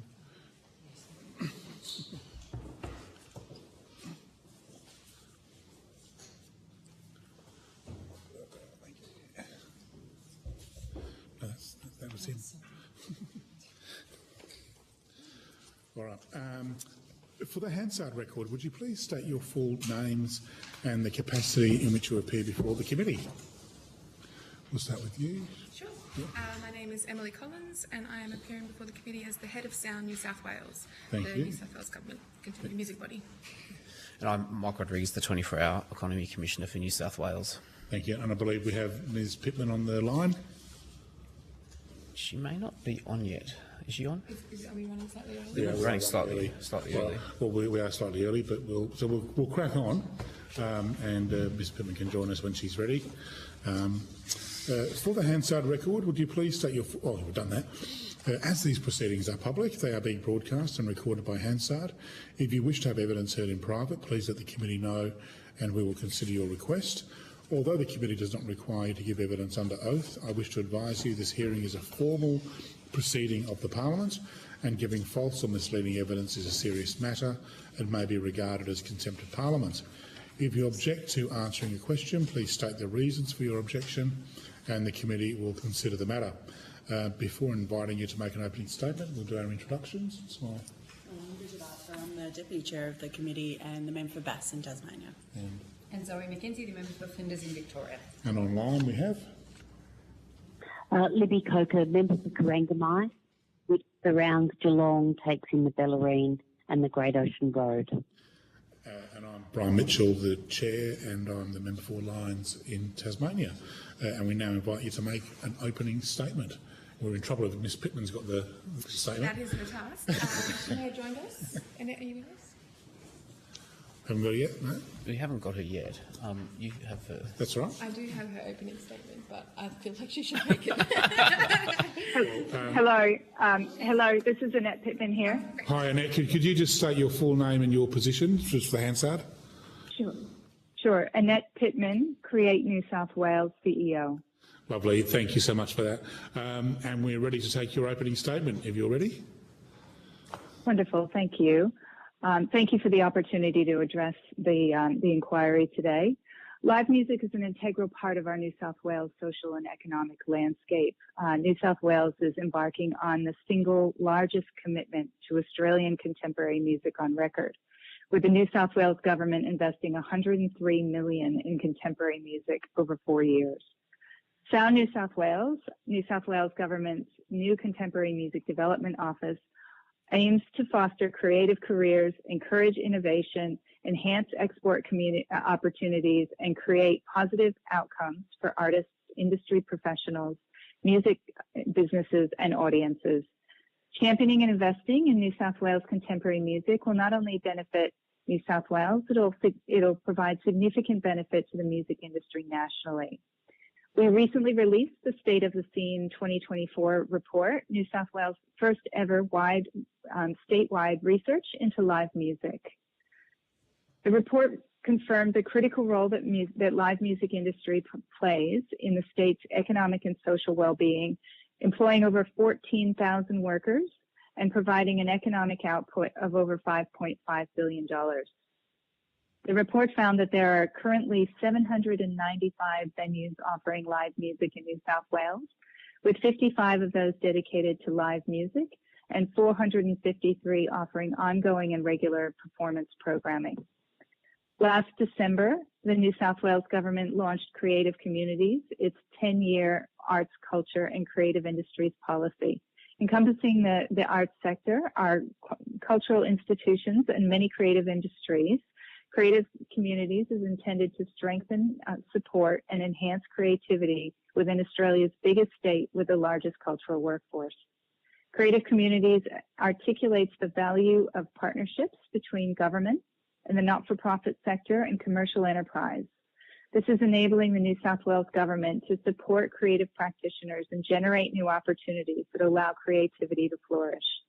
Tangibly, the policy commits the New South Wales Government to a range of actions to enhance the live music industry.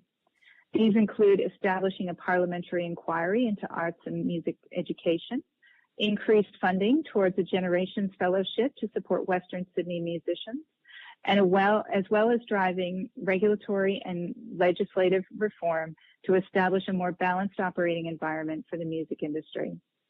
Our policy complements Revive, the National Cultural Policy, and shares its commitment to prioritize First Nations culture and take our stories and creativity to the world.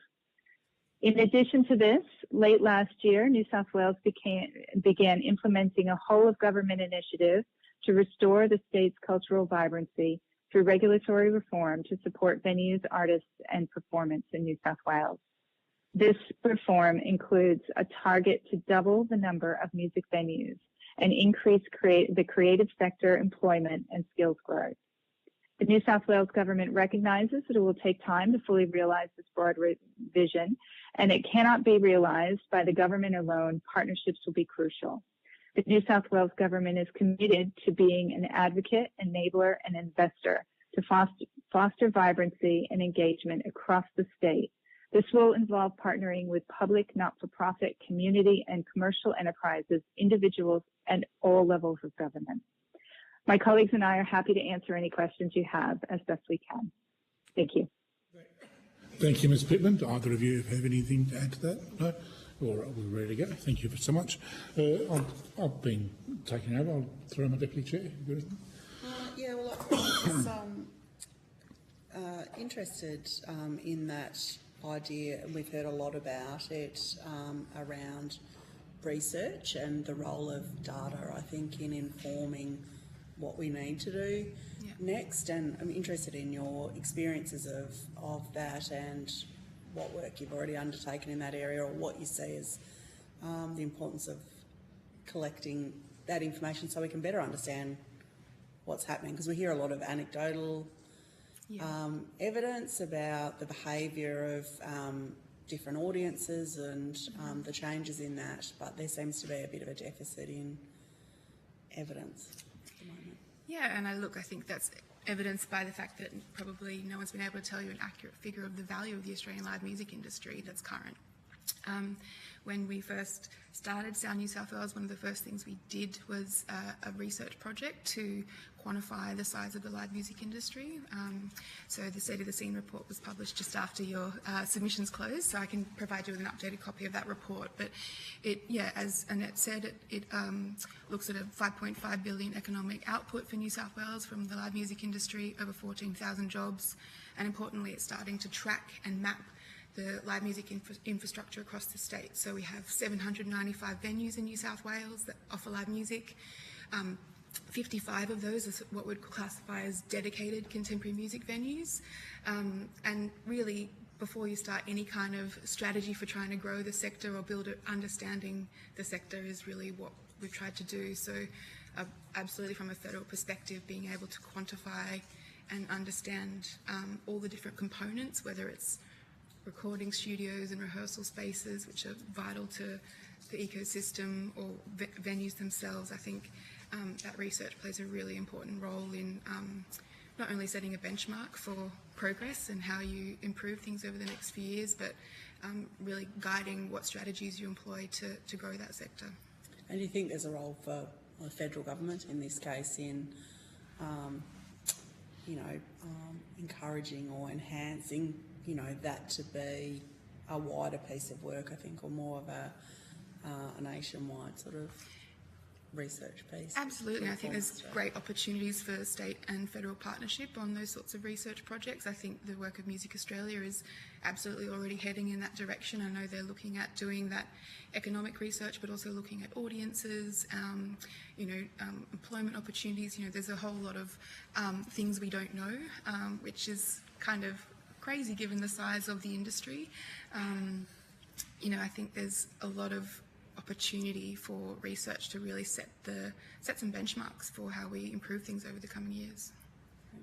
So we've had inconsistent evidence, and I've referred to this previously with previous witnesses. I don't think you were here for that, where we've been told, audience behaviours have changed, so therefore people aren't going to live music as much, and that might explain why some of the festivals have dropped off. Cost of living pressures, that's why ticket sales are down. But then we heard yesterday from the former proprietor of the zoo in Brisbane, quite a successful venue, quite a popular venue. He had record ticket sales last year, but that wasn't enough to keep the venue open. And he pointed to the fact that fewer people were buying alcohol, which obviously was the profit, where the profit was. So a lot of the focus of a lot of evidence has been about how do we increase audience interest, particularly amongst young people who were locked up for COVID. So how do we get them back out seeing live music? But at the core of it, I mean, what we need, I guess, for a viable live music industry is people willing to exchange money for performance and merch, because I think merch is inextricably linked. It's not just the ticket sales, but it's the merch, because they're the revenue drivers now. It's not in CD sales or nobody's buying music; it's all streamed, and the returns they get are less than a cent on the dollar. So for performers to have a viable commercial, make a job of performing, ticket sales and merch. What are the key things that we need to do to achieve those two things in live music? Look, I think at the moment we're in a bit of a perfect storm for venues, artists and festivals. We're seeing both increased costs at the same time as decreased income, or patrons spending less. And so what you're finding is that even though some places are, perhaps like the zoo, getting enough people through the door, they might not be staying out as late and they might not be spending as much money. And so if you couple that with increased costs of operation, a lot of venues are really suffering from the big inflation in costs from suppliers, from insurance, from rent. There's a whole lot of costs that particularly the small to medium sector is facing that mean that the already slim profit margins are now starting to show that the business model is in need of some serious recalibration.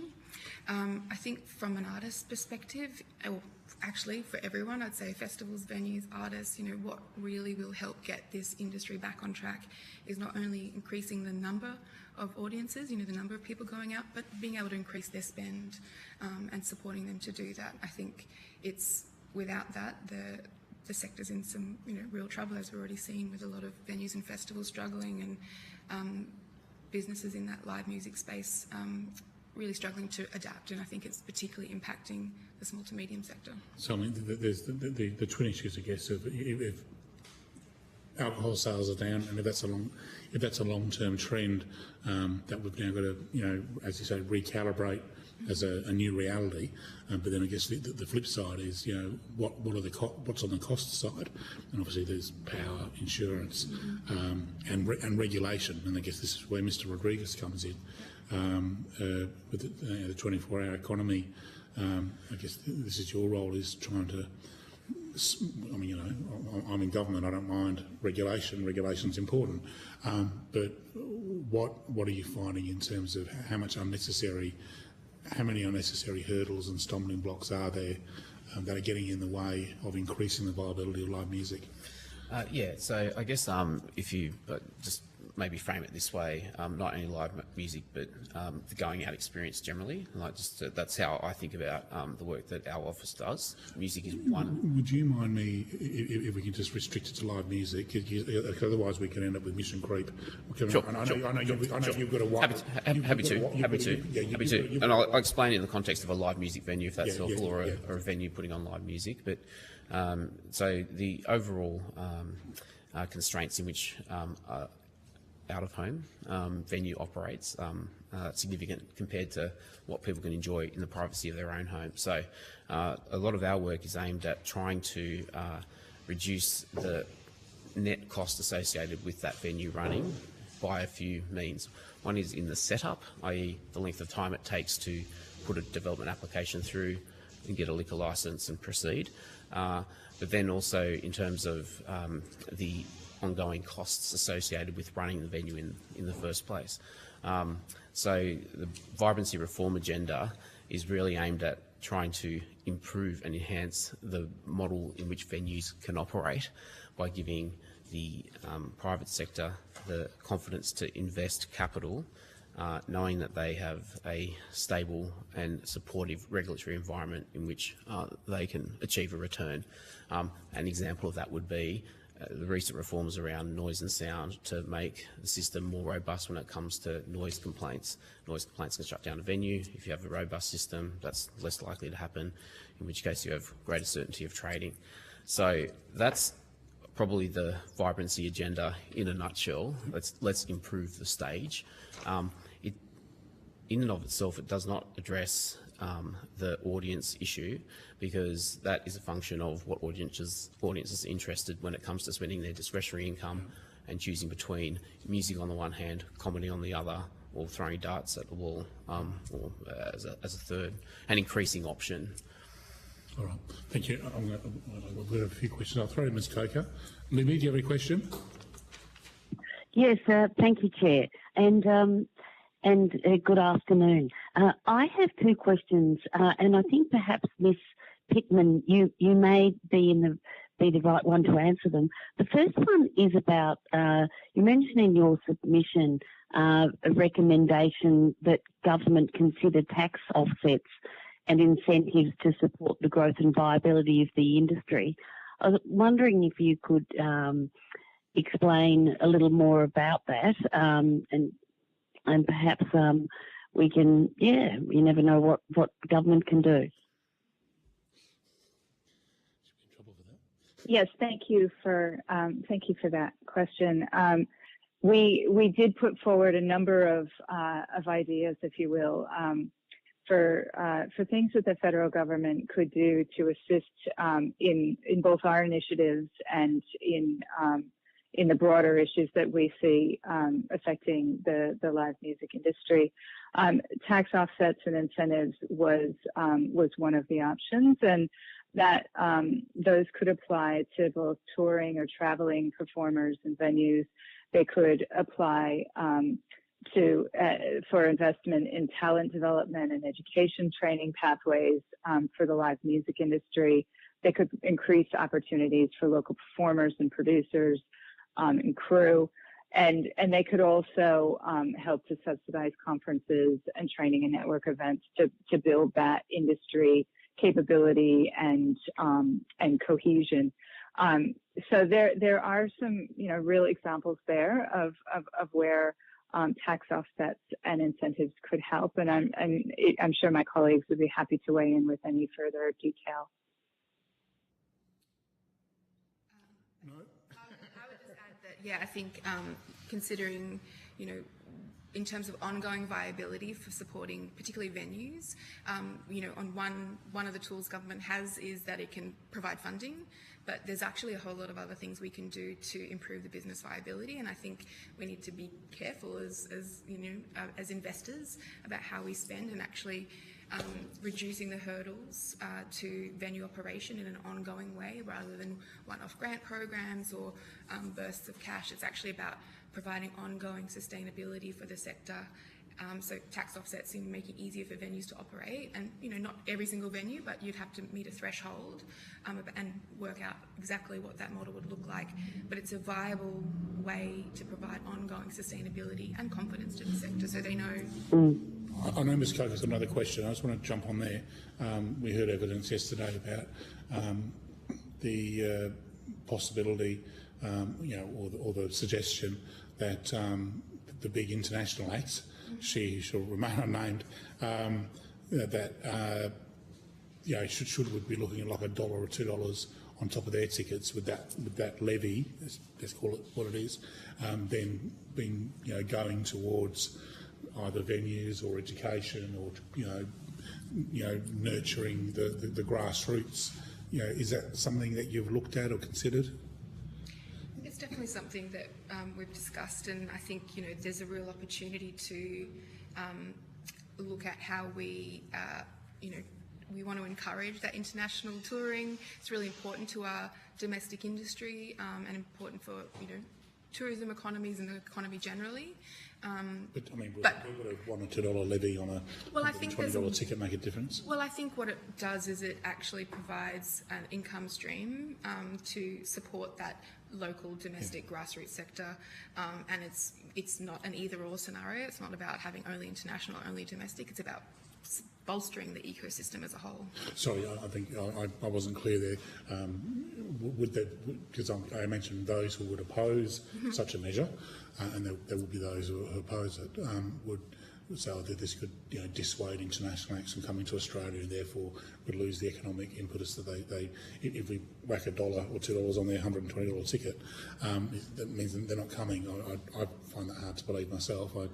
I'm not sure how much of a barrier that is. It's interesting in the context of some in the related sectors describing things like Taylor Swift and Fred again as non-discretionary, discretionary spending. So it's events that have been put on in a sense, and I'm not singling those out, but it is where it's almost like the choice gets taken away because it's such a heightened part of FOMO that.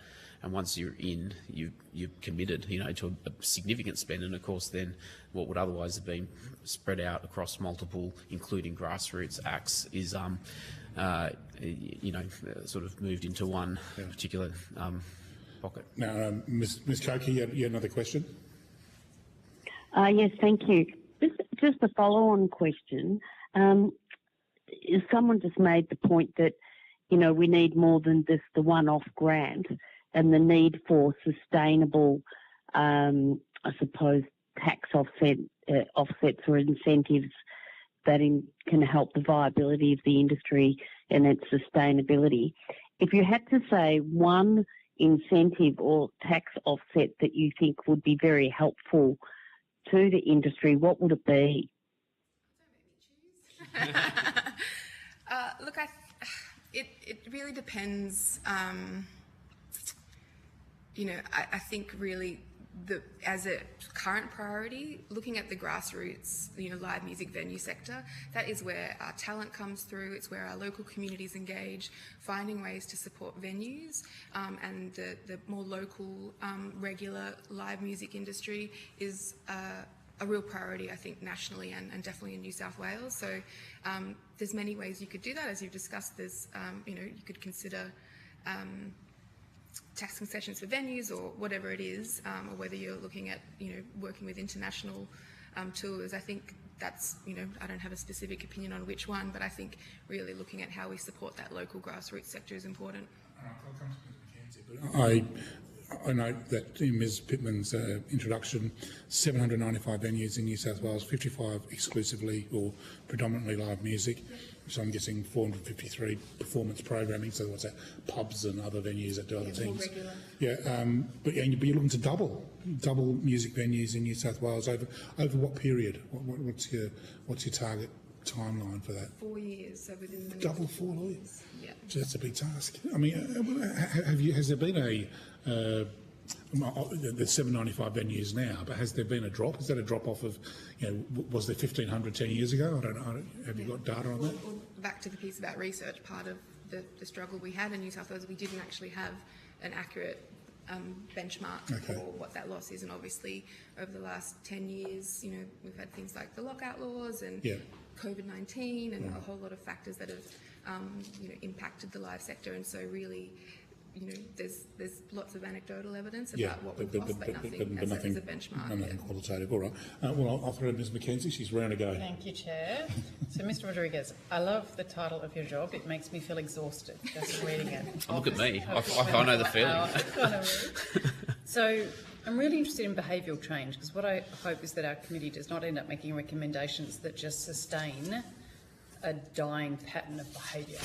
So, if you have oversight of the 24-hour economy, where are these young people spending their money and what are they doing? And how do we shove the music back into that world that they want to live in? Because they don't want to seem to come into our world. And firstly, I don't want to kind of characterise all young people without an evidence base. And part of the challenge with where we are in the cycle is that having just come out of the pandemic, understanding that people are being locked up, particularly in that 15 to 18, and now our going out audience, it is almost at the point at which industry hasn't necessarily worked out exactly what their preferences are. And I'm trying to keep my focus narrowed, but the rise of at-home entertainment and on-demand entertainment, and this goes into where people are monetising the music sector via device and streaming and TikTok and other formats. There's a higher level of device use, we know that. There's also an expectation around a more instantaneous, close and affordable offering than perhaps we've had in the past. And so when it comes to the performance venue space, with declining or decreasing amounts of alcohol consumption per capita, the comparative cost that alcohol as a percentage of discretionary spend, it's another pressure on the existing model, yes. And not only for live music, but for other forms of entertainment. So, in terms of, and I think Ms Archer's question around data is important in understanding what the new, spectrum of entertainment offerings there are, and what percentage of audiences are consuming what. And when you, we tend to, and correctly I think about young and emerging audiences, but my role requires me thinking about everyone from, 18 at least up until the older end as well. And so in terms of the product that is available for older audiences who have more income to spend, there's a level of discussion around that potentially should also be had as part of the, the conversation. And by that I mean we have traditional audiences who are used to a certain type of consumption. Are they being catered to everywhere on terms that they would like to? That's one of the questions. As much as we're thinking about, new audiences coming in and what they would prefer to do. The other bit that, through the lens that we work and across, work has been expanded beyond Greater Sydney to the state of New South Wales, are changing demographics generally, and by that I mean ethnic makeup, and there's, I think, a different consumption preference, not only around alcohol but types of entertainment as well.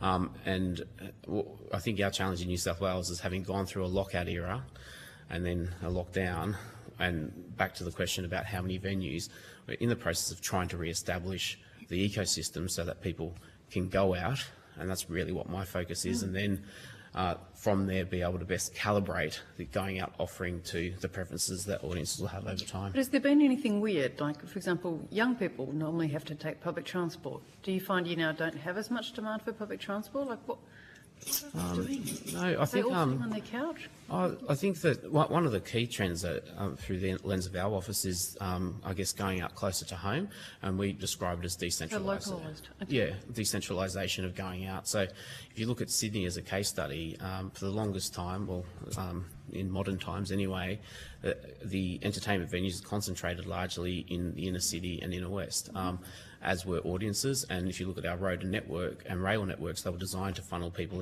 into one spot. What we know, cost of living, affordability, all of those things, audiences are now dispersed. The nexus between workplace and work has been broken. So therefore, people don't need to come into the CBD for work and then go out after. There's people moving north, south, east and west away from major urban centres. It's also a function of local planning though as well. I mean, local governments have deliberately set up entertainment zones in their own areas and restaurant precincts. That's right, and you're starting to see in other parts, I guess, like ultimately a more balanced approach to where our audiences are, and there is probably, and we're finding, I guess, a gap sometimes between where the audience is and the cultural infrastructure, if I can call it that, that audience would like to enjoy. The greatest example probably in the Metro of Sydney is we have an incredible hip-hop scene in the southwest and west. When you map the audiences who are interested to it, to the artists who perform it, to the cultural infrastructure, i.e. venue spaces, there's a mismatch there. And the question then becomes, to what extent should government be investing in that? To what extent should the private sector be alongside government investing in those things? And I guess, there is a gap between those at the moment, and any capital investment takes time to flow through, not only from a government perspective, but from a private sector investment as well. So last night, How well can we heat map that? I think it's an interesting one from the data piece, if I can swing back to that. And one thing that we've been working on is not necessarily on the audience preference piece and from what people want to do, but what are they actually going out to do? What venues do we have? And it is and one of the challenges in the space beyond what data do we have is what the data companies will allow us to share once you have it publicly. That's another discussion, but we're in the process of being able to map down to SA2, which is the statistical area 2 level, mobility expenditure, venue composition. What about their Spotify playlist? No, but there might be some hub in Sydney that's mad for Australian music that we don't know anything about, which is where you put your bands, your Aussie bands who want to kind of grow. Yeah, and as you said, hip hop is in a certain place, and different. And definitely, you can. The work that we are doing will give us a visibility into the demographic ages that are going out in what areas and roughly what their spend patterns are. And that information obviously is very powerful for the sector trying to make decisions, and government. And this is the tool that we're building, Data After Dark, will be available for government and councils predominantly to make sure their policy settings are calibrated correctly, are better calibrated to make sure that the interventions. But if Spotify can tell a particular artist that they're going gangbusters in Mexico, surely Spotify can tell an artist who can then tell you, it turns out I'm really popular in Gunnedah. Who would have guessed it? Right? So can we not somehow share that data, whether it's Spotify giving it to you or the artist giving it to you, so you actually know a bit more? Because if things are going to be localised now, and I quite like that idea, we all got used to in Victoria, we were limited to 5 kilometres going round and round and round and round. So we got to know our local venues a whole lot better. It'd be great if algorithmically the right band turned up at my pub. That would be a great day, right? So the data's there. The data quality is probably better than it's ever been. The question is, in whose hands does it sit? Yeah, and I'm familiar with what we're working with when it comes to data. I'm less familiar with the propensity of Spotify to give away that information, if specifically. I think that one of the things that does go along with it, and I don't want to comment on things that I'm slightly above my knowledge, but it is really going along with the decentralisation is also a decentralisation of media. And if you think about the media channels that we've had for a long time, it has been kind of really mono in terms of location and coverage. So the media discussion around support and coverage is also part of the ecosystem that, as we rebuild the venue infrastructure, you'd hope to see better media and local, more tailored media. I can take part of that question on notice. I'm aware of, I just want to make sure I don't mislead the committee, but there is some work, there is an example, if I'm right in my recollection, I can provide to the committee of a local media attempt around that story of local music. Jump in and we heard evidence today from Music New South Wales, Pete, about they've got those two things going on. They've got the website, the regional network website, where you can map venues and all that. Yep. It sounds very interesting. But also this idea of coordinators, which they say also happens in other states, where they eventually have somebody in a town, there's no live music there, they'll find local bands, they'll organise venues and gigs. How much involvement do you have with that, and how useful is that to you in terms of furthering the spread of live music through New South Wales? I guess firstly just to declare I used to run Music New South Wales and right. started those programs, so I can speak to them in a bit of detail. And in my new role now, we're also funding that program to expand, and with the regional music coordinators, the really important thing there is that you're employing local people to engage with their own community, to build that music community. And I think that's a really crucial part. And it's also that they're music people, they're music champions. Often you'll find when you talk to people, not just in regional Australia, but in metro areas, that there's really a handful of people, and it's up to one or two or a group of people who make change happen.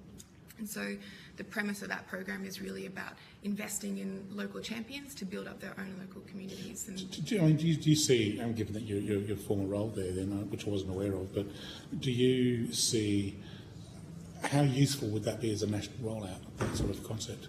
look, I think each different states have different makeup. New South Wales is rather populated across its landmass. Other states like Northern Territory, South Australia are less so, but so it's not a an approach that would necessarily... Not in every single town, no. No, but I think, in terms of major centres outside of the capital cities, absolutely it's a great way to engage local communities and make sure you have that local voice. And as Joe said, it's about making sure that those different factors that make, Byron different from Wagga, that those local people are able to enhance them. Did you have when you were there, did you have a population, like a minimum population for a region per coordinator? Yeah, so it was based off a sort of combination of data sets. One was, location of artists based on APRA-AMCOS data of where they had songwriters based around the state. So obviously Northern Rivers, South Coast, out in Wagga, there's lots of different, but that really was sort of what helped base those areas. And now, we've just funded them to expand to Newcastle, Wollongong and Western Sydney.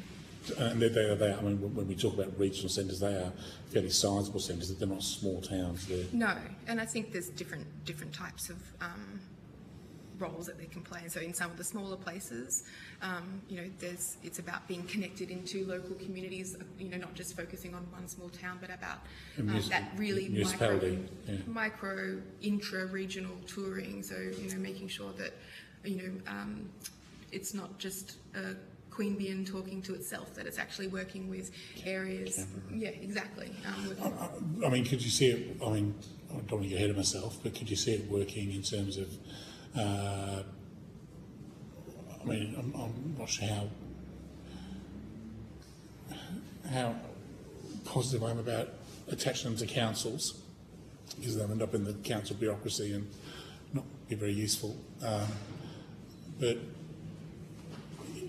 for smaller areas at a regional, can you see them acting on a municipal basis, or do you see it more of a community of interest that's across municipal borders?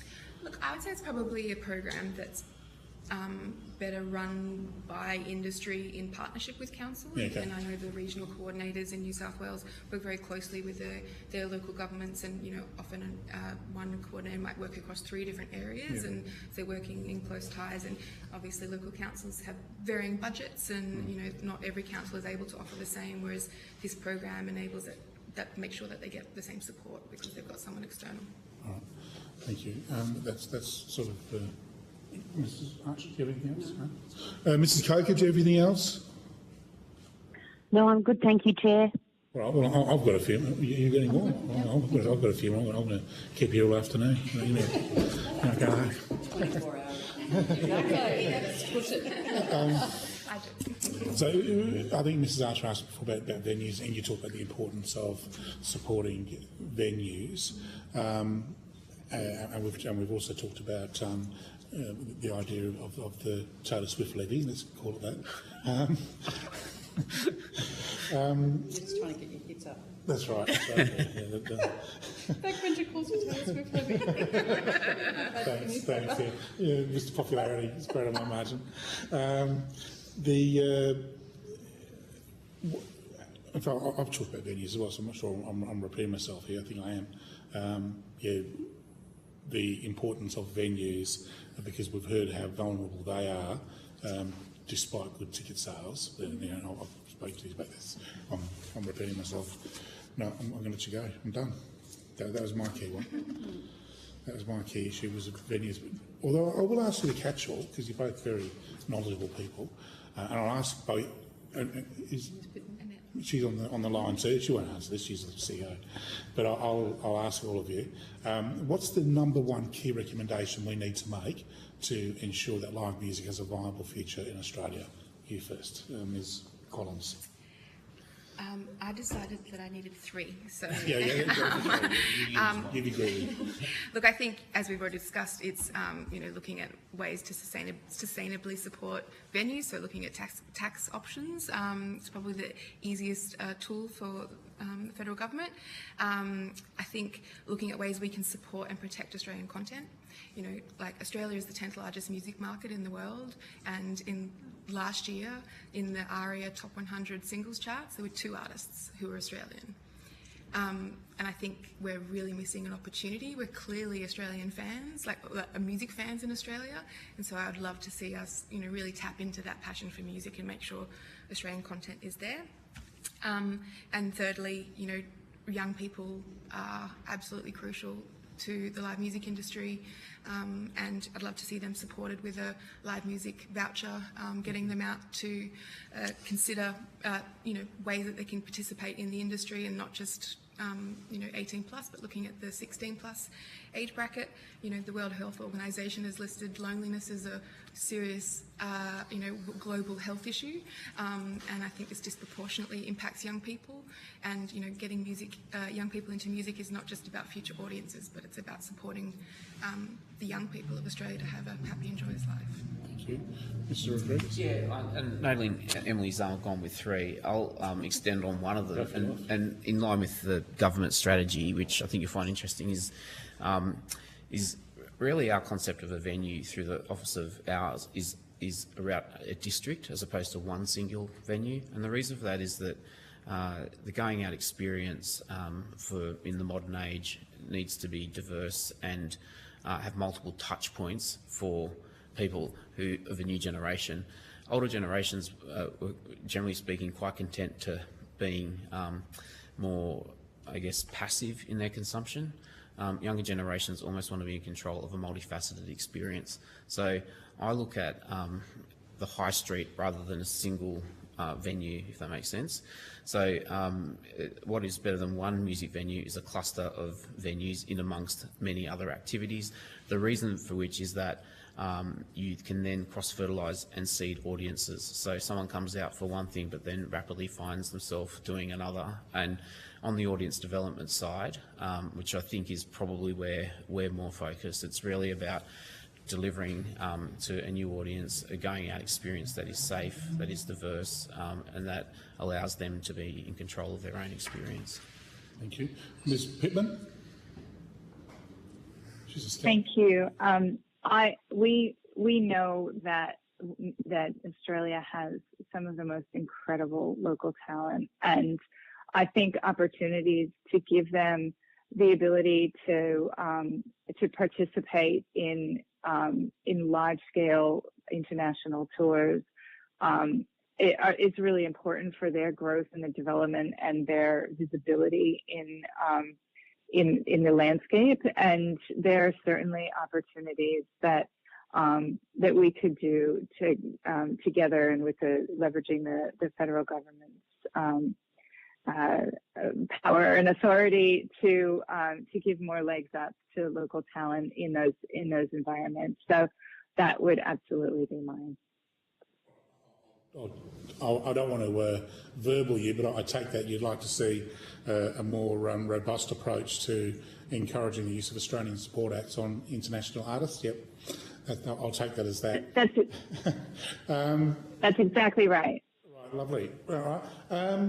Thank you all for your evidence. I've got some formal words here, which I should memorise by now. Thank you for your attendance at today's hearing. If you've been asked to provide any additional information, I think you were going to get something back to us, Mr Rodriguez, or if there's anything else you would like to provide, please forward this to the Secretariat by 8th of August 2024. You'll be sent a copy of the transcript of your evidence to which you may suggest corrections, and you're all released. Thank you all so much. Thank you. Thank you. Thank you. Thank you. Oh, lovely. All right, thank you. I'll straight away. That's right.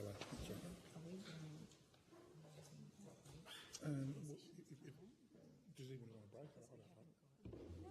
No, we'll go straight through, I think. We don't have. Oh, we're waiting on.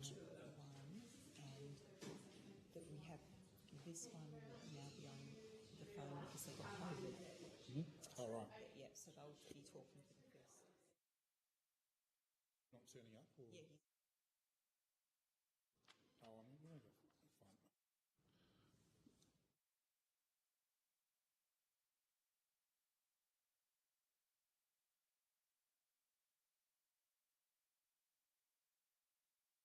Okay. All right. Well, we'll better.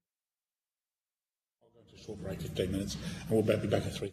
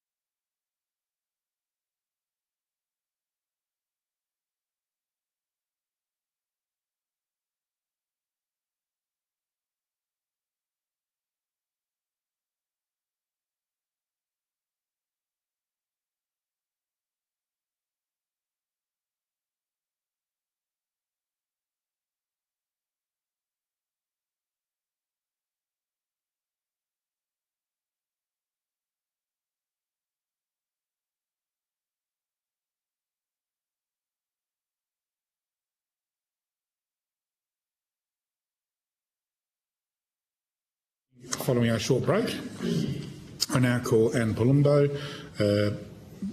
Ben Skinner. Mr. Baxter's not coming. For the Hansard record, would you please state your full names and the capacity in which you appear before the committee?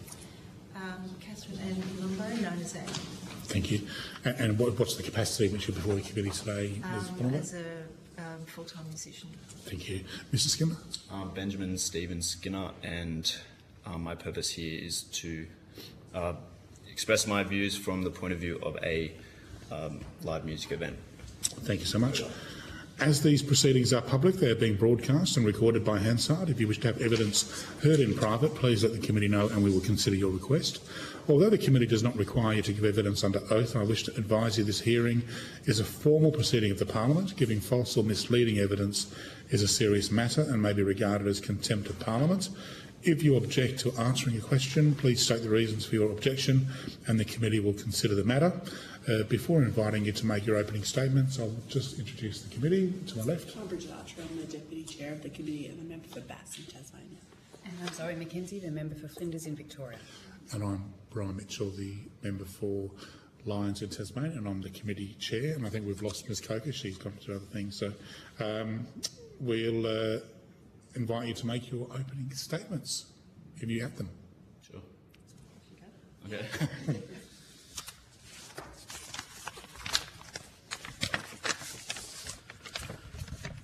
From the point of view of a budding live music event producer, the industry is not growing due to overt government regulation administered by local councils, manifested through woeful problem-solving ability for prospective event producers to use council facilities, as well as overwhelming red tape to establish a permanent commercial live music venue. Entrepreneurs are forced to spend significant capital or time to submit numerous documents to abide by these gatekeeping regulations. Council will not send out a staffer to help business people with their development applications for events or business prospects, meaning we have to rely on town planners who have proven to be apathetic to helping the cause in my experience. In regards to the impact of a quality live music scene, I would imagine that a clear pathway for artists to be heard in the flesh, which is a less competitive market than on Spotify, for instance, will mean that more artists will spring up throughout the community. I've never wanted to produce music as there was no quality live music venues to try out my music at. In regards to potential live music venues, over a dozen commercial real estate properties in Springwood of New South Wales are vacant, many of which have been vacant for over a year. This is a bad look for the community and a horrendous squandering of resources. Nonetheless, the rents asked for by the absentee landlords are large considering the amount of space provided. These landlords need to be taxed more to ensure that they harvest value from their properties, else they cannot withstand the liability. More live music venues can be established if this is resolved. People are so out of whack when it comes to attending live music venues after COVID lockdowns that I had insufficient interest in attendance for a live music event I had scheduled in my backyard in the Blue Mountains in late 2023. Thousands of people would have seen my advertisement for the event across Facebook and physical marketing, but I only sold 20 tickets when the capacity for the event was 80. In the lead up to the event, Blue Mountains Council made calls to me making it clear that they did not approve the event once they found out about it, despite my getting permission for the event in the weeks prior. This sudden resistance to the event was spurred by complaints from neighbours. I'm not sure how many complaints were made, but I would imagine that it would have to be a significant amount for an event to be cancelled when council rules specifically state that loud noise can be made until midnight on a weekend night. Springwood Police had no issue with the proposed event. Thank you. All right, thank you so much for that opening statement. Just out of interest, because I read your statement before, your property in the Blue Mountains, is it like a suburban street or is it a big property or what's? I would say it's definitely low density, but it's not like rural. It's in a suburb. Yeah. All right, okay. And you got written permission from the council and everything. You did all the right. Verbal permission. Okay, all right. Yeah. Okay. Well, thank you very much. We've taken a lot of evidence over the last couple of days, but also previously about the role of local governments and about the where they sit in this issue, and they are certainly a significant player in terms of trying to move forward with more live music, particularly when it comes to venues, and particularly when there's a contested space. You know, and I've previously talked about how 30 years ago the grimy local pub where you get your rock music, now it's been swamped by gentrification, and there's no way the neighbours these days would put up with loud music from that sort of pub. So there's been this shift in expectations of when it comes to amenity, and we've just taken evidence from New South Wales Government how they are working with councils to try to get reform there and ease some of the hurdles, and get better trained officers at the council level who might make them more aware of the opportunities and the economic advantages of having a vibrant live music sector. So it's really interesting to get your very personal experience about the difficulties you've faced. You've suggested that.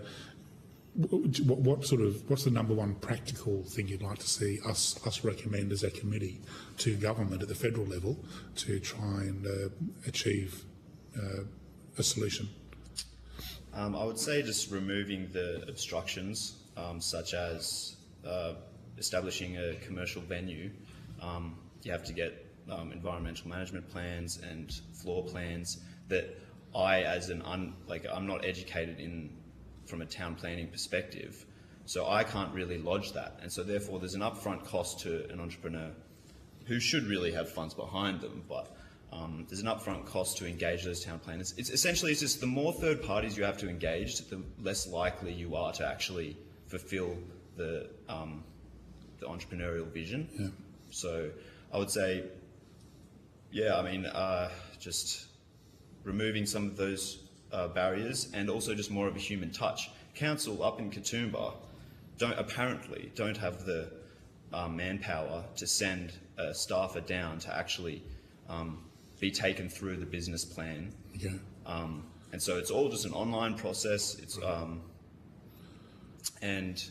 essentially, if we believe in a fair society, then you should be able to be a self-made person. But if you have to constantly engage third parties, then essentially there's a gatekeeping environment that is created. I guess I know the answer to this before I even ask it, but I don't imagine there's a document at your local council, or dare say at most local councils, that would say, a live music policy, which would give you a sort of a cheat sheet of the things that you need to do in order to lodge a successful application. I don't imagine that sort of document exists, which would just give you some tick boxes where you could have a much easier process. I would imagine it's fairly trial and error and back and forth. Is that fair? Highly likely. Can I just support what Ben was just saying, in that a lot of the problem with the music industry that we have, is that we're in the creative area, and we, as is Ben, because that's what he's trying to do. He's trying to create an environment for people to play. We don't spend our time going through all of these documents. We've got to rehearse. We've got to get people on board. We've got to do all of these things, and then you get confronted with, you need to do this. You need to contact that person. You need to contact that, and you go, forget it. Yeah, it happens all the time. We had that today, didn't we? With the band called Team Jesus. They said exactly the same thing. They now have people who can do it on their behalf, but it's the last thing they want to be doing as punk rockers is filling out forms. And actually in any other area as well, because it's because your brain is full of, how many earworms do you have every time you put on a new gig, or you go into a new rehearsal? Your brain is full of this music because that's what it is, or how you're going to make this thing a creative environment, not filling out these forms. And if you miss something in that form, there you go. It's all... Start again. Yeah. Are there any questions at all? Well, just I think on that same thing, because we did hear some evidence early today from a band about how they had been successful in achieving some grant funding that had helped them to do some of the things that they wanted to do, including touring and other things, but that they had only been able to achieve that after they'd achieved enough success to they'll pass the entrepreneurial phase where they were able to then employ a manager or something to do that stuff.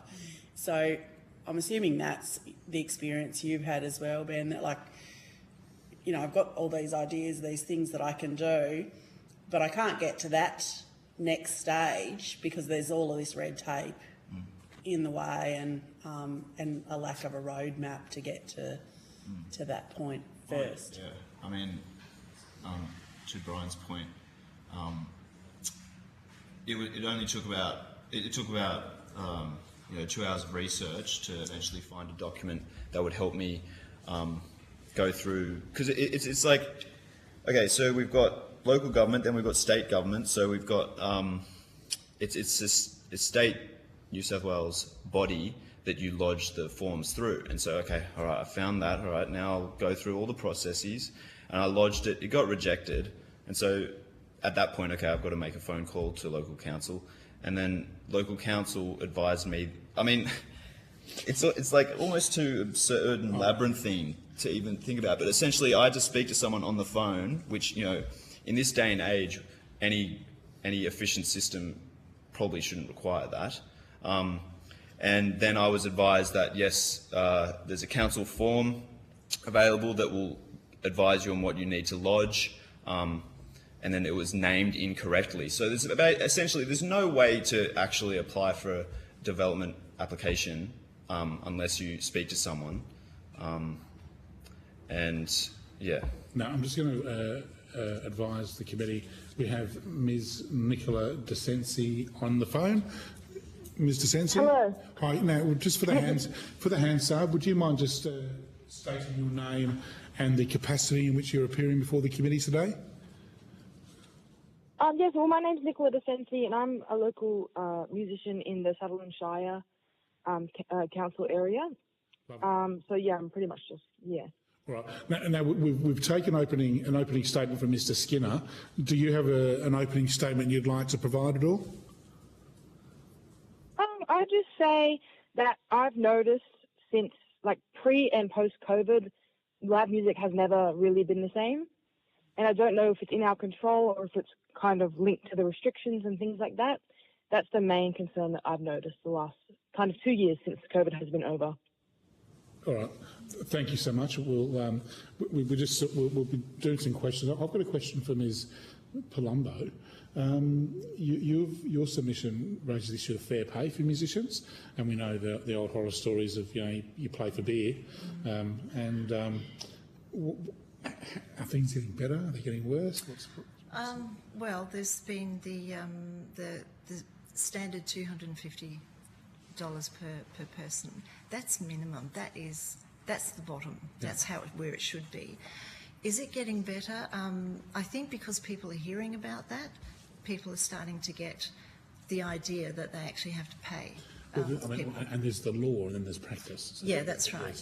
So, well, you often get offered less, but then people can also really put that in an interesting perspective and say, okay, 250, how many people can we get for that? 3? So if you get the message.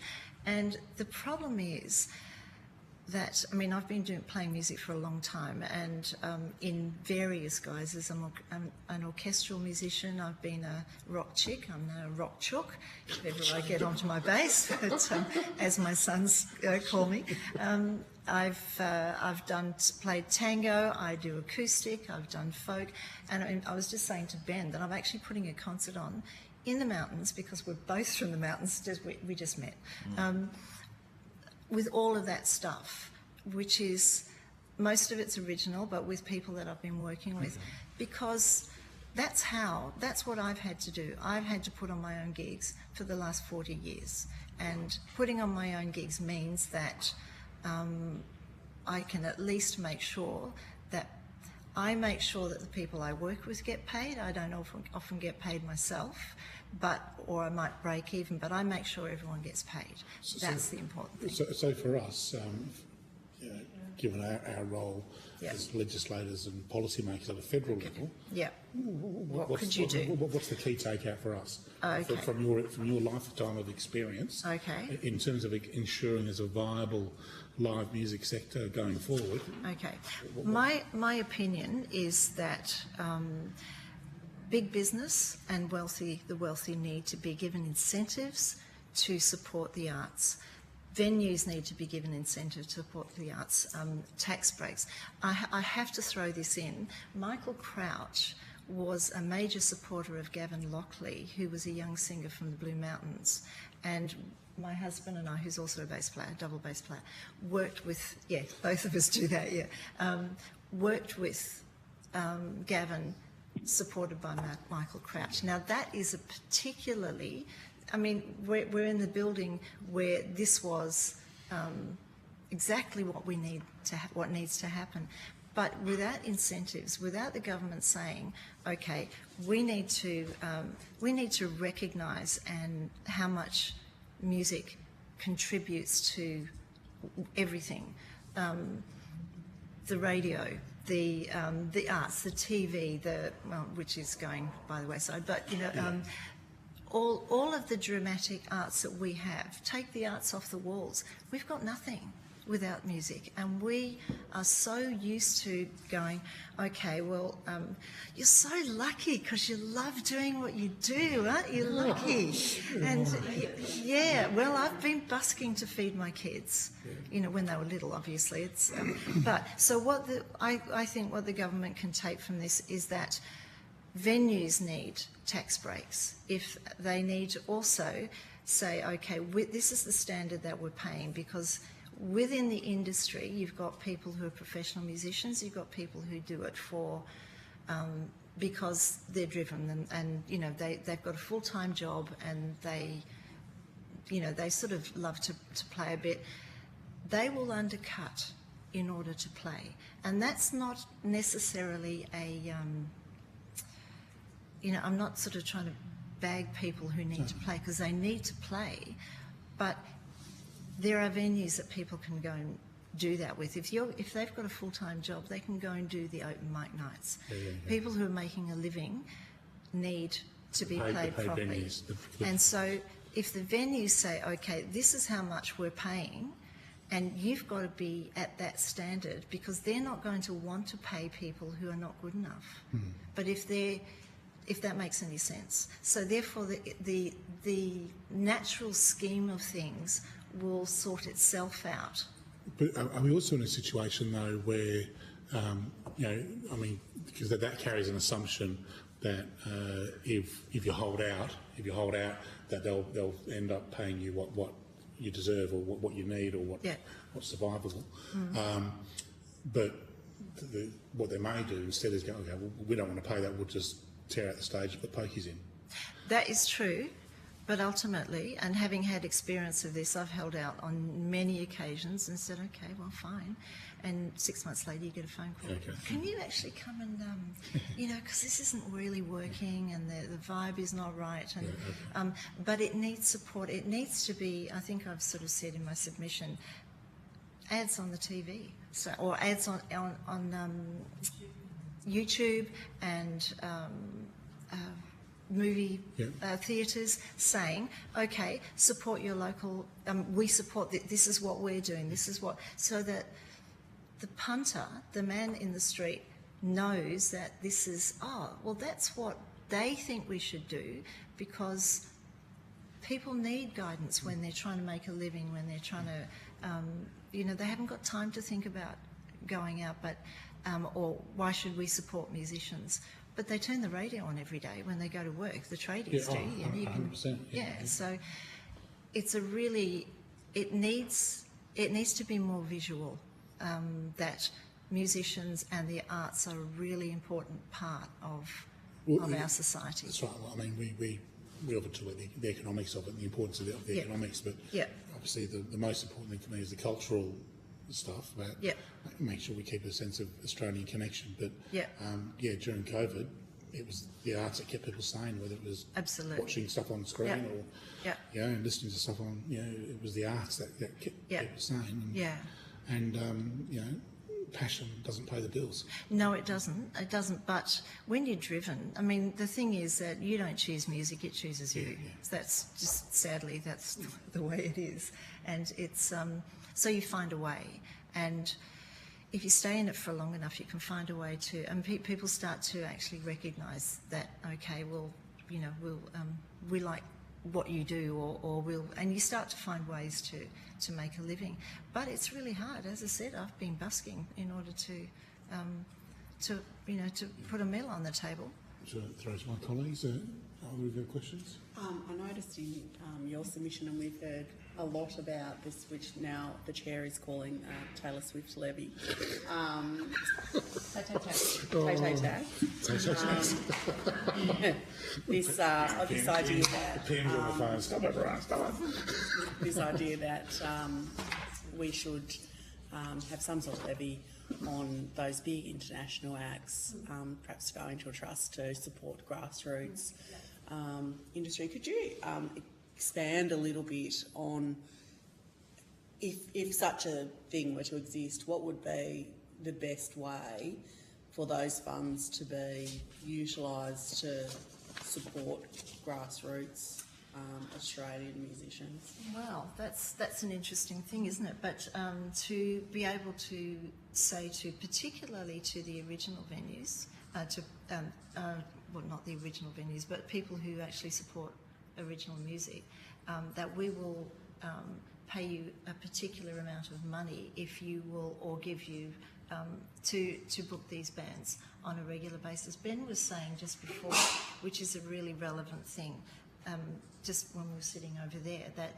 it's the consistency of things. So, and yes, I put on my own gigs and have to do the slog to get people there, but if people know that there's a venue where every weekend, every Friday, Saturday night, which is what Ben's trying to do, you can get, sorry to speak for you, but to get, that people know that they're going to get good music. The other thing that I would also say is that there is a bit of a divide these days between electric and acoustic music.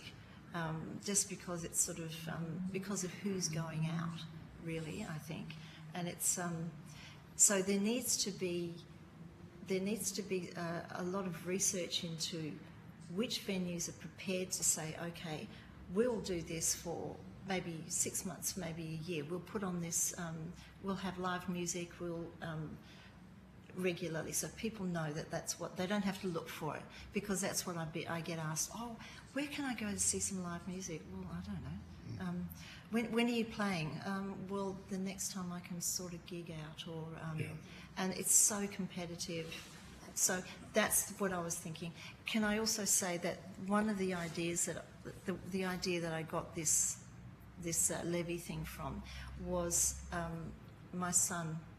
Not the one that's in there that I said has gone to Rome, but I've got another son who's just been living in the UK for quite a number of years, and he was connected to an entrepreneur who started this idea in the UK, and he's got a huge avenue of how this thing can work, which I read, but I've only just taken little bits of things from it. I'm just going to quickly ask a question of Ms. DeSensi, who's very patiently waiting on the phone. So we've got here that Ms. DeSensi, you're a professional singer who performs at weddings and private functions, and you appeared on The Voice, I understand, to critical acclaim. Yes, I did. And you're now studying at the Conservatorium. Yes. So you're clearly accomplished, you're clearly talented. I don't imagine you're making $1 million a year in music. What's been your experience of the industry? Not $1 million, no. Well, it's been good. I find that there has been a lot of opportunity for me. There's just a few limitations, like, for example, right now, for July, I pretty much have no gigs, and then you'll go to September, November, and there'll be like 5 a week. So it's just very inconsistent, which that's just the job you sign up for. That's just how it is. But yeah, when it's peak season, I find there's lots of opportunity, and then when it's not, there's kind of none. that's just how it goes. Yeah.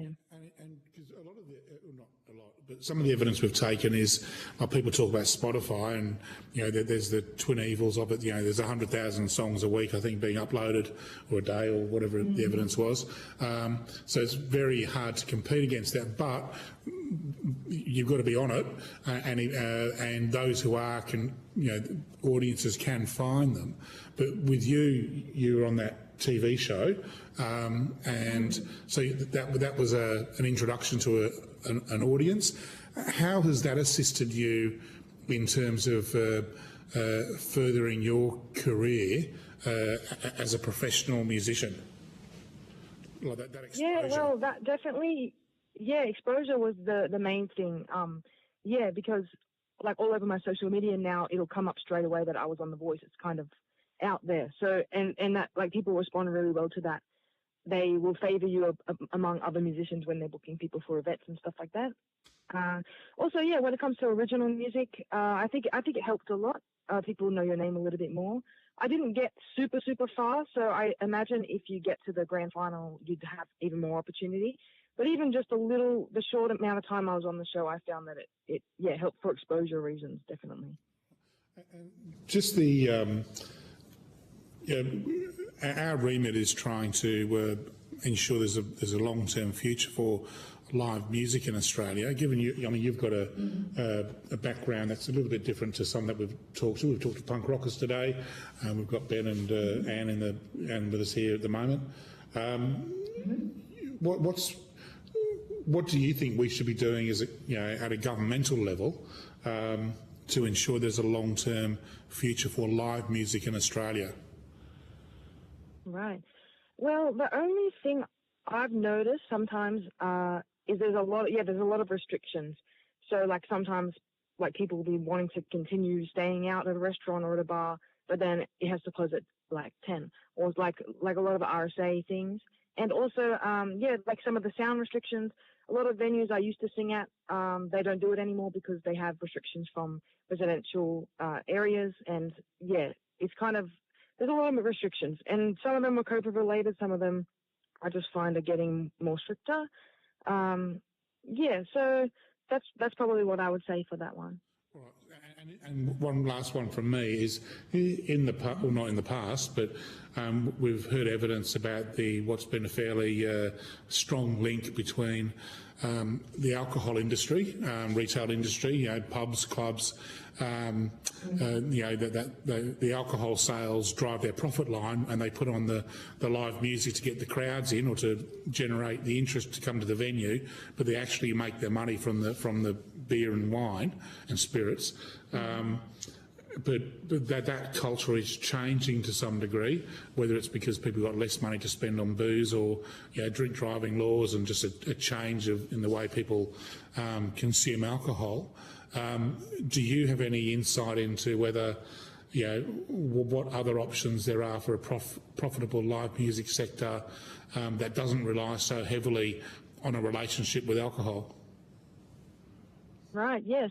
I'd say for restaurants and pubs and stuff like that, the only way to go would be have more offers with food, like maybe having like set menus and stuff like that. Like I think like when venues have like Mother's Day lunches or like things like that, and it's like pre-booked, I find that they usually fill up pretty quickly. So things like that, like profiting on small little events.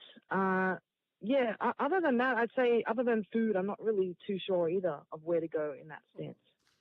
Thank you. Nicola?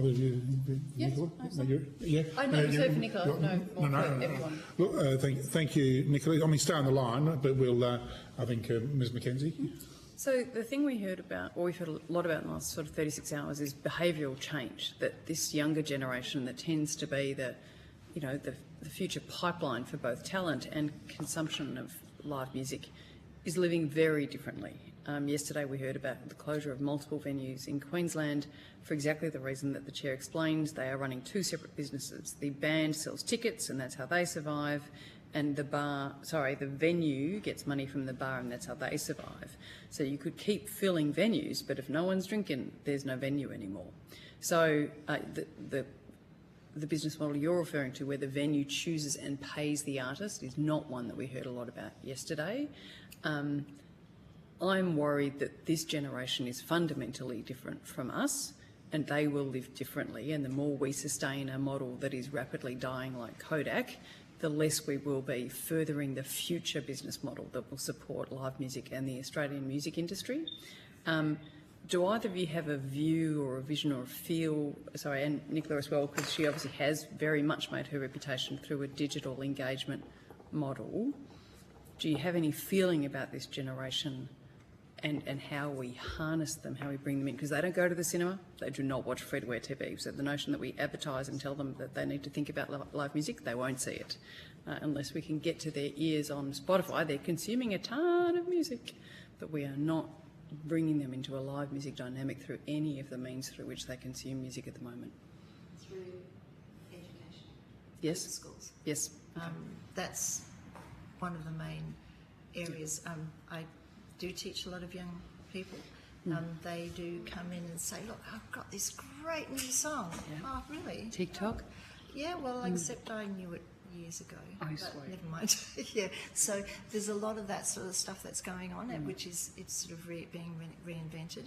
Yeah, I get a lot of my my new music, my own education through the youngsters that I teach. Yes.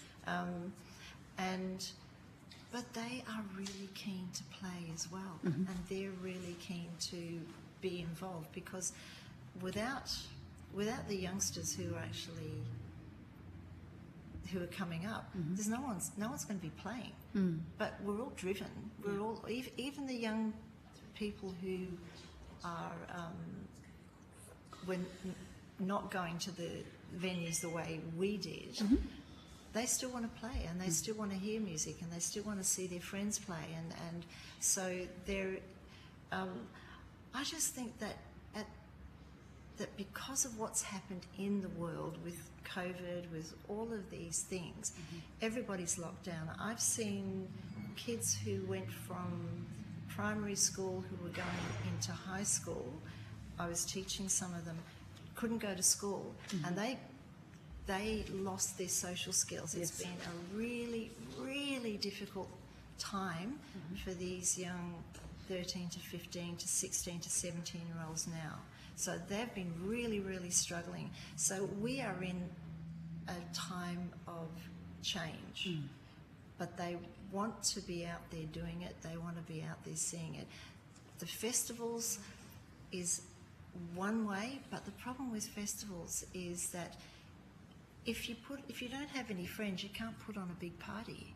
So you have to get people back to where it starts, back to going, maybe putting on things, local things for the youngsters to go, for kids to go and play and see their friends play. But again, they need to be mentored by the people who are either teaching them or who they're looking up to. And again, they all went to see Taylor Swift. They sure did. And there were some mental health issues going on with the kids who couldn't get tickets. Yeah. Massive. In the FOMO sense, fear of missing out. Yeah, and you know, I had kids who couldn't turn up for 2 weeks to their lessons because they were so, you know, traumatised. Yeah, and it was just. Would that be similar with the Beatles? I mean, because there was that Beatle mania. Yeah, probably. I mean, Probably. So it's a. But that's an indication that people are still going out. Yeah. So Yeah, it's just, but we it's just just- need to nurture it, Yeah. find a way to get back to nurturing it and to give them somewhere to go. What do you think? Well, I guess. So, what do you want me to speak on? Generational difference, what are you seeing in their consumption habits and how we grab them? Well, it was, as I mentioned in my submission, it is concerning to see that I feel like I did all the right things, but I still couldn't draw a crowd for that party in my backyard. But that is it was such a novel concept that I think people were kind of weirded out by it. Like a ticketed event in someone's backyard is pretty strange, right? Yeah, if they don't know you personally, yeah. Yeah, but I feel like if you build it, they will come. But because people still want to show up to festivals. I've been out in Sydney and, you know, packed houses, so people are still wanting to come out. But there's just a lack of venues, really. Like, I think the nightclub scene's pretty dead. I don't know if there's a nightclub west of Sydney, and the nightclubs that are still in Sydney, they've just been so hamstrung, from my understanding. Well, we had evidence. I mean, not my job to talk about them, but we had New South Wales government talking today. So there's 795 venues across New South Wales, and they're looking to double that in 4 years. You know, because they recognise there's a lack of venues. So that was interesting testimony. I don't know how much of that is nightclubs, but they're certainly talking about doubling the number of venues that can take performance. Interesting. Anything else from you guys? No? Look, because we're running a bit ahead of time because we had two other witnesses, but they're not here. I'd like to thank you for. Is there anything else you would like to add before we go? Have a look. Yeah. You know, you get the opportunity. But No, absolutely. No, take it. Yeah, so what was there?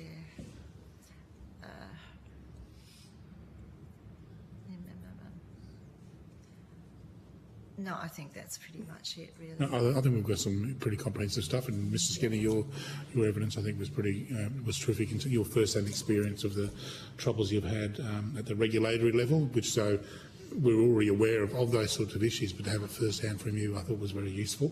Mr. Sensi, thank you for your time. I'd like to thank you all for your attendance at today's hearing. If you've been asked to provide any additional information, or if there's anything else you would like to provide, please forward this to the Secretariat by 8th of August 2024. You'll be sent a copy of the transcript of your evidence to which you may suggest corrections. There being no further witnesses scheduled, I ask a member to move that we stand adjourned until 9 o'clock tomorrow morning. Deputy Chair. Thank you. So moved by Mrs. Archer, and I think that was carried unanimously. Yes. We're closed. We're done. Thank you, everybody. Thank you.